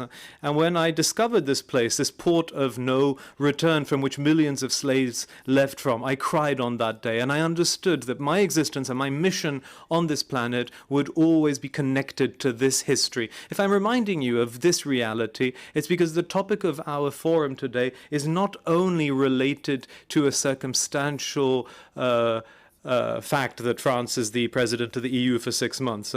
This topic is the continuation of a shared history that has lasted for over 6 centuries between Europe and Africa. Europe would not have become the great economic power that it has become without this very specific history linked to the slave trade, without triangular trade, which was the foundation of colonization, of capitalism, and of Western wealth. 90% of African countries would not be speaking French, English, Portuguese, or Spanish as an official language without this history. And so today, 60 years after African independence, it's time to take stock. And when you take stock, you also have to project yourself into the future. And if this conference is named EU-African new partnerships and relations, it's because there is a very important need for a renewal in these relations, because unfortunately the past is a mixed one, and we all know that we can do better and we have to do better. So when we're talking about reinventing ourselves, we also know that Europe has a historical responsibility to contribute to Africa's success. And we all know that the Western European model of development cannot and should not be applied to Africa if we want to avoid an environmental catastrophe and perhaps also economic and cultural disaster. African reality is different than that of Europe, and so it needs an adaptive approach that meets the needs and is in line with the reality of the people on the ground, although while respecting nature, the environment, and human identities. You know, you're all very high-level experts, government members, heads of companies, and I will very modestly like to talk to you about this renewal through the lens of several groups which I know well because they're the heart of my professional life.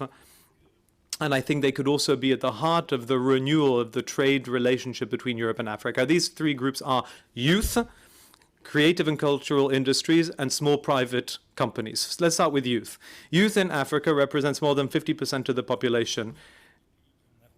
And if France has the largest demography in Europe, it's also linked to the vitality of the demographic dynamism of its African diaspora. These youth are dynamic, they're also the root of a lot of creation, but they're also a time bomb if they can't find employment. The figures are terrible. Over 80% of young Africans do not go to college. More than 50% of adult Africans are unemployed. So this is a time bomb for African countries, but also for Europe, that will not be able to welcome the millions of African migrants who are in search of a European El Dorado, or the illusion of one in any case. an exemplary partnership can be set up between the EU and Africa with the creation of a digital academy, for example, that could teach skills and jobs and entrepreneurships, which will create a sustainable ecosystem. It could be co-created by the institutions and companies of Europe and Africa with European financing, which has the responsibility to contribute to these skills and this training. Minister Frank Riester is a true ambassador of France and helped Trace to finance this project in which everyone's really a winner. With the help of Europe, we can go faster and especially further. Let's make vocational training in Africa an absolute priority of the French presidency of the EU. You also know that African youth is strongly attracted to cultural and creative industries, which are a huge source of employment today and will be even more important tomorrow. The sectors of education, of training in digital marketing and social networks, platforms, all these sectors will create tens of millions of jobs, and young Africans have the potential to succeed in this field. And in all these creative industries, they're all the heart of a soft power that will define tomorrow's civilizations. Today, 100% of social networks used by Africans and by Europeans are controlled by American and Chinese groups. So by Chinese and American cultures. We believe, and I'm sure of this, that Africa and Europe can work together in order to create the TikTok of tomorrow, the TikTok of the new generation, by bringing together our technical and creative assets on our two continents. This will allow us to have access not only to entertainment, but to training, and that's what the youth needs in Europe and Africa. The European Commission also has an important role to play in this manner. And it's important for it to work towards simplifying things and to working closer with private actors. The European private sector is very dynamic and very innovative, with all sorts of differently sized companies with many international champions. The African private sector, to 95%, consists of micro businesses with fewer than 3 employees. Africa, in fact, is the entrepreneurial champion, especially of women entrepreneurs. So to move forward in this and to attract the informal sector, there are 3 things that people need: training, more training, financing, more financing, in particular the startup of their development, and then market access and huge simplification of formalities. And the development of trade agreements between African countries at no cost and no formality is vital. And we know how to have a free trade area in Europe. So we need this partnership with the African Union so that we can have free movement of businesses and people across across African countries. It's a problem at the moment. And so we need a partnership between Europe and Africa involving 4 main things. So firstly, a platform for vocational training, as we've just said, for young people, entrepreneurs. Then a mentoring and incubation platform between African businesses and people in Europe, whether they be of European or African extraction. This is vital to nurture this new relationship between Europe and Africa.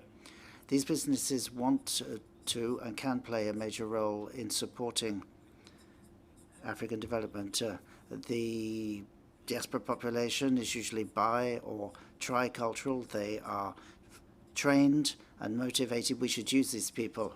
Another scheme could be a guarantee fund to support the establishment of African startups and to help businesses through this transition from the informal or popular sector to the formal sector. This is vital because whilst these businesses are not in the informal sector, they pay no VAT and they cannot employ people in protected jobs whereby the economy and the society in general can profit from this. So we have to de-risk, fully or partially de-risk the investment and the investors in these businesses. These are solutions that are simple and can be applied immediately. Therefore, I appeal to you in this room, those people who take the decisions, and also those who are connected, you who are the decision makers and specialists across all these areas. We all know that at the moment, in particular this year, we've reached a watershed in our history, whether it be in Europe or Africa. We are at the center of a titanic clash between different forces concerning our role in society. We're reached a climax of a climate change that will change our planet. Come back to what Zenzu said this morning. A European produces 20 tons of GHGs, 200 kilos for an African. So if Africa adopts the same development model as used by Europe, what we have today in Europe, and what Morocco and South Africa, Ghana, and if the forecast for population growth in Africa in 2100 is accurate, then we will see accelerated destruction of our planet, because we cannot have 4.4 billion more people in this overheated planet. So it's a watershed because of COVID. There's an exponential growth of digital, which is a huge productivity accelerator, but also an inequality accelerator. So let us be very humble about this, and no one in the world can forecast with any certainty what's going to happen. Will we overcome these challenges, or will we disappear in the way that ancient Mexican civilizations did? Living in Africa teaches us to be optimistic. We learned there, or I learned there, what resilience means, and how you can do a lot with a little. So I'm sure that we have an excellent opportunity to bring the continent of enlightenment, continent of youth together to produce a potent combination sharing common values, and that can create the hundreds of millions of jobs that Africa needs and support the economic growth and resilience that Europe needs. This would be a respectful partnership between the two sides, and it would be a counterpoint to American Chinese desires for hegemony. So we have to unleash powers in Europe. The EU Commission has to see Africa as an absolute priority. We have the goodwill, we have the talent across the Mediterranean. We need to bring them together. The projects have been identified. They can be implemented, supported. Africa will not be just the future of Europe. It will be much more. It will be itself, and I'm absolutely convinced that Europe and Africa together can be the future of the world. Thank you.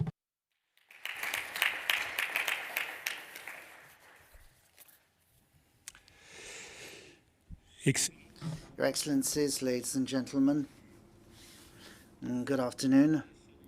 Let me welcome and thank our young brother, Olivier Léoché, firstly for being himself an entrepreneur in this key sector, because we don't only produce oil and cocoa, we also produce artistic creation. And as an entrepreneur in the creative industries, your role is key. Thank you also for showing us this other dimension, just like another keynote speaker did, Minister Borlo identified this historic dimension to the period we're living through. So, Minister, I think it's a great honor that you've done us in inviting us to this first event under the French presidency. Just a month from a key summit with the African Union. Thank you, therefore, very much. And thank you to the Ministries of Foreign and European Affairs, Ministry of the Economy and Finance and Budget Affairs. So thank you for preparing this. A little later, we'll hear from Mr. Le Drian, who's very familiar with Europe and Africa, and after the end of our roundtable, give us a 15-minute closing speech to this event. And it's a great honor, I have to say, for us to be here. And let me thank all of those who are in the room and online as panelists. let me pick up on some things that Minister Borloo and Olivier said. It seems to me that the time is urgent. The moment is urgent. Because as Olivier said, at the end of the day, if we don't change our model together, it'll be very difficult to continue living on this planet. Today, it's clear that Africa doesn't represent the greatest danger with respect to climate change, but could be in the future as it grows over the next century. And it's true that in terms of energy, we haven't progressed much compared with what might have been hoped at the time of COP21 between Europe and Africa.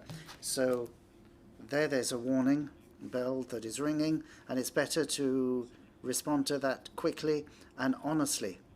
And I will ask my panelists to do exactly what Olivier did, make recommendations, because Olivier said build platforms. Okay, he's a man of the digital generation. He's digital native. He said we need platforms for training, for bringing people in the diaspora together.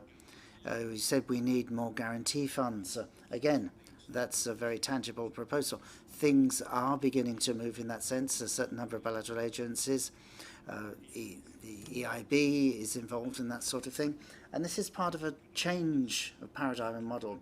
And as for the recommendations for what the summit agenda might be, as seen by the panelists that represent both governments and private sector, I think that's what we're hoping for, because we need to take an honest view of this. And an honest view is that the EU is the main partner for trade, investment, and public aid. Yes. Nous ne sommes pas seuls au monde. But its market share is declining. It's shrinking. So there's the US, there's China, there's Turkey. We talked about Africa's or North Africa's deficit. There's deficit to China, but also Turkey. And there's Brazil or BRICS in general.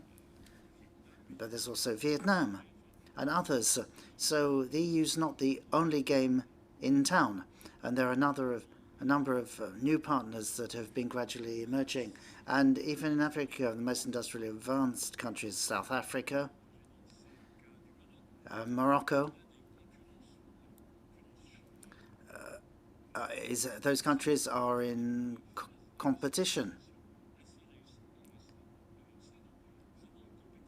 Despite the Chinese, so we have increasingly broad competition between an increasing number of partners, and so the EU mustn't be complacent or smug about its role and think, okay, well, we're in the lead, so we just can continue with business as usual. But enough from me. Let me hand over to the real specialist, Ambassador. You were introduced just now by the Minister.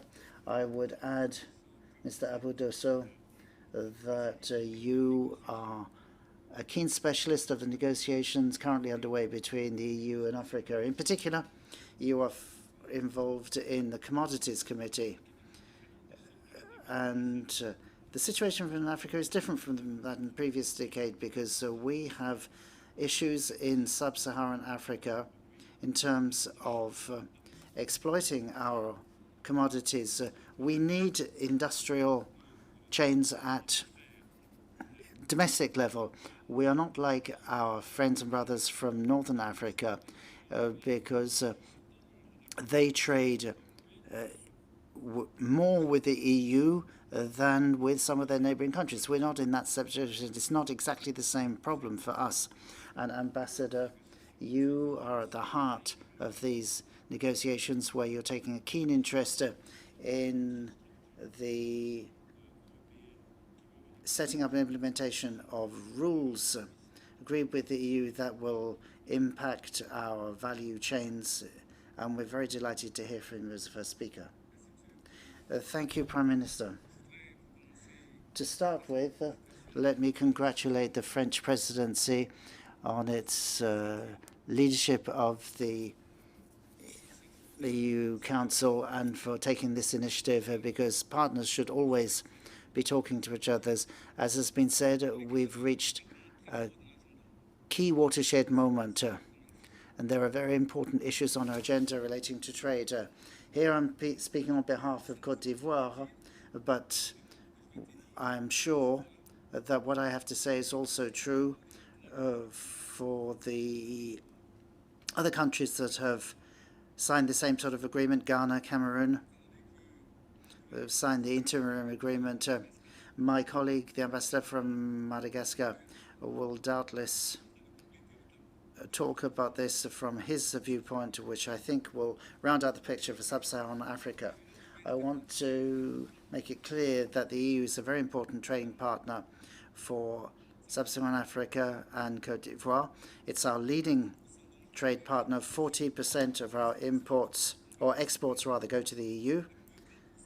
Over 30% of exports from the EU go to Côte d'Ivoire. And in terms of investments, the EU is the leading partner because it has almost 100% of foreign direct investment. So it's a major partner. The relationship between the EU and Côte d'Ivoire is covered by an interim agreement. Why interim? Simply because the provisions of the Cotonou Agreement, which is one that governs EU and ACP countries,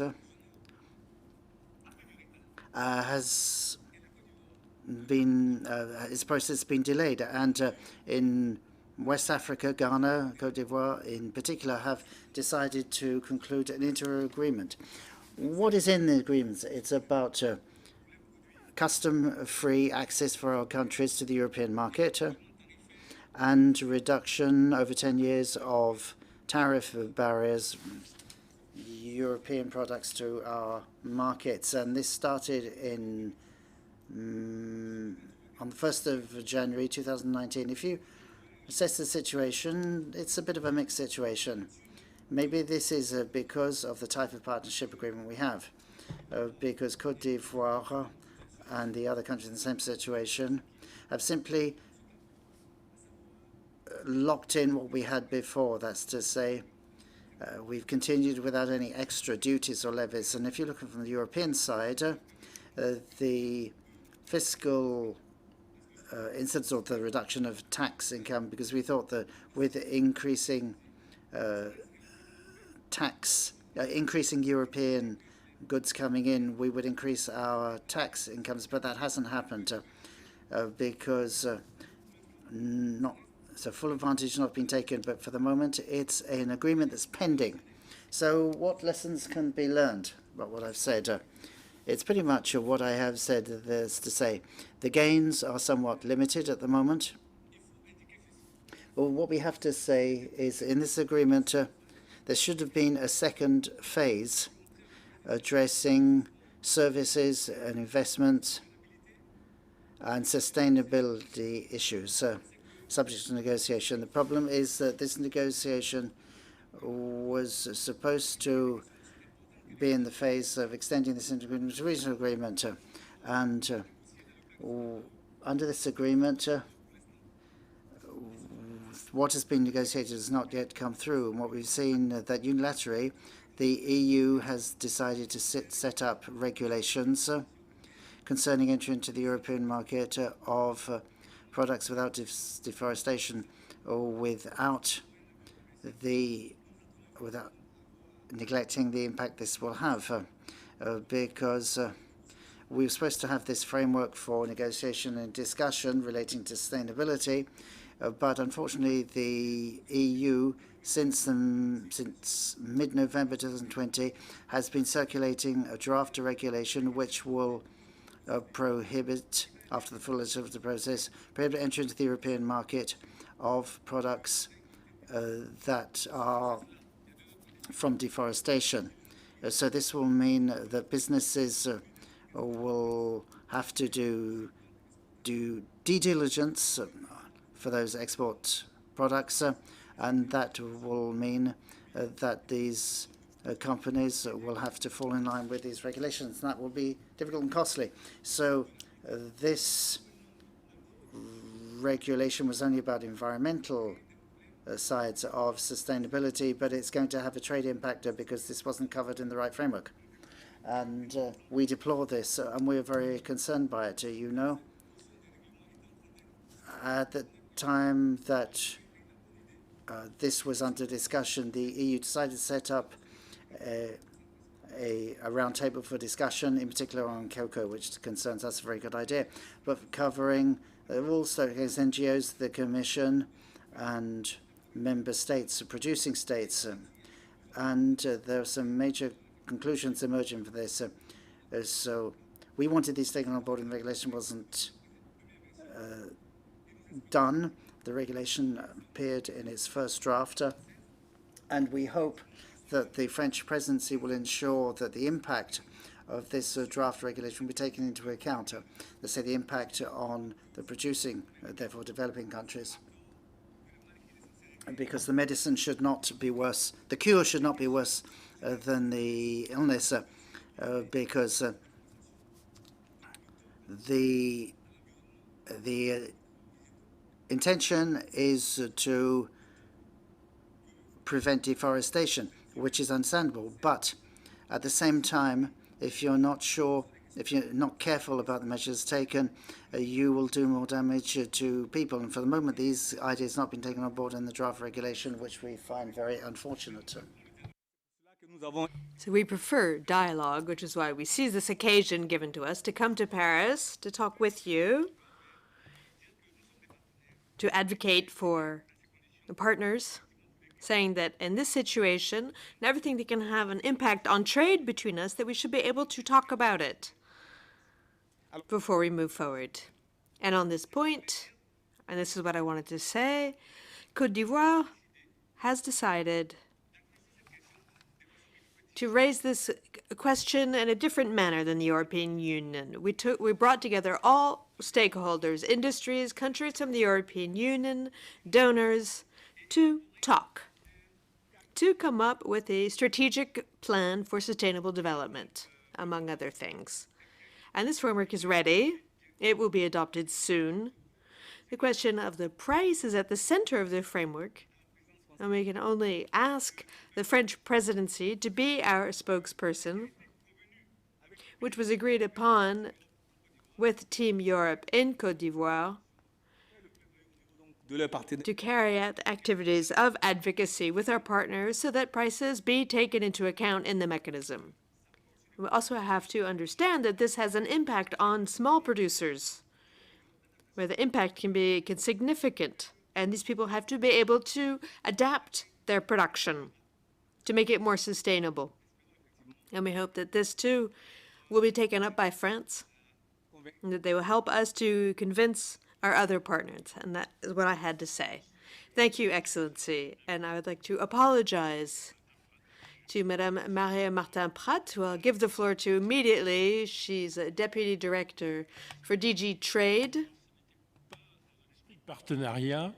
But it wasn't in a spirit of partnership. It wasn't used. It was important to start with an African perspective of a very concrete situation on the implementation of these regional agreements and of these interim agreements as to the coherence of these agreements. But I think you will approach this topic more broadly. Madam, you have the floor. Thank you very much. Thank you, President. And you are very right. It's always very useful to be reminded of reality on the ground, looking at what's working, what's not working so well, and always coming back to dialogue between African countries and the European Union. And I would like to thank the presidency of the European Union, so France currently, for having organized this conference on the future of our relations. As was already said, Africa is clearly a priority for Europe, and trade policy plays a very important role in this context. We are the primary trade partner of Africa. We are the primary investor. on the African continent. But we have to remain vigilant. We have to I'm taking into account what was said before about our duty of vigilance et les effets que ceci peut avoir sur and the effects that these agreements could have on our African partners. I'm well aware of this, but I would also like to say how in our trade policy we have clearly established Africa as a priority. And there are 4 areas to this priority for trade and investment with Africa. First of all is setting up policy dialogue and cooperation with the African Union and its partners to establish a African continent free trade agreement, and also on deepening and strengthening existing agreements with regional economic communities and strengthening the sustainability aspect of these agreements. And the third priority is increasing synergy across trade agreements with African countries. For example, harmonizing rules in our exchanges. And another important priority is reaching investment agreements that are sustainable, which would allow our partners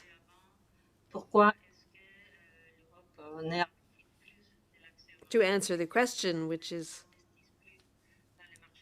why doesn't Europe invest more in African markets?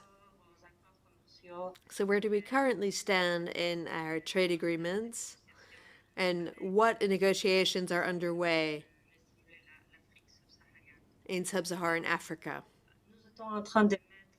We are currently implementing partnership agreements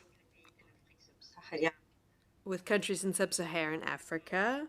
There are agreements with Western Africa, with Ghana and Côte d'Ivoire, an agreement with Central Africa, with Cameroon, an agreement with Eastern and Southern Africa, with the AFUA countries, and then with Southern Africa, with the SADC countries.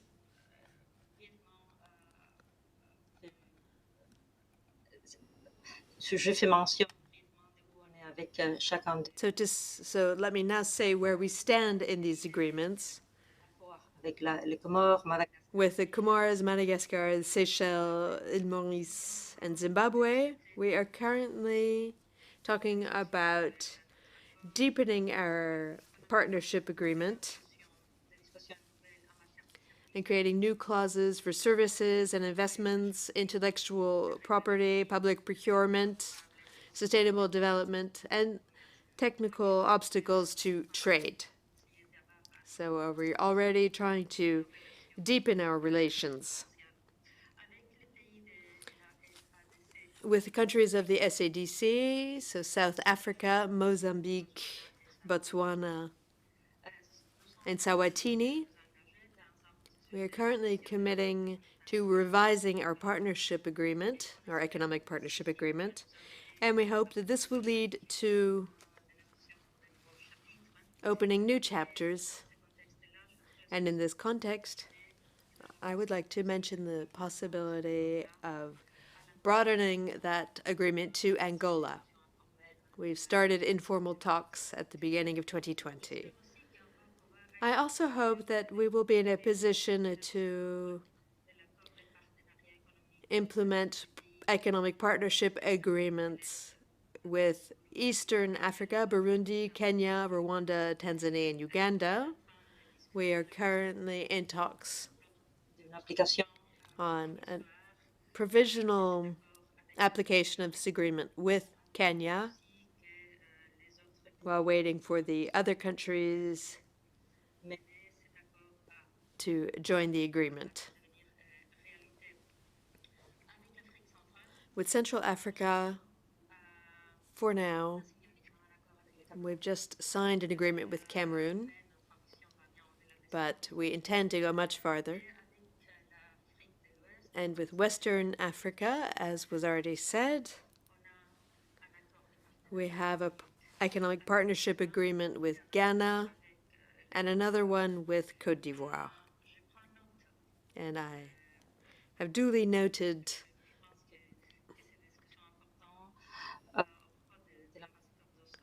what Ambassador Dosso said about the fact that benefits are quite limited for now, but I would like to assure him that they will be increasing.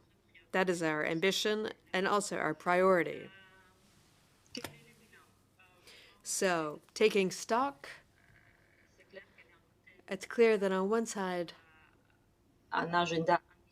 we have a very ambitious program that's still being developed. And then, of course, there's the implementation. We are convinced that the process of economic partnership agreements in Africa has clearly shown its added value in terms of opening up markets and establishing regulation, competition, fostering trade, consolidating regional integration, and attracting foreign investment. I'm not saying that everything is done, that it's finished. We haven't reached all of our objectives, but I think we should recognize that these agreements have brought value and that there is much more potential value. And with the progressive implementation of the African Continental Free Trade Zone, economic partnership agreements will also enable states to become more familiar with the advantages of liberalization, to commit to necessary reforms, to attract the necessary capital. We are also, as I said in the very beginning, currently devoting resources to negotiate investment facilitation agreements to improve the business climate, to become more transparent, to simplify red tape, to stimulate capital investment, to better diversify these economies. We have begun talks with Angola, and we hope that soon we'll be able to begin talks with other countries such as Nigeria. And we hope to be able to support investors to create wealth and jobs and innovation in African countries. And now, very briefly, I would like to mention sustainable development in these agreements. Sustainable development, of course, is a priority and is also an important subject for the relations between Europe and Africa. Fighting against climate change is in our best interests. We have clearly set the goals of sustainable development in our relations with Africa in the Commission meeting in March 2020 in our overall strategy with the continent, and we commit actively with Africa, and not only in trade agreements, as well as in our commitments for funding in our economic relations more broadly. Reference was made to the framework agreement, the post-Cotonou agreement, and in the preamble on the chapter on trade, you can find an article on trade and sustainable development. In the post-Cotonou agreement, all of the signatories will have to conduct their business relations in a sustainable manner. And I note the fact that some measures can create problems and must be discussed. For example, the regulation on deforestation. There's also a mention of efforts made by countries such as Côte d'Ivoire and Cameroon and Ghana to provide answers to show that we can continue trading with these countries in a sustainable manner.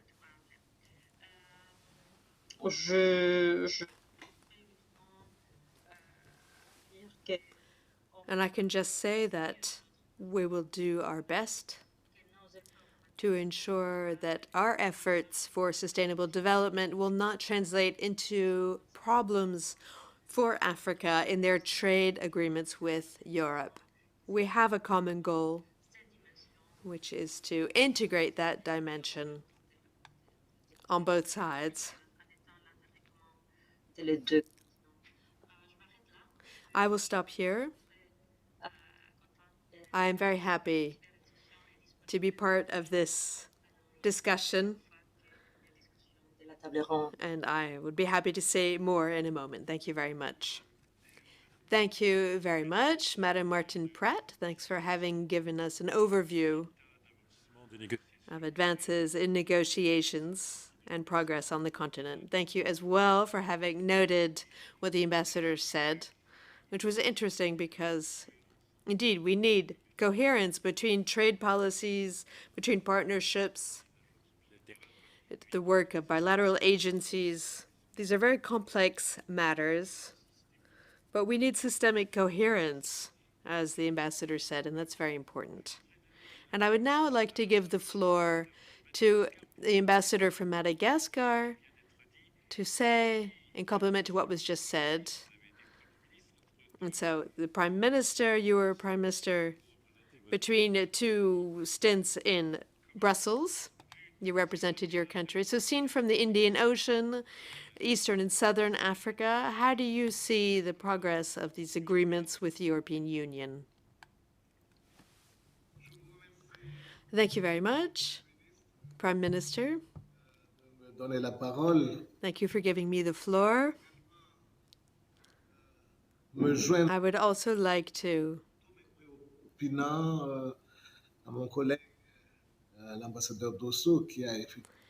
and I would like to join what the Ambassador Abou Dosso was saying, and he is the chair of our subcommittee on trade for basic products. And I would like to thank the French presidency for having organized this meeting. And I would also like to thank Madame Martin-Pratt, who is here with us and who often talks to us about this very important sector for the development of our countries. At the Eastern and Southern African region, Madagascar, Maurice, Seychelles, Zimbabwe, we signed on the 28th of August 2009 the first economic partnership agreement with the European Union, and implementation began in 2012. In 2019, the Comores joined the group, which has now become Afro A5. And this is to stimulate trade and investment between both parties, the European Union and Eastern and Southern Africa. So why should we deepen this agreement? First of all, the 2008-2009 agreement had a clause which stipulated that meetings would be held to deepen the agreement for fuller partnership. And There were only 3 chapters in the original agreement. So for the trade of goods, then for fishing, and then economic and development partnership. And then the themes for the deepening of the agreement, to make it more complete, began in October 2019. To broaden the agreement to further issues, sanitary measures, phytosanitary measures, public procurement, technical obstacles to trade, intellectual property rights, and economic and development cooperation. And as Madam Martin Pratt said earlier, in fact. So the goal of this economic partnership agreement is to do away with tariffs and quotas for all imports and exports between member countries. With a gradual liberalization timeline, with, however, some exceptions based on a list of exclusions which was established by each country. So, how far have the negotiations come?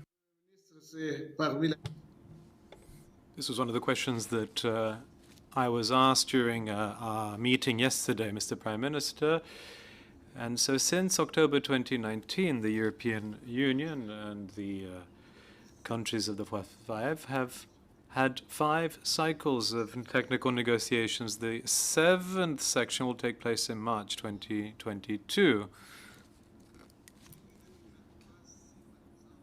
And should be able to see by early 2023 if this agreement can be signed.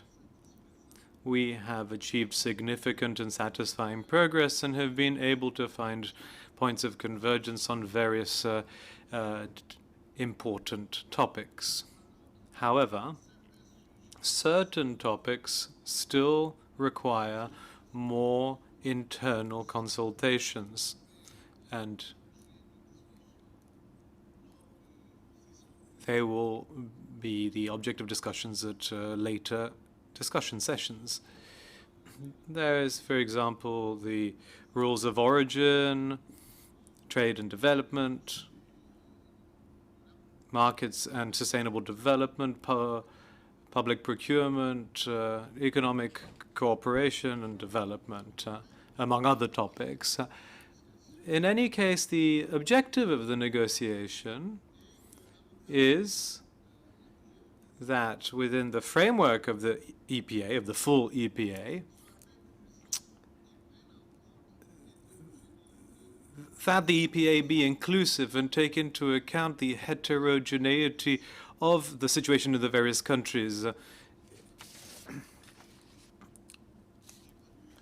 and will also take into account the various economic situations. It will also periodically assess the situation and stimulate economic growth and sustainable development of the member countries, whilst taking into account capacity building by carrying out training activities. As for the complementarity between the Continental Free Trade Area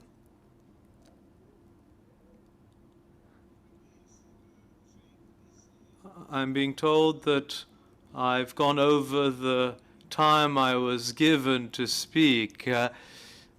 Okay, maybe take a minute to explain the complementarity with the free trade area, please, Mr. Minister. Thank you very much for your kindness. Yes, when it comes to the complementarity between the free trade area and the interim economic partnership agreement, the question deserves to be asked at the beginning of this year, since it is the first anniversary of the beginning of trade exchanges within the Continental Free Trade Area. The African Free Trade Area is a trade agreement that aims at creating a single market for exchange of goods and services, and that will help the flow of capital and people across borders. It should stimulate intra-African trade, which now only represents 18% for a population that's estimated to be at 1.3 billion people.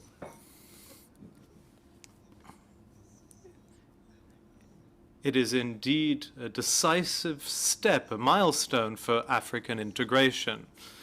At this day, 54 out of the 55 member states of the African Union have signed the agreement for the African Continental Free Trade Area. 42 members have ratified it, and 39 have submitted their ratification instrument. So we should move forward much faster, and we should maybe call on all the member countries of the African Union to sign and ratify this agreement, which is of paramount importance. Madagascar is signatory of the agreement and is now carrying out an impact study to analyze the opportunities for adhesion, since it has not yet ratified the agreement.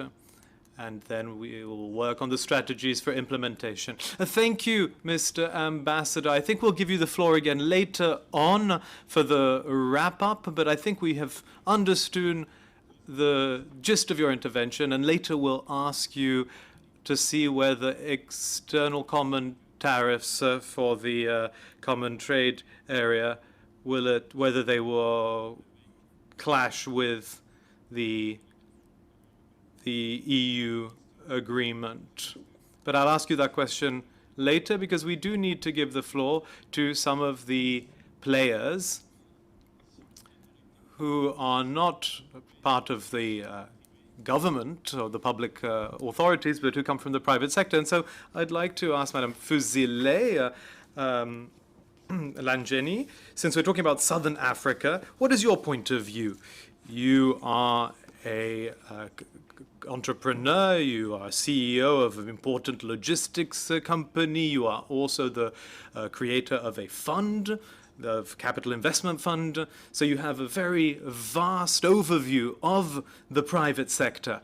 So what obstacles do you think limit the potential today, the potential for growth in trade with the EU?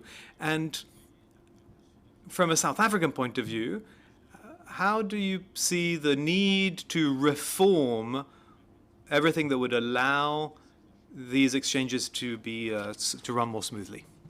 Thank you very much, Prime Minister. And just to echo my appreciation to the Minister for having organized once again a dialogue between the EU as well as Africa as a whole.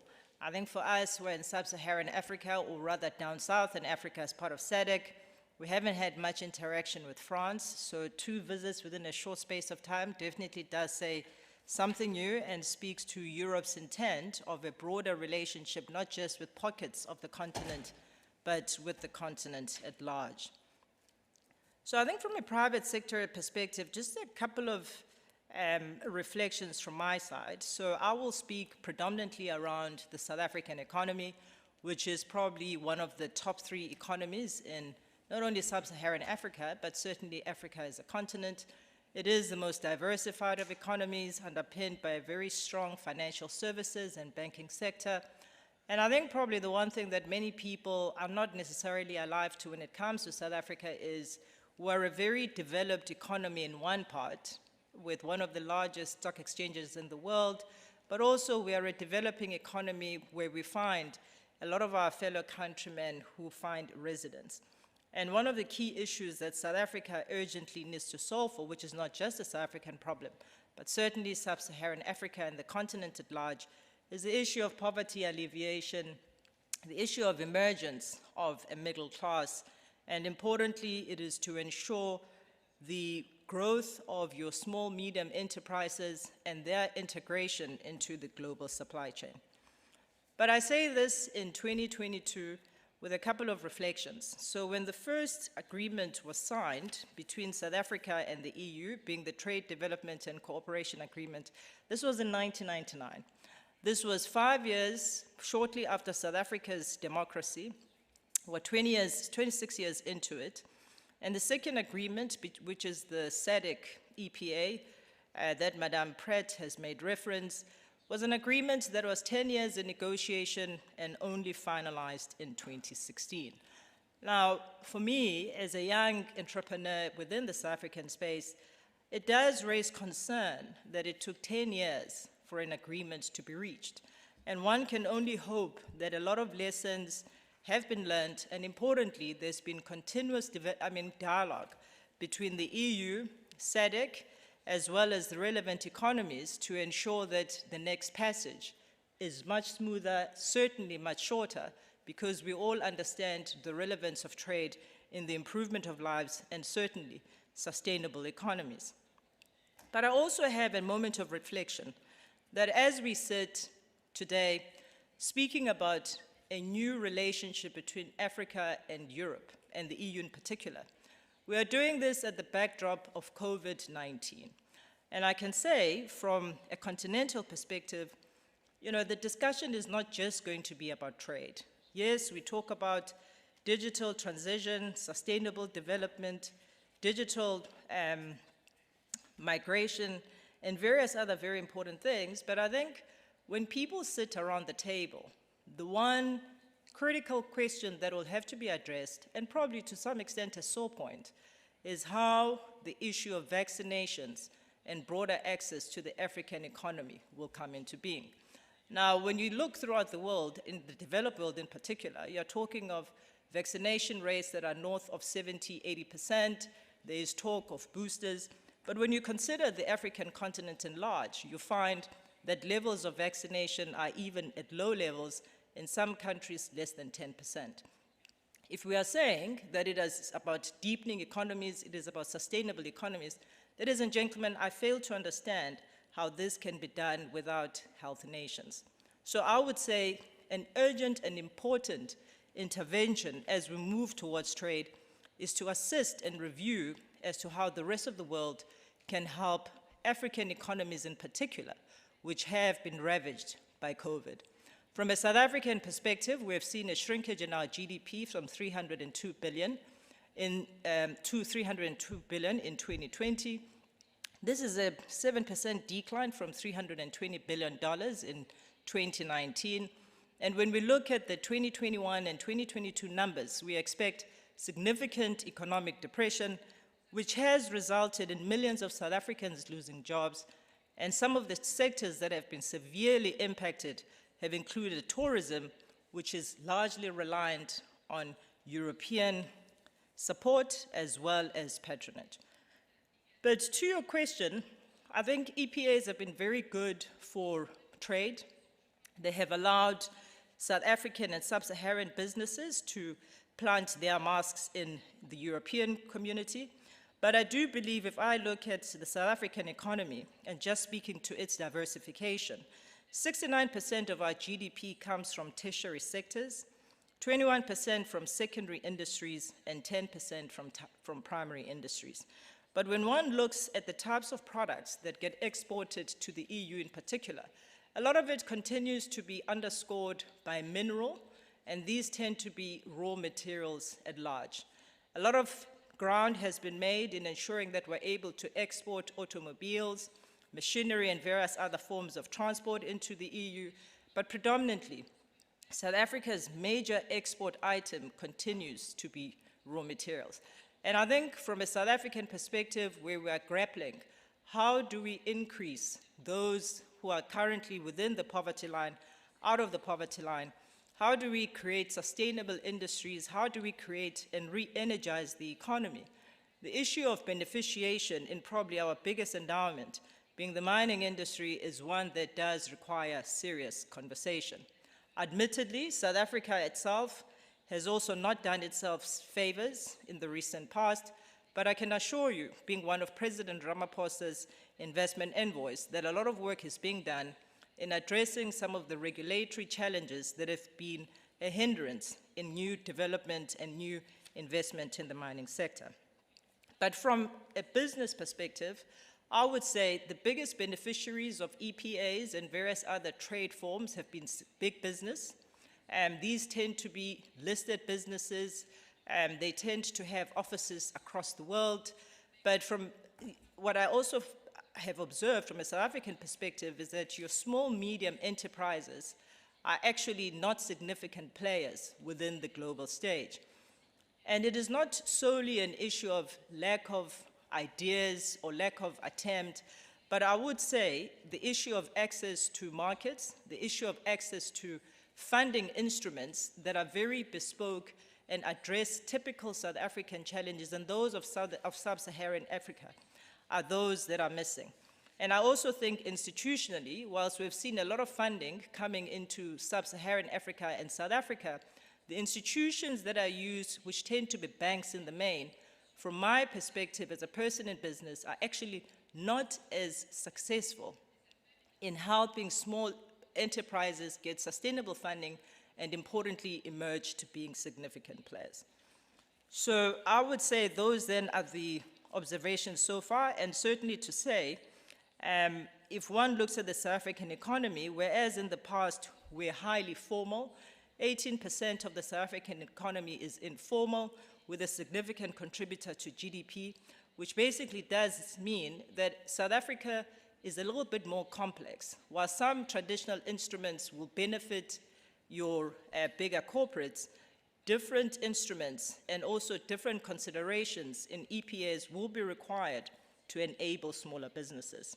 So I would certainly say the issue of standards, the issue of the type of compliance that is required is a significant hindrance to the smaller, more emerging and startup business sectors, because certainly from an institutional and a financial perspective, they do not have the capability nor the capacity to be able to comply, which will basically mean those that are big will get bigger, and those that are smaller, that are becoming more and more relevant and required in our economy to unleash employment, will continue to be small and not help South Africa and sub-Saharan Africa in the main to chart its own sustainable economic development path. Thank you very much, Madam Chair. Merci beaucoup. Merci aussi d'avoir rappelé que... Thank you very much, and thank you for reminding us that time is important, that the time factor is important, and that the length of time that negotiation takes, 10 years in order to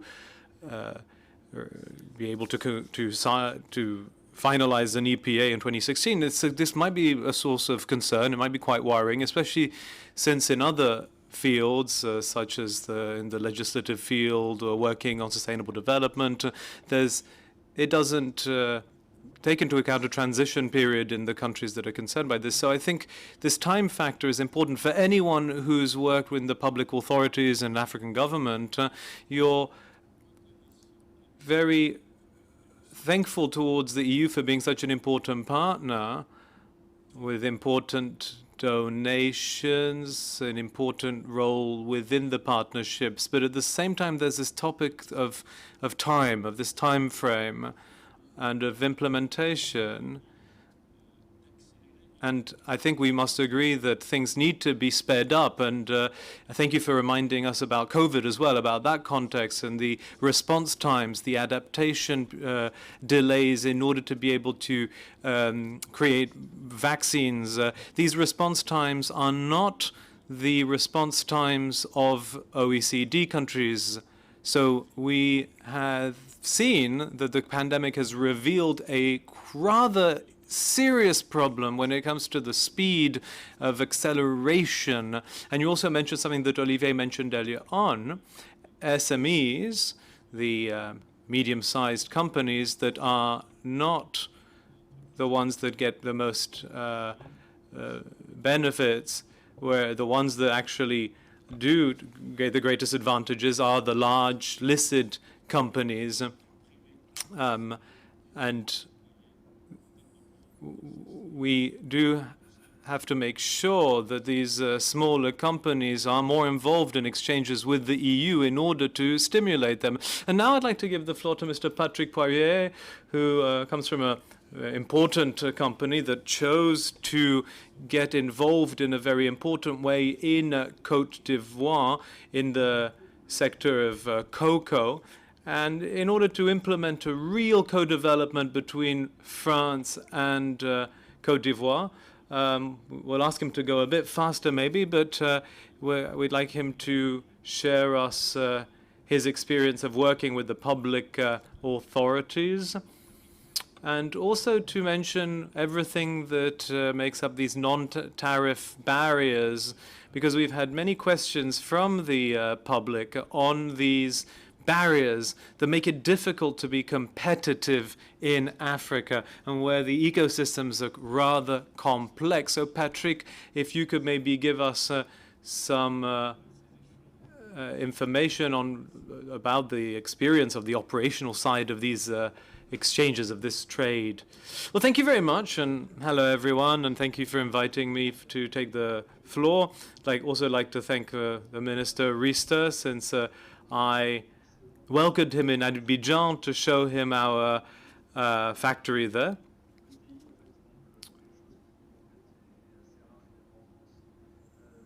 We work in the cocoa field, and we actually go all the way from bean to consumer, and I'm sure the ambassador can bear testimony to the fact that we're very much involved in Côte d'Ivoire. We have been working there for several decades already, and we always had a vision to be able to work with local cooperatives, to be able to work with local entrepreneurs. We, in the mid-2000s, chose something different compared to other large companies. We decided to invest locally. We noticed that the inter-African market is important, that is going to grow, and it is a young market, and so it also will need chocolate. Cocoa is not only something that has to be exported, but it can create local wealth, and it can also create access to cocoa butter for local consumers. So this is a story that is long, complex. We went through a first vision of stabilization in Côte d'Ivoire, which for us this was in the 90s, and there was a lot of stability then. But then later on, the situation became more complicated.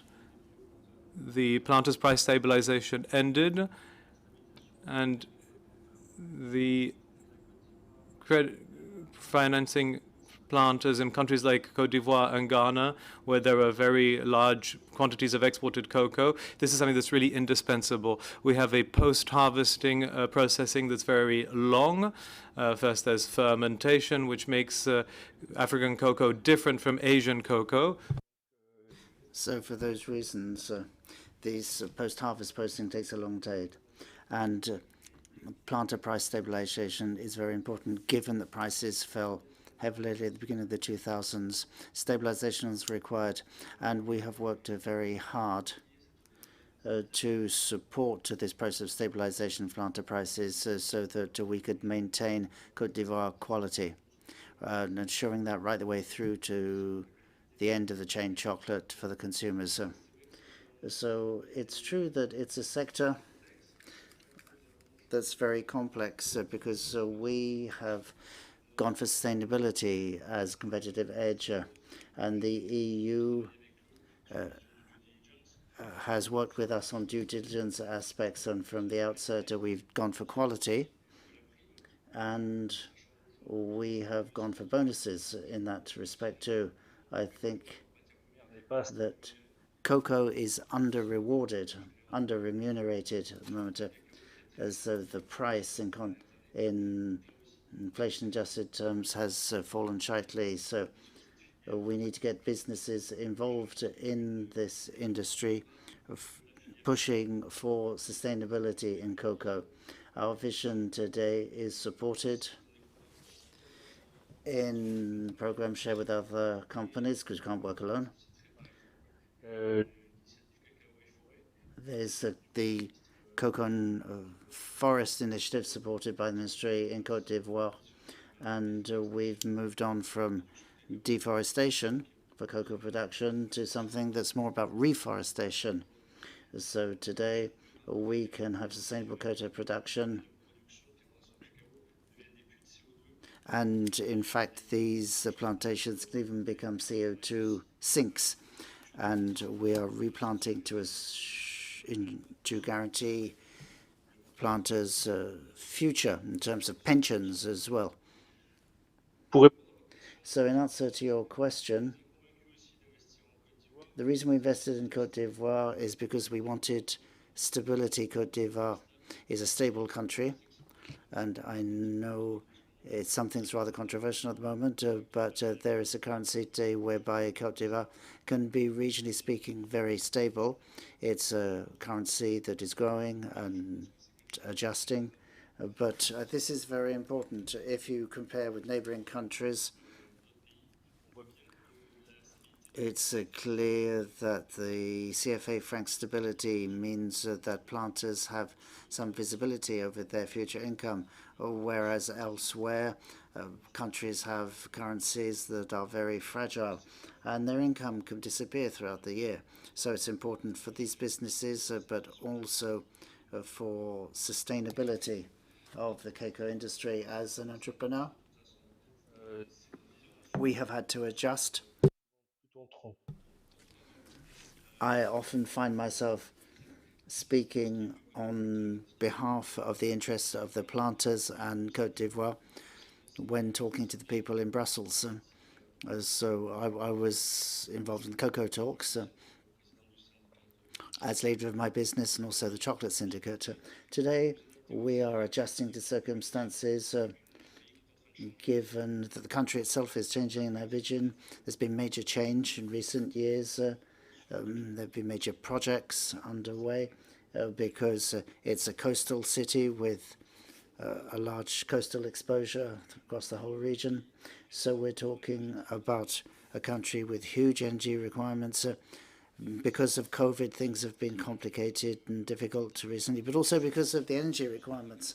And the cocoa industry has to be able to adjust to sustainable energy use because we also have products that can be used as biomass waste products, husks and pods.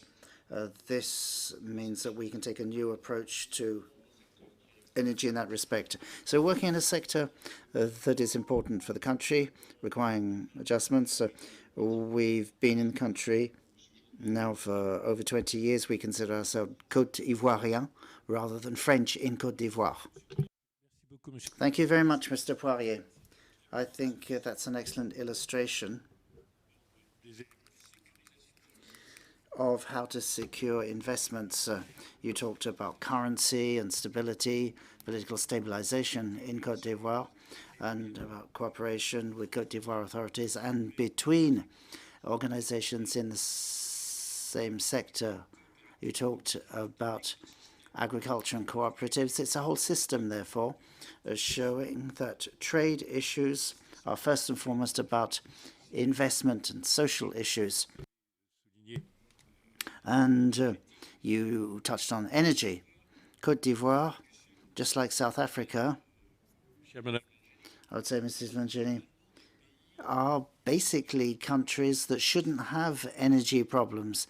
There have been, it's true, for cyclical reasons, whereas a lot of African countries have to do load shedding, and now countries even like South Africa have had problems. I know Côte d'Ivoire could be an energy exporter, and nonetheless they can still be vulnerable.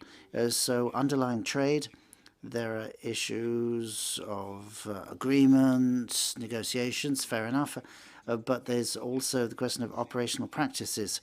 And this, I think, is where the involvement of the private sector in the negotiation environment, and I will come back to this with Martin Pratt. That's very important because we're getting all this feedback from the field, and it requires a lot of systemic collaboration.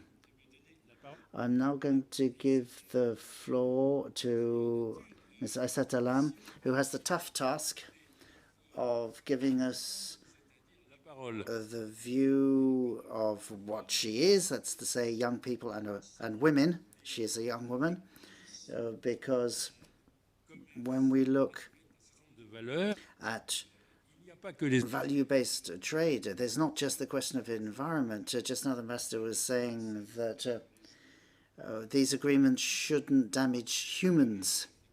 And when we talk about Africa, when we say humans, it means women entrepreneurs, perhaps more than anywhere else in the world, but with less support than anywhere in terms of access to capital and investments. And it's a young person's business. I think the median age in Mauritania is what, 18? 17 and a half, maybe, I think, in my country. So you are in charge of investment promotion, and I give you the floor. Merci beaucoup, Monsieur le Premier ministre. Thank you very much, Prime Minister. Delighted to be at this round table. As you were saying, Africa, in particular sub-Saharan Africa, like in my country, Mauritania, has a population of over 60% under 25 years old. And it's 27% in more developed countries, 44% in developed countries. So this means there's a lot needs to be done. We've heard a lot about SMUs and startups. I very much appreciated what was said by Olivier and Mr. Fumsili. I don't want to go over all that ground. I think they have very well explained the problems with SMUs and startups in terms of access to international trade. I think it's up to public authorities and private bodies like chambers of commerce to provide the support, and organizations like mine in Mauritania. I know that elsewhere there are structures that support export efforts, providing information to the businesses that want to export, but before they can look to international trade, it's very important to feel comfortable in your domestic environment. It's very important for young entrepreneurs, in particular women entrepreneurs, as you said. And that's half of our population in Mauritania. We tend to say that there's this stereotype because it's Islamic Republic, so people think that women are second-rate citizens. Not true at all. We have a large population of women running businesses. There's an organization of women business leaders which has collected considerable funds and does excellent work.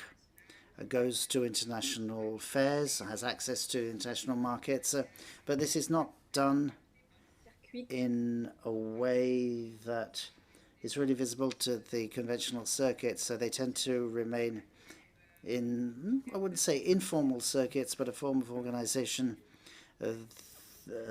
that cannot be supported by organizations such as our own, so they can have access to the available flows. These women are very familiar with foreign markets, for example, precious metals, fabrics. There are a lot of women that own their own businesses. And if they can get involved in international trade, this will just strengthen their independence and autonomy. I was in the consultative body for gender equality under the French presidency of the G7 in Biarritz, and there we focused more on the legal side of things. So there were recommendations about most advanced legislation so that we could make women more economically independent. And if we're talking about international trade, as was recalled throughout today's discussions. Through positive discrimination embedded in the law and with co-quota systems, it's possible to achieve better integration. Madame Blanca. I met Ms. Blanca a few months ago. She's in charge of Syria in Madrid, and she explained that in the context of the G20 set a platform to encourage trade between businesses run by women. I think this sort of platform can be used to improve access to information and mentoring, using more experienced business women, feeding the information into bodies like mine or public bodies or chambers of commerce, so as to provide more support and enhance their integration into these agreements. So that's what I feel about this at the moment. Thank you. I have a question here because this is coming from one of our viewers. To make women independent,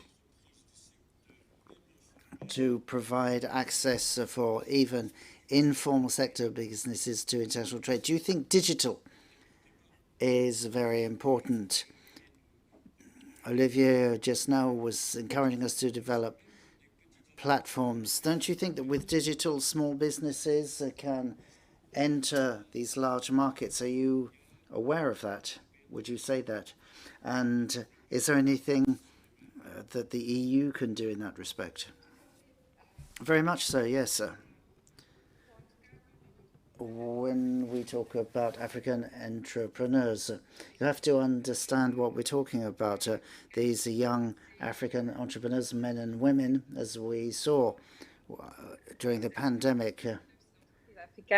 There are African startups that come out with solutions, services, products, responding to needs and issues at local and national level, and that could export potentially, but they didn't have necessary access to the markets, didn't have the platforms. So I can take an example from my country. Under the President's priority programs, we've focused on the productive sectors, and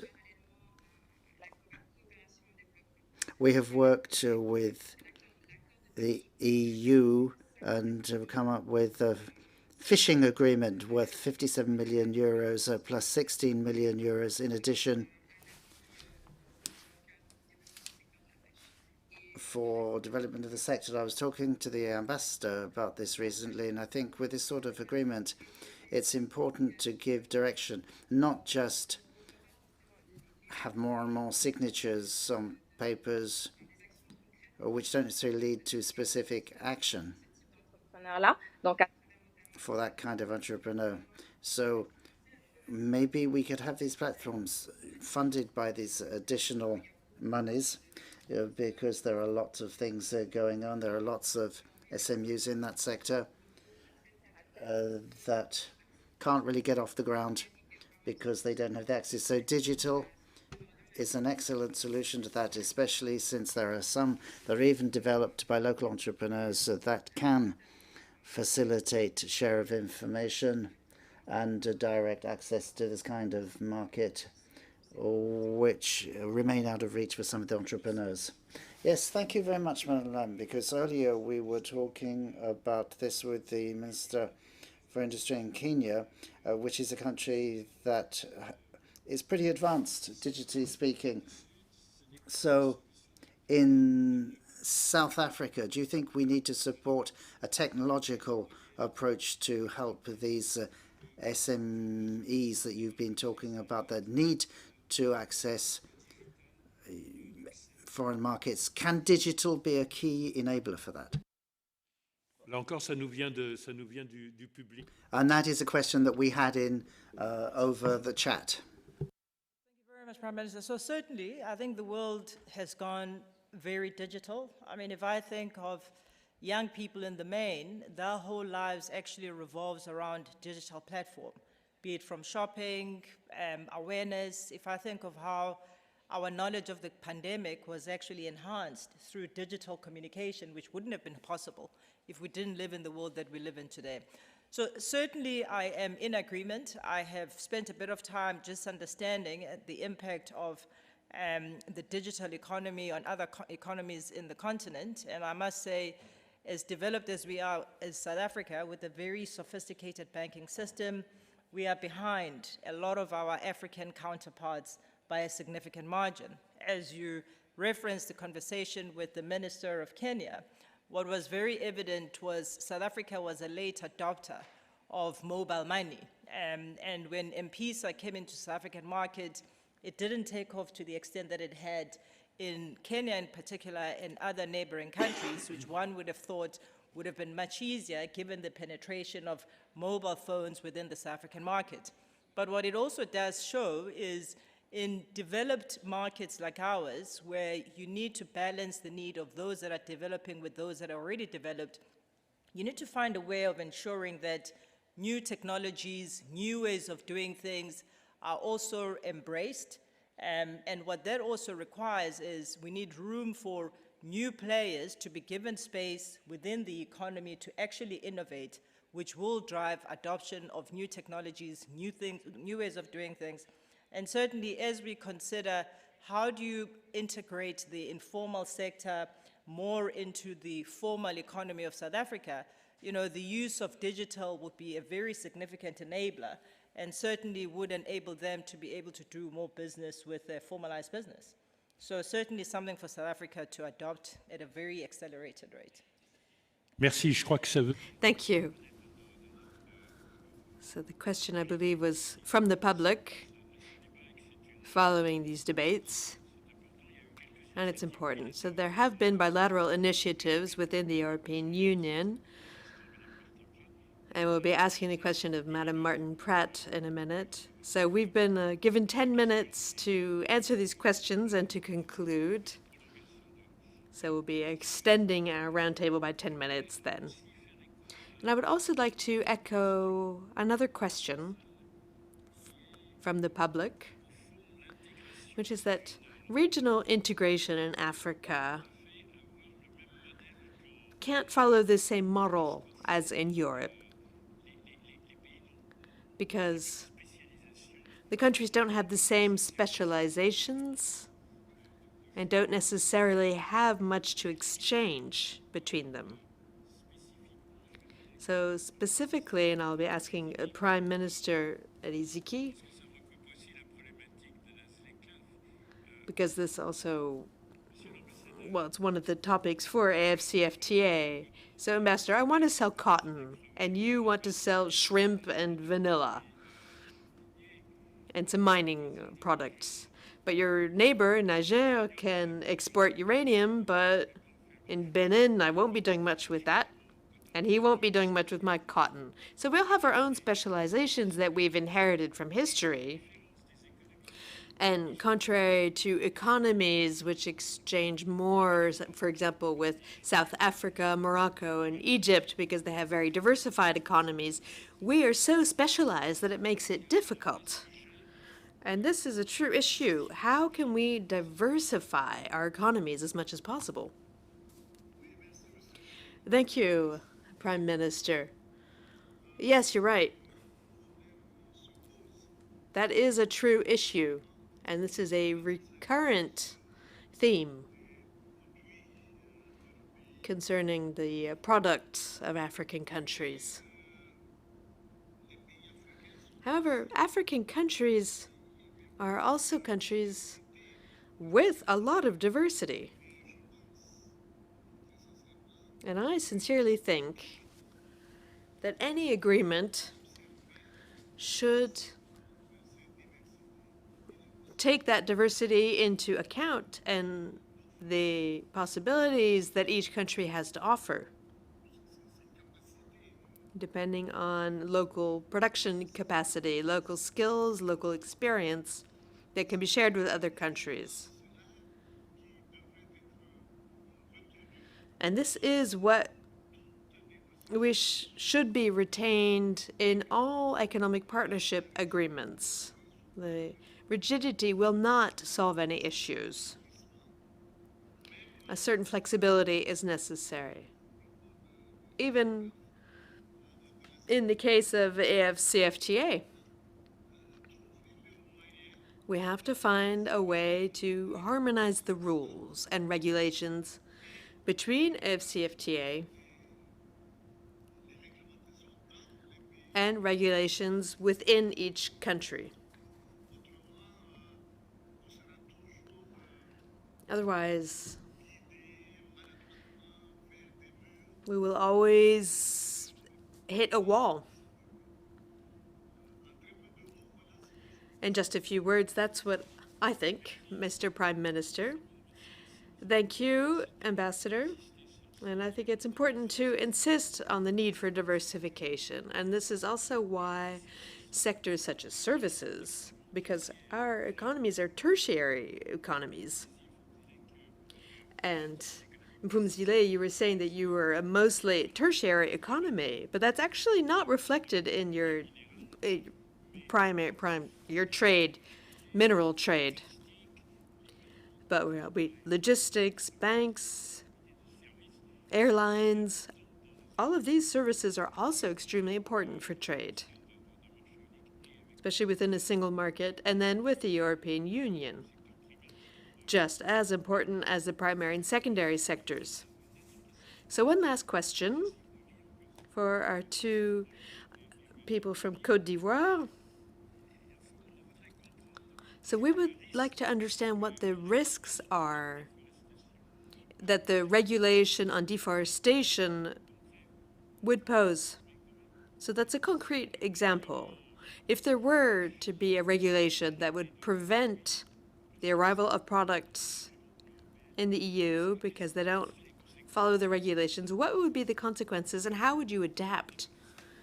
I don't know if everybody's aware of the fact that in our region, in UEMOA, we've destroyed 90% of all primary forests,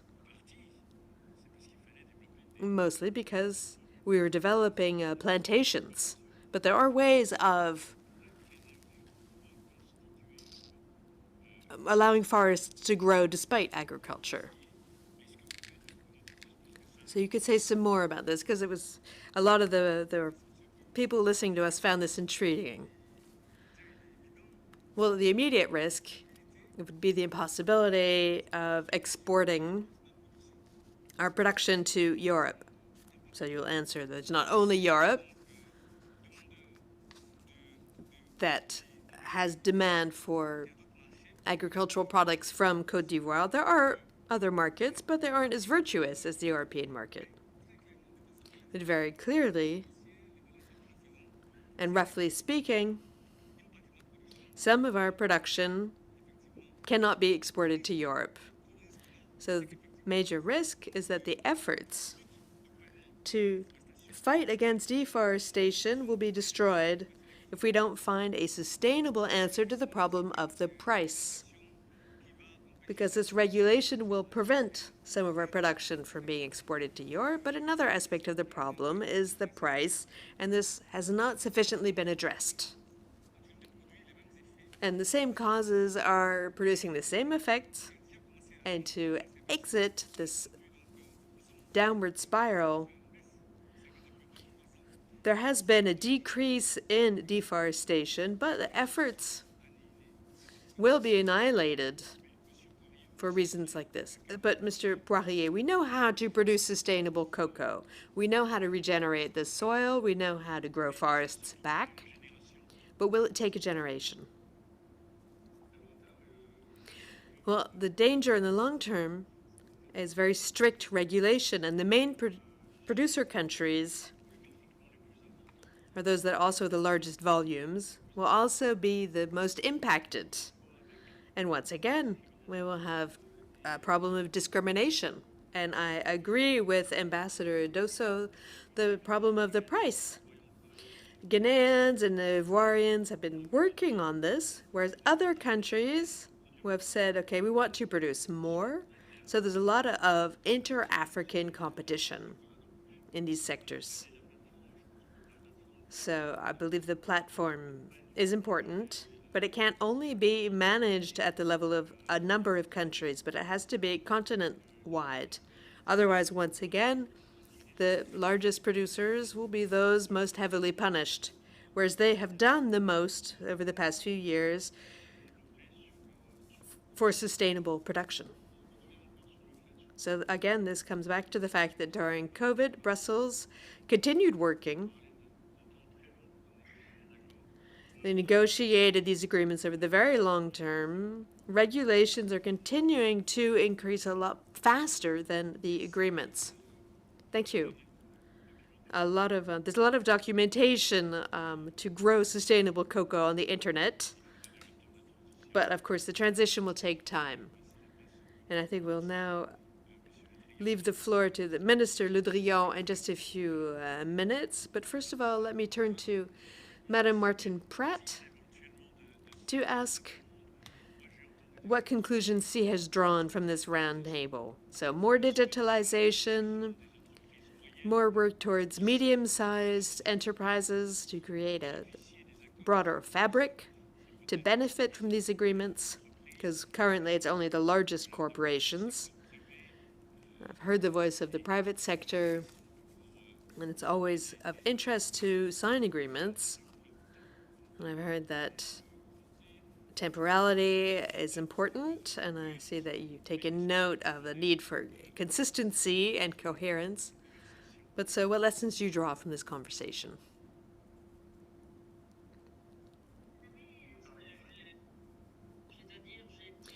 I would like to say that I've drawn several elements from this debate, which has been extremely interesting.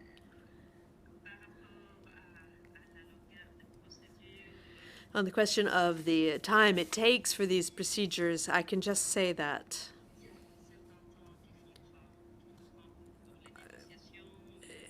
negotiations do take time, and it's absolutely true that efforts must also be made to establish the proper framework for these trade agreements. And what I've taken from this discussion is that some of the things that keep coming back are not specific to Africa. These are issues that are also raised in Europe. How to ensure that small and medium-sized companies can benefit from free trade agreements. How can we ensure that we're not just opening up the markets based on decreasing tariffs, but also by facilitating red tape, administrative procedures, and just removing obstacles, which are obviously harder for small businesses. And we don't want to only remove obstacles to entry into markets, but also for activities once you're part of a market. And how can countries benefit? And how can the workers benefit? How can they generate wealth? And how can this drive innovation? These are all questions that we have to face today, and not just with Africa. Obviously, we have to come up with solutions, and we have to do so together with Africa. And I was interested by the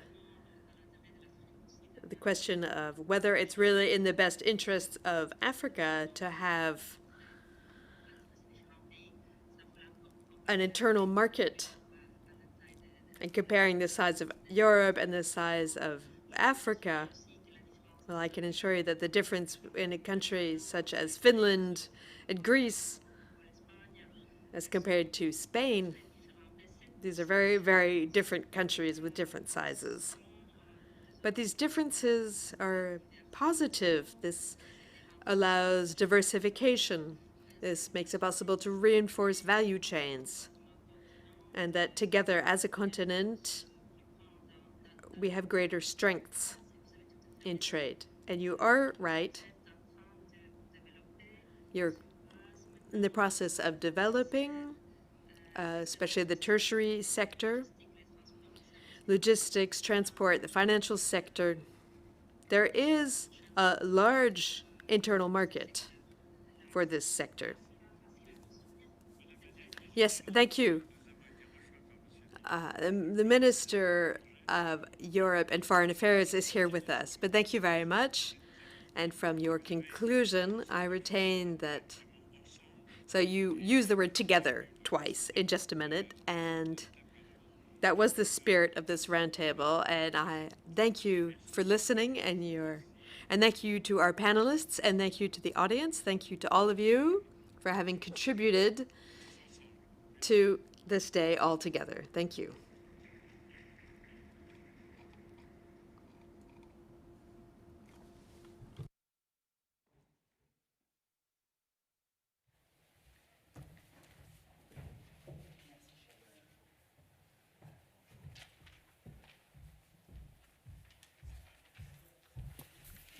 Bien, bah écoutez, cher.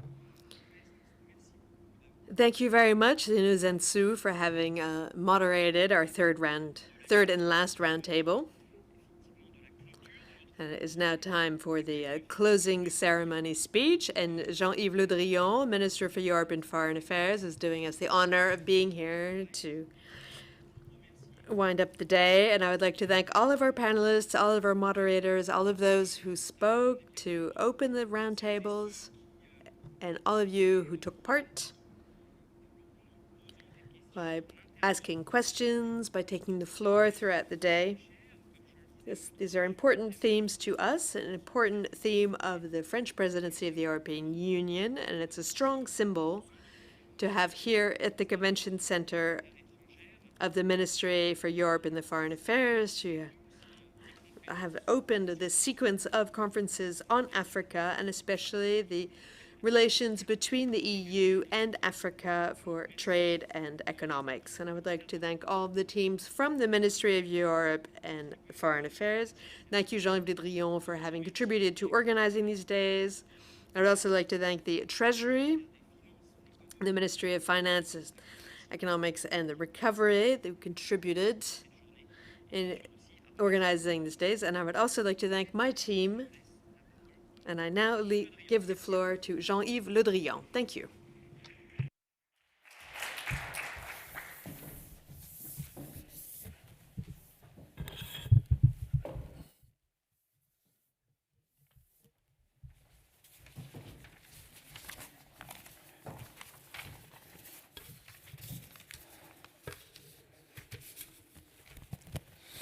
Mesdames et messieurs, Ladies and gentlemen, dear Frank Riester, Lionel Zinsou, panelists, I'm very happy to have been able to join you at the end of this day, which marks, as Frank Riester just said, the first encounter of a series, and a series of encounters around the European and African partnership. As you know, this is a priority for France and for all Europeans, because we have very tight ties between our two continents. We also face shared challenges: the climate emergency, mobilities, the terrorist threats, and also because we are confronted with the same power plays. For all of these reasons, our common interest is to continue transforming our interdependencies, which, given our history and our geographies, exist between our societies and our economies, to transform them into concrete solidarity, to build the future together, to meet the aspirations of our young people, and to be masters of our destiny by supporting each other to affirm our respective sovereignties. We've already begun doing so at the initiative of the President of the Republic during the summit on financing African economies last May in Paris. And this is what we hope to continue during the EU-AU summit on the 17th and 18th of February, And we'll be preparing this summit at what's called the Gymnich, the informal meeting of ministers of foreign affairs in Brest at the end of the week. There will be the 27 of us, as well as Moussa Faki, and my Senegalese partner, because Senegal will become the next president of the African Union next month. Our work altogether will be organized around the triptych prosperity, security, and mobilities. For a European and African sustainable recovery in all areas important for our shared prosperity. First of all, by supporting African economies with special drawing rights for the continent with an objective to reach $100 billion, supporting African economy by assisting their entrepreneurship and innovation, supporting the reinforcement of commercial partnerships between Europe and Africa to bolster economic resilience of Africa, and also by developing quality infrastructure. This is essential to give perspectives for jobs and for the future to African youth, who will be at the heart of our preoccupations. By continuing recovery between Europe and Africa, we will be bolstering the energy and digital transition at the heart. That's the heart of European recovery. And also because prosperity means mastering the pandemic, we'll also be supporting the local production of vaccines with opening several production hubs, namely in South Africa as well as in Senegal, but not only, and also by helping to bolster national healthcare systems and regulation, pharmaceutical regulation agencies based on the experience of the European Drug Agency, which has played a very important role within the European Union, as we've observed since we've developed vaccines against COVID. We will also have to help Africans increase their capacity to ensure the continent's security. I mentioned the triptych: prosperity, security, mobility. The security of the continent has to be defended through initiatives that address our common priorities, containing the terrorist threat from the Sahel to the Gulf of Guinea, combating maritime piracy in the Gulf of Guinea. And the goal is thus, concretely, as an example, to support what we call the Accra Initiative or the Yaoundé process. Finally, prosperity, security, mobility. Finally, it will be necessary to rethink the issue of mobility in order to promote exchanges between our two continents, particularly by an improvement of the Erasmus Plus program for Africa, and by strengthening the cross-mobility of our students and researchers. Our economic and trade relations are already very considerable, provide us with essential levers in order to build this new Euro-African deal, this new deal between Europe and Africa. With the EU and the African Union, our states, our companies, our financial institutions, and our civil societies have to mobilize together in order to strengthen these relations and even develop them in priority sectors such as investment or the digital economy. And as I said, our shared prosperity is at stake, but so is our ability to work together to develop a model of sustainable development and social and human progress that is equal to the challenges of the century ahead.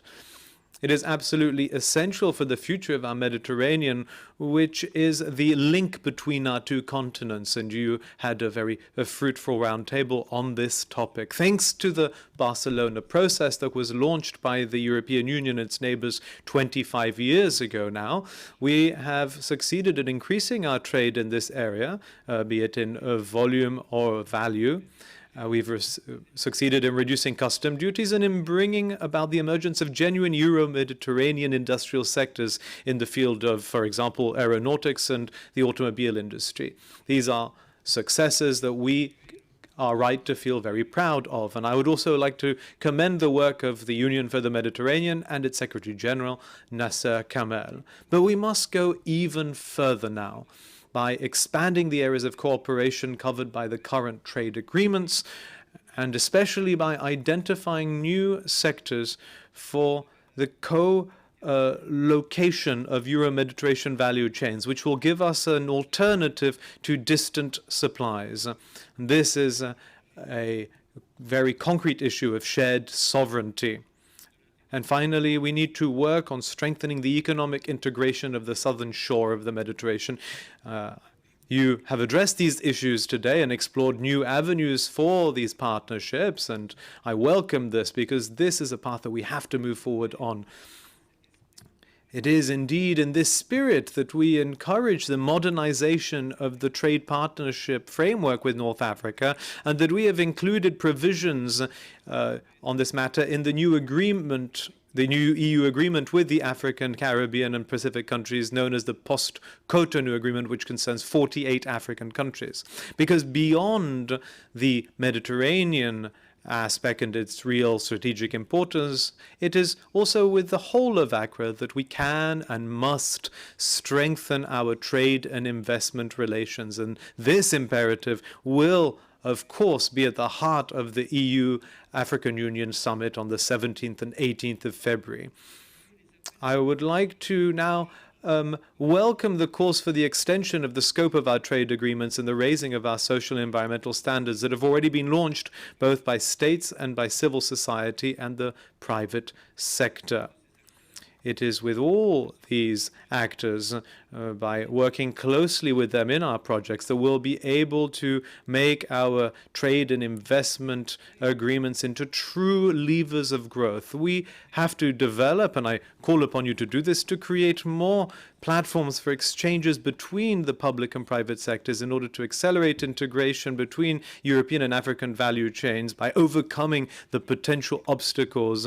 And I think you have managed to bring to light some of these stumbling blocks today.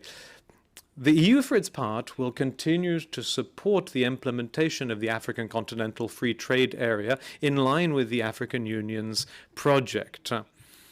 I would like to call on all our European partners to commit themselves to this goal, in particular by joining the Team Europe project currently being implemented to provide concrete support for the integration of the African economic process based on the needs identified by our African partners and by promoting European experience in this area. Ladies and gentlemen, on the horizon of all these discussions and all these projects, there is one conviction. The conviction that trade openness is an opportunity for our societies as long as we build together real frameworks of reciprocity in the service of the interests of our fellow citizens on both continents and in the service of our sovereignties. The answer to the economic, social, environmental, and climatic challenges that affect us today, the answer to trade tensions, the answer to the strategies of domination and hegemony, and sometimes even predation implemented by certain powers, is not to withdraw and close our markets.